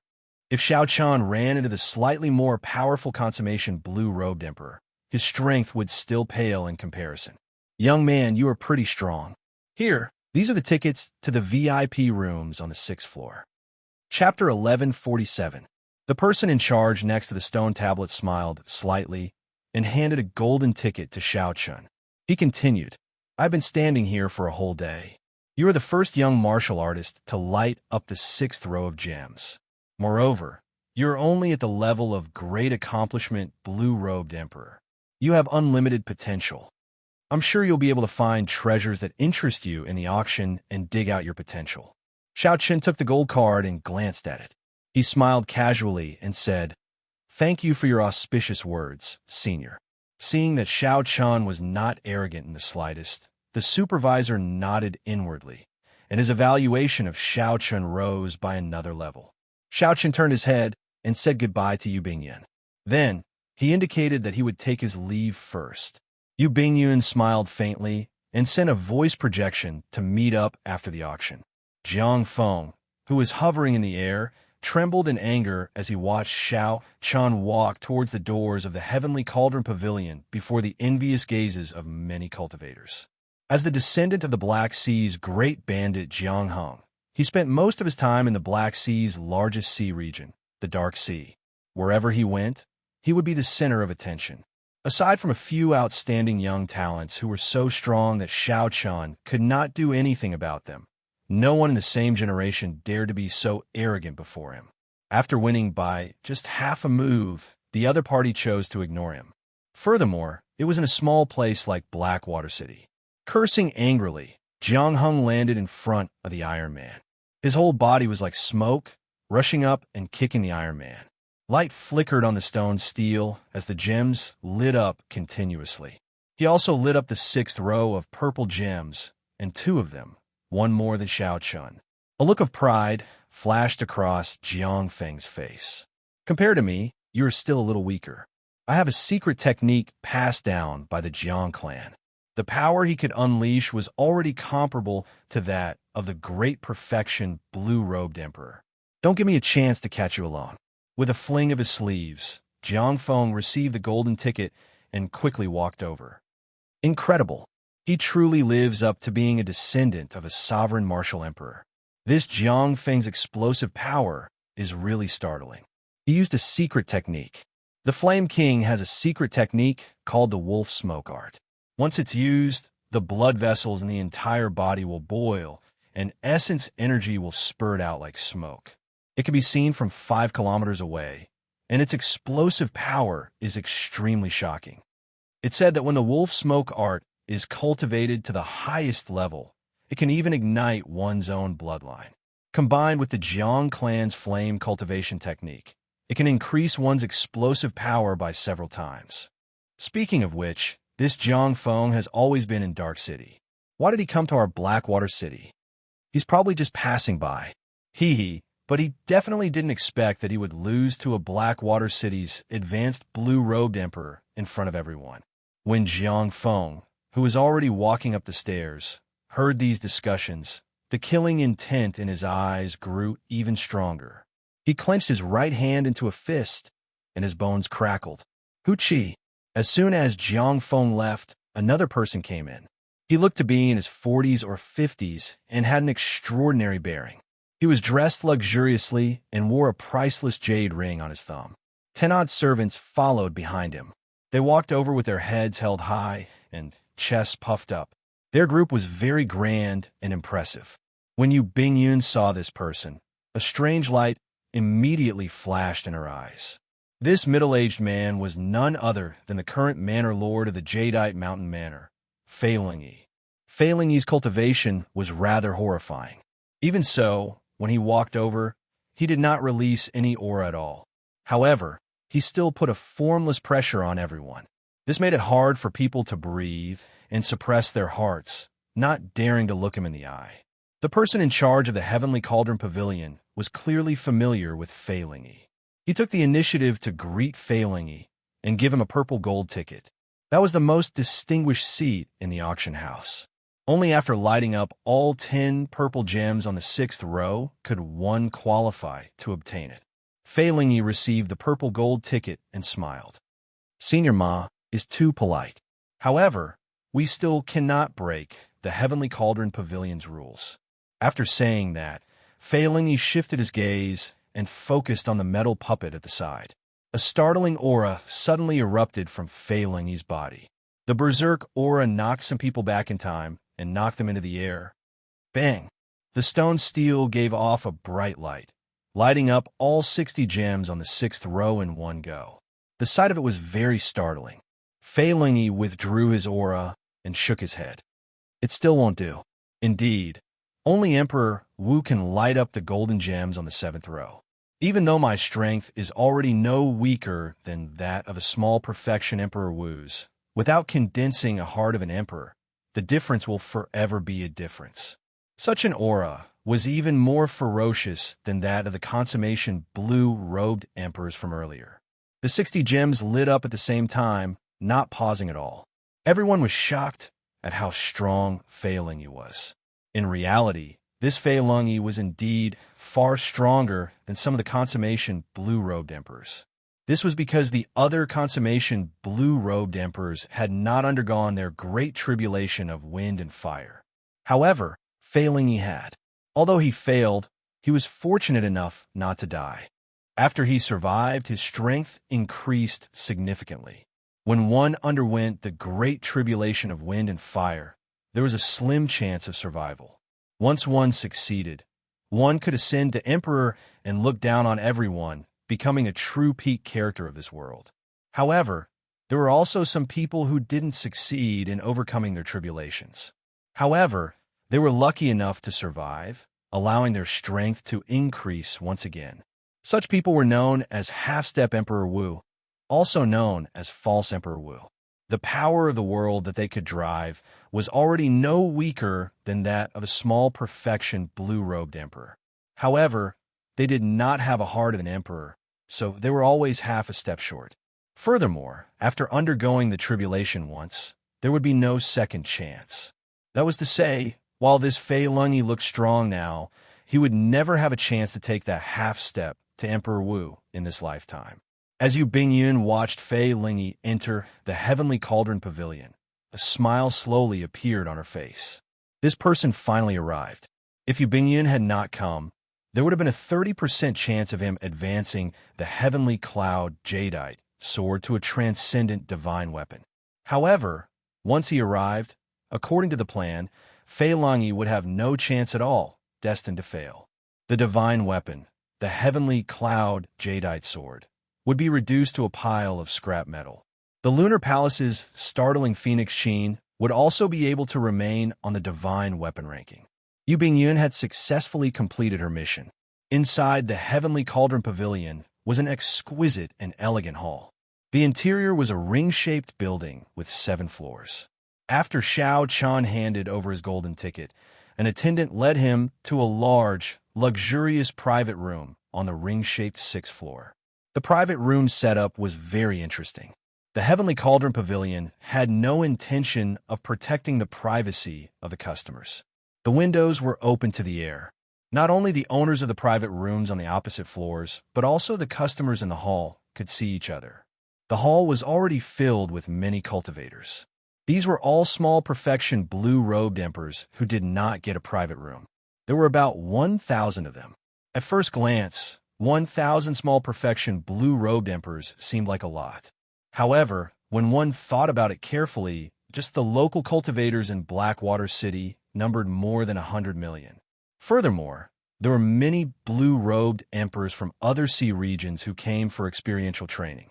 It would not be an exaggeration for 1,000 small perfection blue-robed emperors to gather together.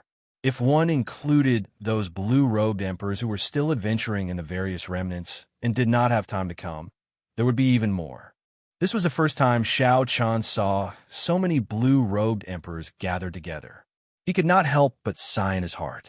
Sometimes, only when one's strength reached a certain level could one officially enter a circle of a certain level. If it were in the past, Xiao Chan would not have even heard of an auction of this scale. To him, this was like a legend. Now, Xiao Chan had gone from a minor character when he first entered the Kunlun realm to a VIP private room in a blue-robed emperor level auction. As he looked down on the group of older generation blue-robed emperors, he enjoyed the glory of being in a superior position, something that he did not even dare to imagine back then happened to him. However, he felt strangely calm, not feeling too proud or satisfied. I wonder, What kind of scene will an Emperor Wu level auction and gathering be like? Xiao Chun picked up the wine cup on the table and gently swirled it for a while.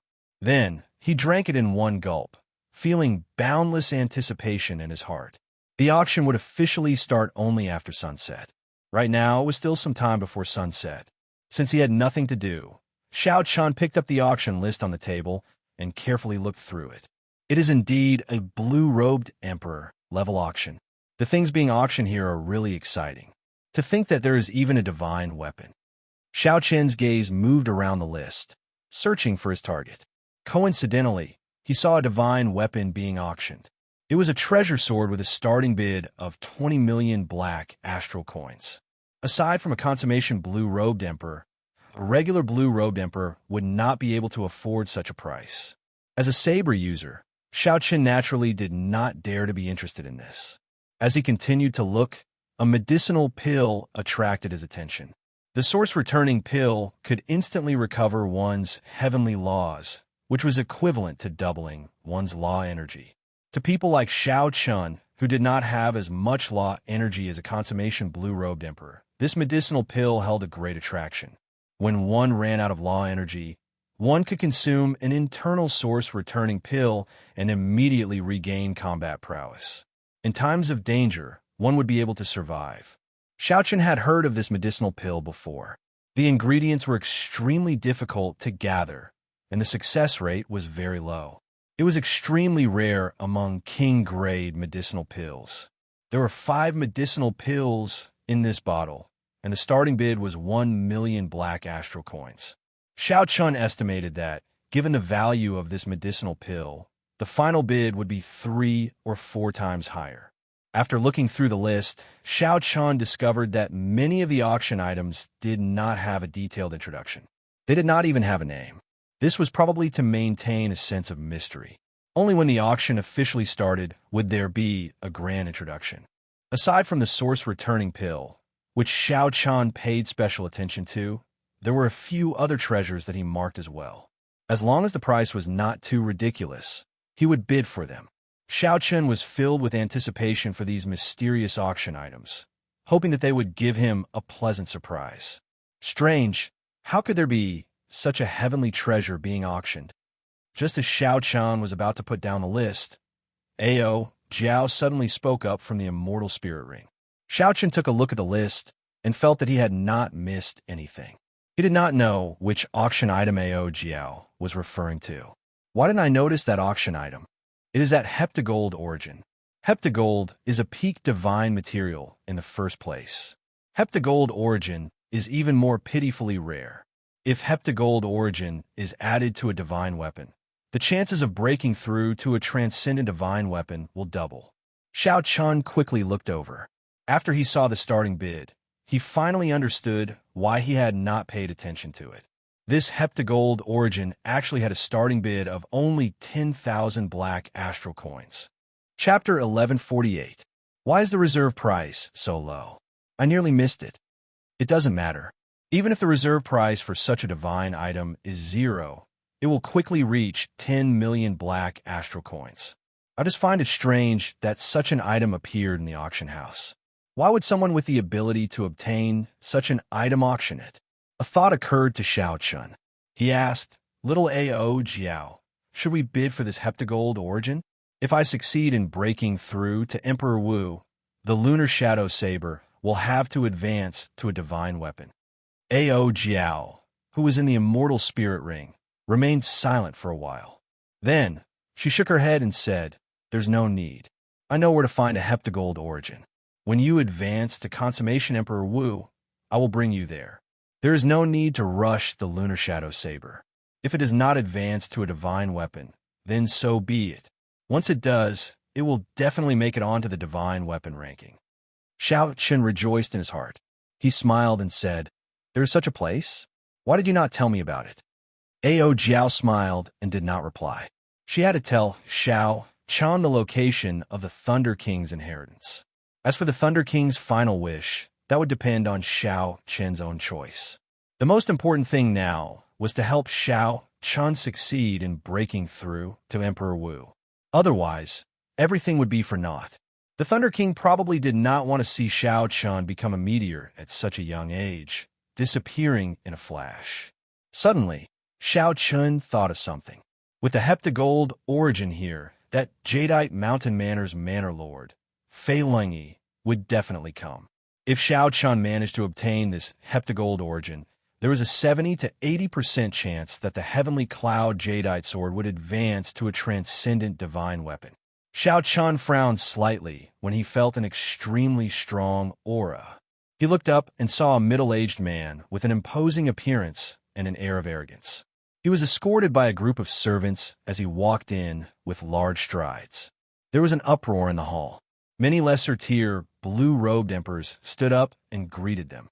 When Xianxia heard how this middle-aged man addressed him, he put down the list and revealed a faint smile. What a coincidence! I was just thinking about this Fei Lingyi when this fellow appeared. With this person around, Xianxia had a premonition that the heptagold origin would definitely be auctioned off for a sky-high price. Fortunately, Ao Jiao knew of a place with a heptagold origin. Otherwise, she would have to spend a lot of black astral coins to compete with this person. As more and more blue-robed emperors entered, the atmosphere in the hall became more and more lively. At the doors, Xianxia saw a familiar figure. An attendant led Yu Bingyun to the VIP room on the 5th floor. Xianxia entered deep thought. He wondered what kind of expression Yu Bingyun would have when she saw the heptagold origin on the auction list. If Fei Lingyi obtained this item, and the heavenly cloud jadeite sword successfully became a transcendent divine weapon, her mission would be considered a complete failure. Wait, why does this feel somewhat strange? If Ao Jiao did not know that there were heptagold origins elsewhere, he would definitely try to obtain this heptagold origin at all costs. That would be equivalent to him helping Yu Bingyun. Furthermore, Yu Bingyun was the one who introduced him to this auction. Could it be a coincidence? That was not right. Yu Bingyun did not know that Xianxia obtained the Dragon's Gate treasure trove, and did not think that his wealth was stronger than Fei Lingyi's. Given Yu Bingyun's cautious character, she absolutely would not place all her hopes on Xianxia. At this moment, in the private room, Yu Bingyun looked at the heptagold origin on the list and revealed a faint smile. No matter how Xianxia guessed, he could not guess what Yu Bingyun's plan was. Since she personally made a move, how could she let Fei Lingyi succeed? When the full moon hung high in the sky, the Heavenly Cauldron Pavilion's blue-robed emperor-level auction started on time. On the auction stage, the person in charge of the auction, who had been standing outside earlier, walked up and performed a cupped fist salute. Then, after some pleasantries, he went straight to the point. This old man is Yang Yunfan. I will not make too many introductions. In the future, if anyone has any treasures to buy or auction, you can come and look for me at any time. Now, the auction will begin. The first treasure is a pair of peak-quality king-grade gloves called the Fleeting Shadow Gloves. Yang Yunfan spoke frankly with assurance, going straight to the point. He did not beat around the bush at all. Then he continued. Friends familiar with Emperor-grade secret treasures should know that even the most ordinary Emperor-grade secret treasure requires the cultivation of a small perfection Emperor Wu in order to bring out its full might. The secret treasure most suitable for the blue-robed Emperor is still a peak king-grade secret treasure, which is also commonly known as peak-quality king-grade secret treasures. Aside from increasing one's attack speed, the Fleeting Shadow Gloves can also disperse a portion of the opponent's attack. The starting bid is 1 million black astral coins. Each bid must be no less than 100,000 black astral coins. After Xianxia heard the introduction, his eyes lit up. This pair of gloves was simply tailor-made for him. By increasing his attack speed, Xianxia could draw his saber even faster. The ability to disperse attacks could also improve the combat prowess of his fist and palm techniques. There was probably no one else in the auction house like Xianxia. Since Xianxia was a bladesman, his fist and palm techniques could also surpass the others. 1,500,000, 165,000, 1,700,000, 2 million. There was no need to fear that no one would fight for a good item. The moment this pair of Fleeting Shadow Gloves was put up for auction, it immediately became a hot topic. The price soared to 2 million black astral coins, nearly doubling in an instant. This flabbergasted Xianxia. There were really many rich people. In an instant, the price doubled. In reality, Xianxia did not know that it was rare for such an auction to happen. Many of the blue-robed emperors had already made preparations to save money before the auction started. Some even borrowed black astral coins from their friends in advance. The reason was none other than the fact that it became increasingly difficult to raise one's cultivation after reaching the blue-robed emperor realm. In a situation where everyone did not improve much, the effects of external items on combat prowess were magnified many times over. If one managed to find a suitable treasure, one could immediately raise one's combat prowess by 10 to 20%, equivalent to decades of bitter cultivation. With such a reason, it would be strange if the competition was not intense. Xianxia did not rush to call out a bid. He had participated in many auctions of various sizes before and had already grasped some of the techniques. When one saw something that caught one's eye, there was no need to rush to call out a bid. One had to observe carefully to see who was chasing after it and figure out the other party's psychological price. Of course, this was under the condition that no one was messing around. If someone was purposely messing around, all techniques would be useless. In the end, one would still have to rely on wealth. After observing for a long time, when the price of the fleeting shadow gloves reached 3 million black astral coins, Xianxia called out a bid of 4 million black astral coins. Raising the price by 1 million black astral coins in one go immediately broke the psychological barrier of several people chasing after the fleeting shadow gloves. This resulted in a temporary silence. If Xiaoqian's observation was right, the people who were truly chasing after this fleeting shadow gloves would not raise the price any further. He would successfully purchase this pair of gloves at the price of 4 million black astral coins. 5 million black astral coins. Just as everyone was silent, a cold and sinister voice called out a bid. Xiaoqian felt a murderous intent.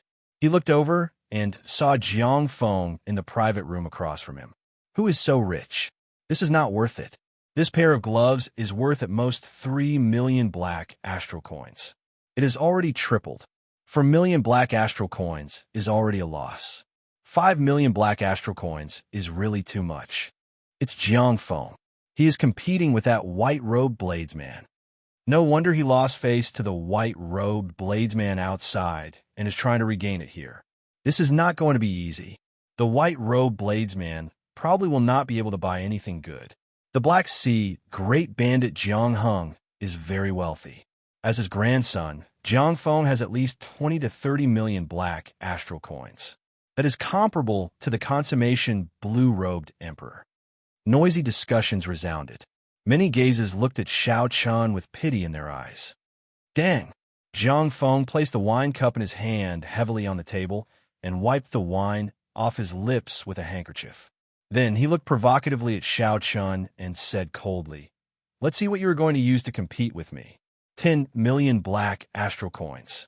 Xiaoqian ignored Jiang Feng's gaze and slowly called out a price that no one dared to believe. "Pussy-eye." Before Jiang Feng could swallow the wine in his mouth, he spat it out. His face was filled with shock and disbelief. The words 10 million black astral coins resounded in his ears. Damn, is he crazy? My God, 10 million black astral coins. What kind of concept is that? Even some ordinary Emperor-grade secret treasures are only worth 10 million black astral coins. However, the blue-robed Emperor will not be able to bring out their full potential. Speechless, you really cannot compare yourself with others. Does he have that much money? He should. He should be very clear that he will not have a good ending if he dares to raise the price in the Heavenly Cauldron auction. I think Jiang Feng is going to cry. Just now, he wanted to use money to slap Jiang Feng's face. Who knew he got slapped so hard? This slap is really heavy. Haha, this is interesting. The young, outstanding talent of the Black Sea is continuously getting slapped in the face in our Blackwater Sea. He must be feeling very sullen. Bang! Jiang Feng slammed his palm heavily on the solid wood table, shattering it. He gritted his teeth in anger, wanting to call out a bid of 20 million black astral coins on impulse. However, he only had 20 million black astral coins on him. Furthermore, he still needed to use it to purchase a treasure that he had been interested in for a long time. He did not dare to call out such a price. 10 million black astral coins going once, going twice, going thrice. Good. No more bids. Sold. Yang Yanfan spoke in a rhythmic manner. Finally, he hammered down the hammer. The first auction was a success. The sky-high opening price was a good start.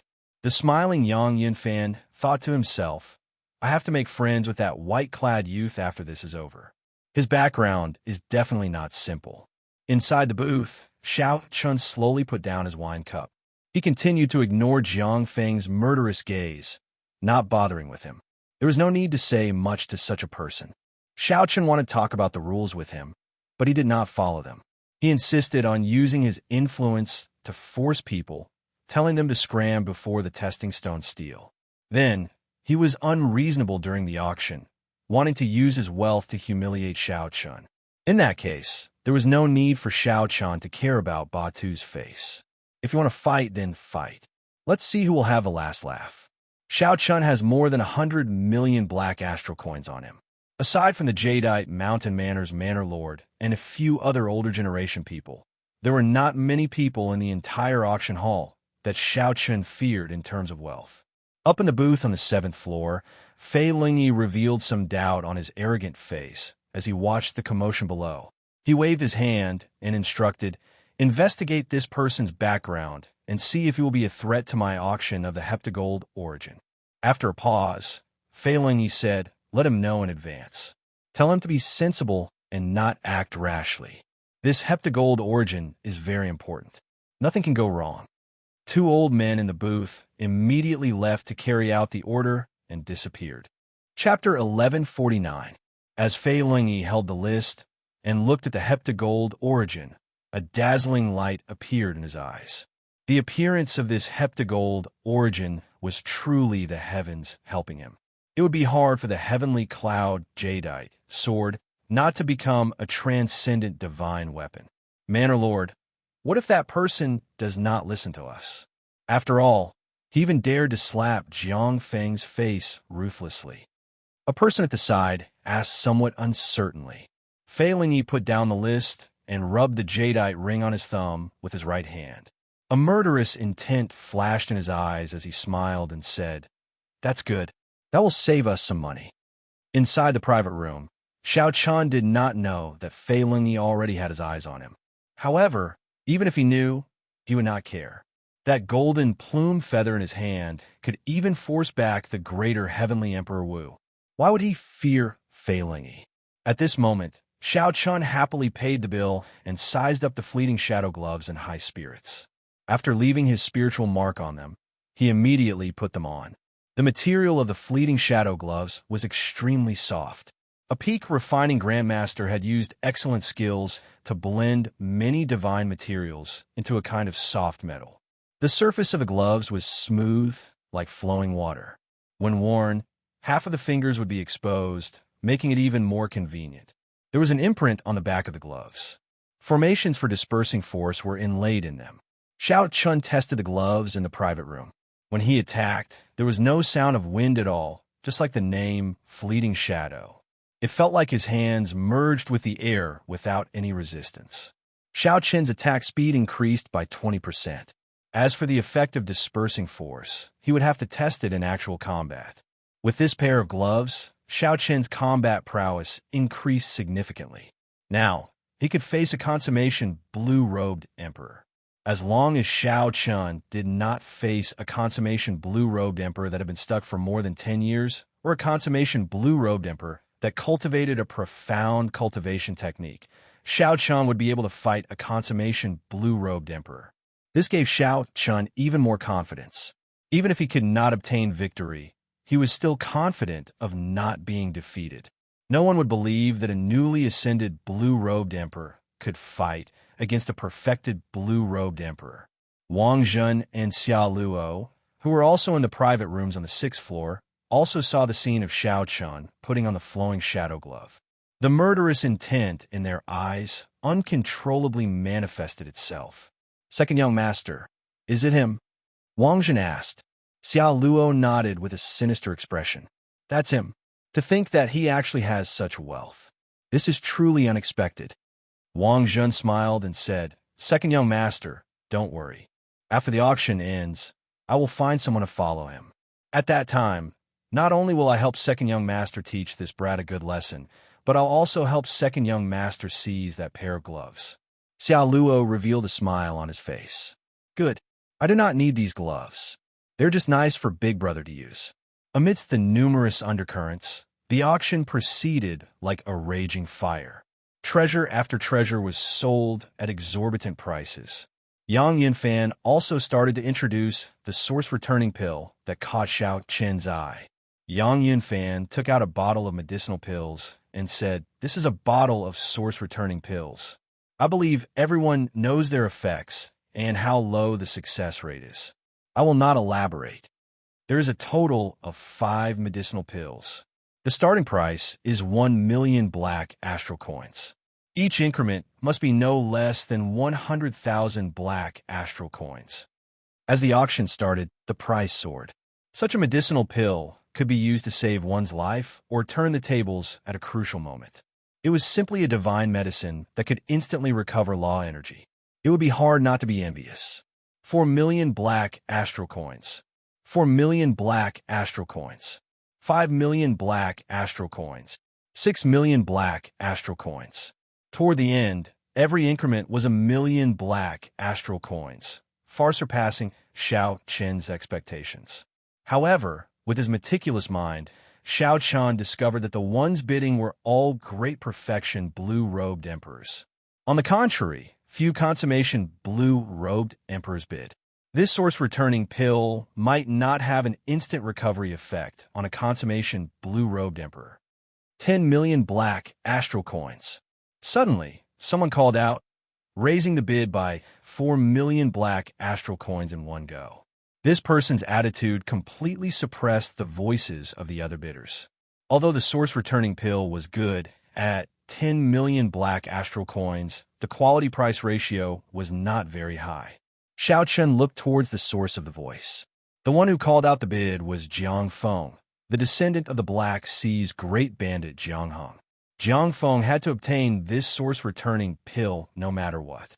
The moment he called out the bid, he displayed an overbearing aura, extinguishing the hopes of several people. Damn it! It is really unfair to compete with these noble clan scions in terms of wealth. Who asked him to have a good grandfather? In the eyes of a sovereign martial emperor, 10 million black astral coins is nothing. When the group of blue-robed emperors, who were envious of the source-returning pill, heard the bid of 10 million black astral coins, they could not help complaining. It was not that they did not have 10 million black astral coins. It was just that they could not accept it. Using 10 million black astral coins to buy 5 source-returning pills was not worth it. When Jiang Feng heard the discussions below, he revealed a cocky smile. Earlier, these people had mocked him a lot.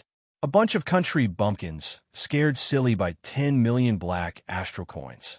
Jiang Feng smiled faintly, forgetting that he had been shocked by Xiaoqian's 10 million black astral coins earlier, not daring to make another bid. Inside the private room, Xiaoqian entered deep thought, wondering if he should continue calling out bids. There were not many things that caught Xiaoqian's eye. However, this Jiang Feng had his eye on the 2 things that he liked, causing the price to soar. The other party was probably purposely looking for trouble with the fleeting shadow gloves. As for the source-returning pills, he was probably sincere about auctioning them. Is there anyone else who wants to raise the bid for the source-returning pill? 10 million black astral coins going once. 10 million black astral coins going twice. Just as Yang Yinfan was about to slam the gavel, Xiaochen made up his mind. Since he had taken a fancy to it, he would fight for it. No matter how much money he had to buy it. Otherwise, if he regretted it in the future, he might even lose his life. It would be pointless to hold onto a pile of black astral coins. Not want to waste time with this Jiang Feng. Xiao Chun directly called out 20 million black astral coins. The moment the horrifying bid was called out, the entire auction hall fell silent, completely stupefied. Not only were the small perfection blue-robed emperors in the hall stunned, but Jiang Feng was stunned as well. He only had 20 million black astral coins in total. He had never thought of spending it all on this source-returning pill. No matter what, he had to keep half of it for himself. Earlier, Jiang Feng had been mocking the others for being a bunch of country bumpkins. Right after he spoke, he was instantly slapped in the face. He really cannot accept this. Damn it. If this were Dark City, I would be able to move 50 million black astral coins at any time. There would be no need for me to suffer like this. Jiang Feng was so angry that he nearly exploded. If not for this being the Heavenly Cauldron Pavilion, he would have charged over on the spot. Once again, Xiaoqian experienced the feeling of being rich and overbearing. At the price of 20 million black astral coins, he shocked the entire auction hall and successfully obtained this bottle of source-returning pill. Just as Xiaoqian received the source-returning pill, a voice projection rang out in his ears. I'm the Manor Lord of the Jadeite Mountain Manor. Pass on a message. I hope that when the Heptagold Origin is auctioned later, you will give me some face and not join in the fun. When Xiaoqian heard this, he felt excited. Failing he probably would not say the same thing to him alone. It looked like he was determined to obtain this Heptagold Origin. Xiaoqian had already chosen to give up on the Heptagold Origin. Whether this person sent a voice projection or not, it would be the same. I'm not interested in the Heptagold Origin. You can rest assured. The person who sent the message returned to the booth with satisfaction. Then, he reported to Fei Lung, Manor Lord, I've already spoken to them. The person you specially instructed also indicated that he will not join in the fun. When Fei Lingyi heard this, he smiled faintly and said, I, Fei Lingyi, still have some face in Blackwater City. The Lunar Palace's people will definitely not expect that the Heavenly Cauldron Pavilion will auction a Heptagold Origin. After we obtain the Heptagold Origin today, get the people at the Mountain Manor to make preparations to break through to a transcendent divine weapon. So fast? Isn't it supposed to be on the 15th of next month? The others in the booth exclaimed in shock. Fei Lingyi said sullenly, since we already have the Heptagold Origin, there is no need to be so calculative. If we delay, something unexpected might happen. The sooner, the better. When the sky was about to brighten, the climax of the auction finally arrived. The last auction item, the Heptagold Origin, was taken out. This is the Heptagold Origin, a divine material among divine materials. The Heavenly Cauldron Pavilion is lucky to be able to obtain such a treasure this time. I believe that any blue-robed emperor would be very familiar with its value. I will not introduce it and start the auction. Everyone, just make your bid. Yang Yunfan appeared very confident in this last auction item. Even if the starting bid was 0, such a treasure would eventually fetch a sky-high price. I bid 20 million black astral coins. I hope that everyone will give me, Fei Lingyi, some face. My Jadeite Mountain Manor's Heavenly Cloud Jadeite sword will be breaking through to a transcendent divine weapon after daybreak. After I obtain the Heptagold Origin, I will give everyone here an invitation to attend the ceremony together. Fei Lingyi, who had been silent since the start of the auction, immediately stood up and made a bid after Yang Yunfan finished speaking, revealing an explosive piece of news. Immediately, an uproar broke out. Many people were extremely shocked. This news came a little too suddenly. After Fei Lingyi's words rang out, Yang Yunfan's expression turned extremely unsightly. Fei Lingyi's words severely broke the rules of the auction, using his influence to disrupt the auction. Fei Lingyi's bid was not low. Although the Heptagold Origin was rare, it was only the size of a thumb. 20 million black astral coins was sufficient. However, if the rules were broken, how was the Heavenly Cauldron Pavilion going to do business in the future? Yang Yunfan's face sank. He said, Manor Lord, isn't this a little inappropriate? Fei Lingyi stood up and said, Sorry, I must obtain this Heptagold Origin. I can add another 10 million black astral coins. Just as Yang Yunfan was about to say something, a voice projection suddenly entered his ears. The person behind the scenes of the Heavenly Cauldron Pavilion had sent a message. The seller completely accepted the price of 30 million black astral coins. After hearing that, Yang Yunfan swallowed back what he wanted to say. Then, he organized his words and said, Good. This time, I will give the Jadeite sovereign some face. The Heavenly Cauldron Pavilion will not disqualify you from the auction. However, the Heavenly Cauldron Pavilion is open for business and welcomes competition. If there are any friends who can bid more than 30 million black astral coins, we guarantee your safety in the auction. No one will threaten you. Chapter 1150. After Fei Lingyi heard that, he revealed a faint smile.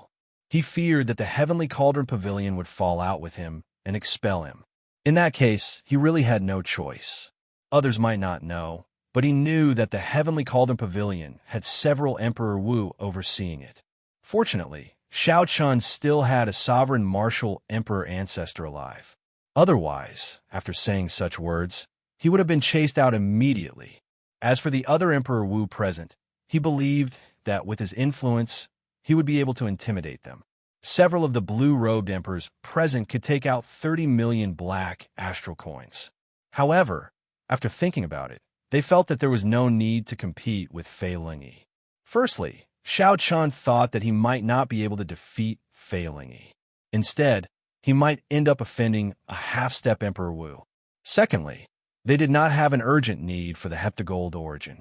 In order to refine a divine armament into a transcendent divine armament, the heptagold origin was only one of the ingredients. There were many other supplementary materials as well.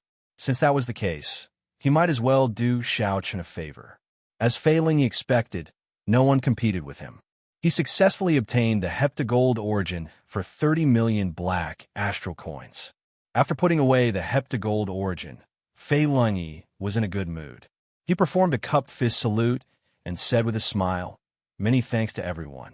Now that the auction has ended, if everyone is willing to do me the honor, you can come to my Jadeite Mountain Manor and watch the ceremony together. Let's witness the birth of a new transcendent divine weapon, the heavenly cloud Jadeite sword." Amidst loud laughter, Fei Lingyi walked out complacently. The group of blue-robed emperors in the private rooms in the hall quickly rushed out to follow. Such a grand event was rare. Everyone wanted to see for themselves whether Fei Lingyi would succeed or not. Even Jiang Feng and Xia Luo temporarily forgot their hatred for Xianxia. This sudden matter disrupted their plans. After muttering to himself for a moment, he left the private room and rushed toward the Jadeite Mountain Manor. There were only 10 transcendent divine weapons in the world. Each transcendent divine weapon was extremely mighty, comparable to a primordial emperor treasure. If Xianxia succeeded in breaking through, it would be a major event that would shock the entire Black Sea, spreading throughout the entire Kunlun realm. It could even change the power structure of the entire Black Sea, triggering a new round of super reshuffling. In the private room, Xianxia was not in a hurry to leave. He was sorting out his gains from the auction. In this auction, in addition to the flowing shadow gloves and the source returning pill, he had also won 100 high-grade Demon Fiend stones. Ordinary Demon Fiend rocks were very effective for tempering saber intent and sword intent. However, tempering the saber soul required medial grade and superior grade Demon Fiend rocks. If there was a top-grade Demon Fiend stone, that would be the best. Unfortunately, a treasure that could even tempt Emperor Wu would not appear in this blue-robed emperor level auction. The entire auction cost more than 20 million black astral coins. If not for Jiang Feng's interference, the price would have been halved. This debt, Xianxia secretly remembered in his heart. If there was a chance in the future, he would definitely get it back with interest. Xianxia walked out of the auction house unhurriedly. At the entrance, he saw Yu Bingyun, who had been waiting for him for a long time. Everyone else is already gone, but you are not anxious at all. Why are you not interested in this ceremony at all?" Yu Bingyun smiled gently. Her otherworldly aura, coupled with her smile, deterred others from looking at her directly. As Xianxia looked at Yu Bingyun, he smiled meaningfully. "The one who should be anxious should be you, not me. Once the startling wind zither of the Lunar Palace falls out of the divine weapon ranking, you will not be able to bear the loss." If Yu Bingyun messed up such a mission, her position as the Holy Daughter would definitely be questioned in the Lunar Palace. Xianxia did not believe that she did not have any competitors in the Lunar Palace and would not feel any pressure. It looks like you have more or less guessed the ins and outs of the matter. Yu Bingyan walked forward with a calm expression. She said calmly, "However, with the heavenly source pill that you gave me, I will definitely be able to cultivate my longevity art to the 12th layer. The position of the Holy Daughter will not be threatened, so I will not be anxious at all." Yu Bingyan's calm expression prevented Xiao Chun from figuring out her true thoughts. The two chatted as they walked. However, their speed was not slow at all. When the first rays of the morning sun shone out, the final traces of darkness before dawn vanished, and the entire sky started to brighten. However, dark clouds covered the Black Sea all year round. There was no way to see the glorious scene of the sun rising. This was very regrettable.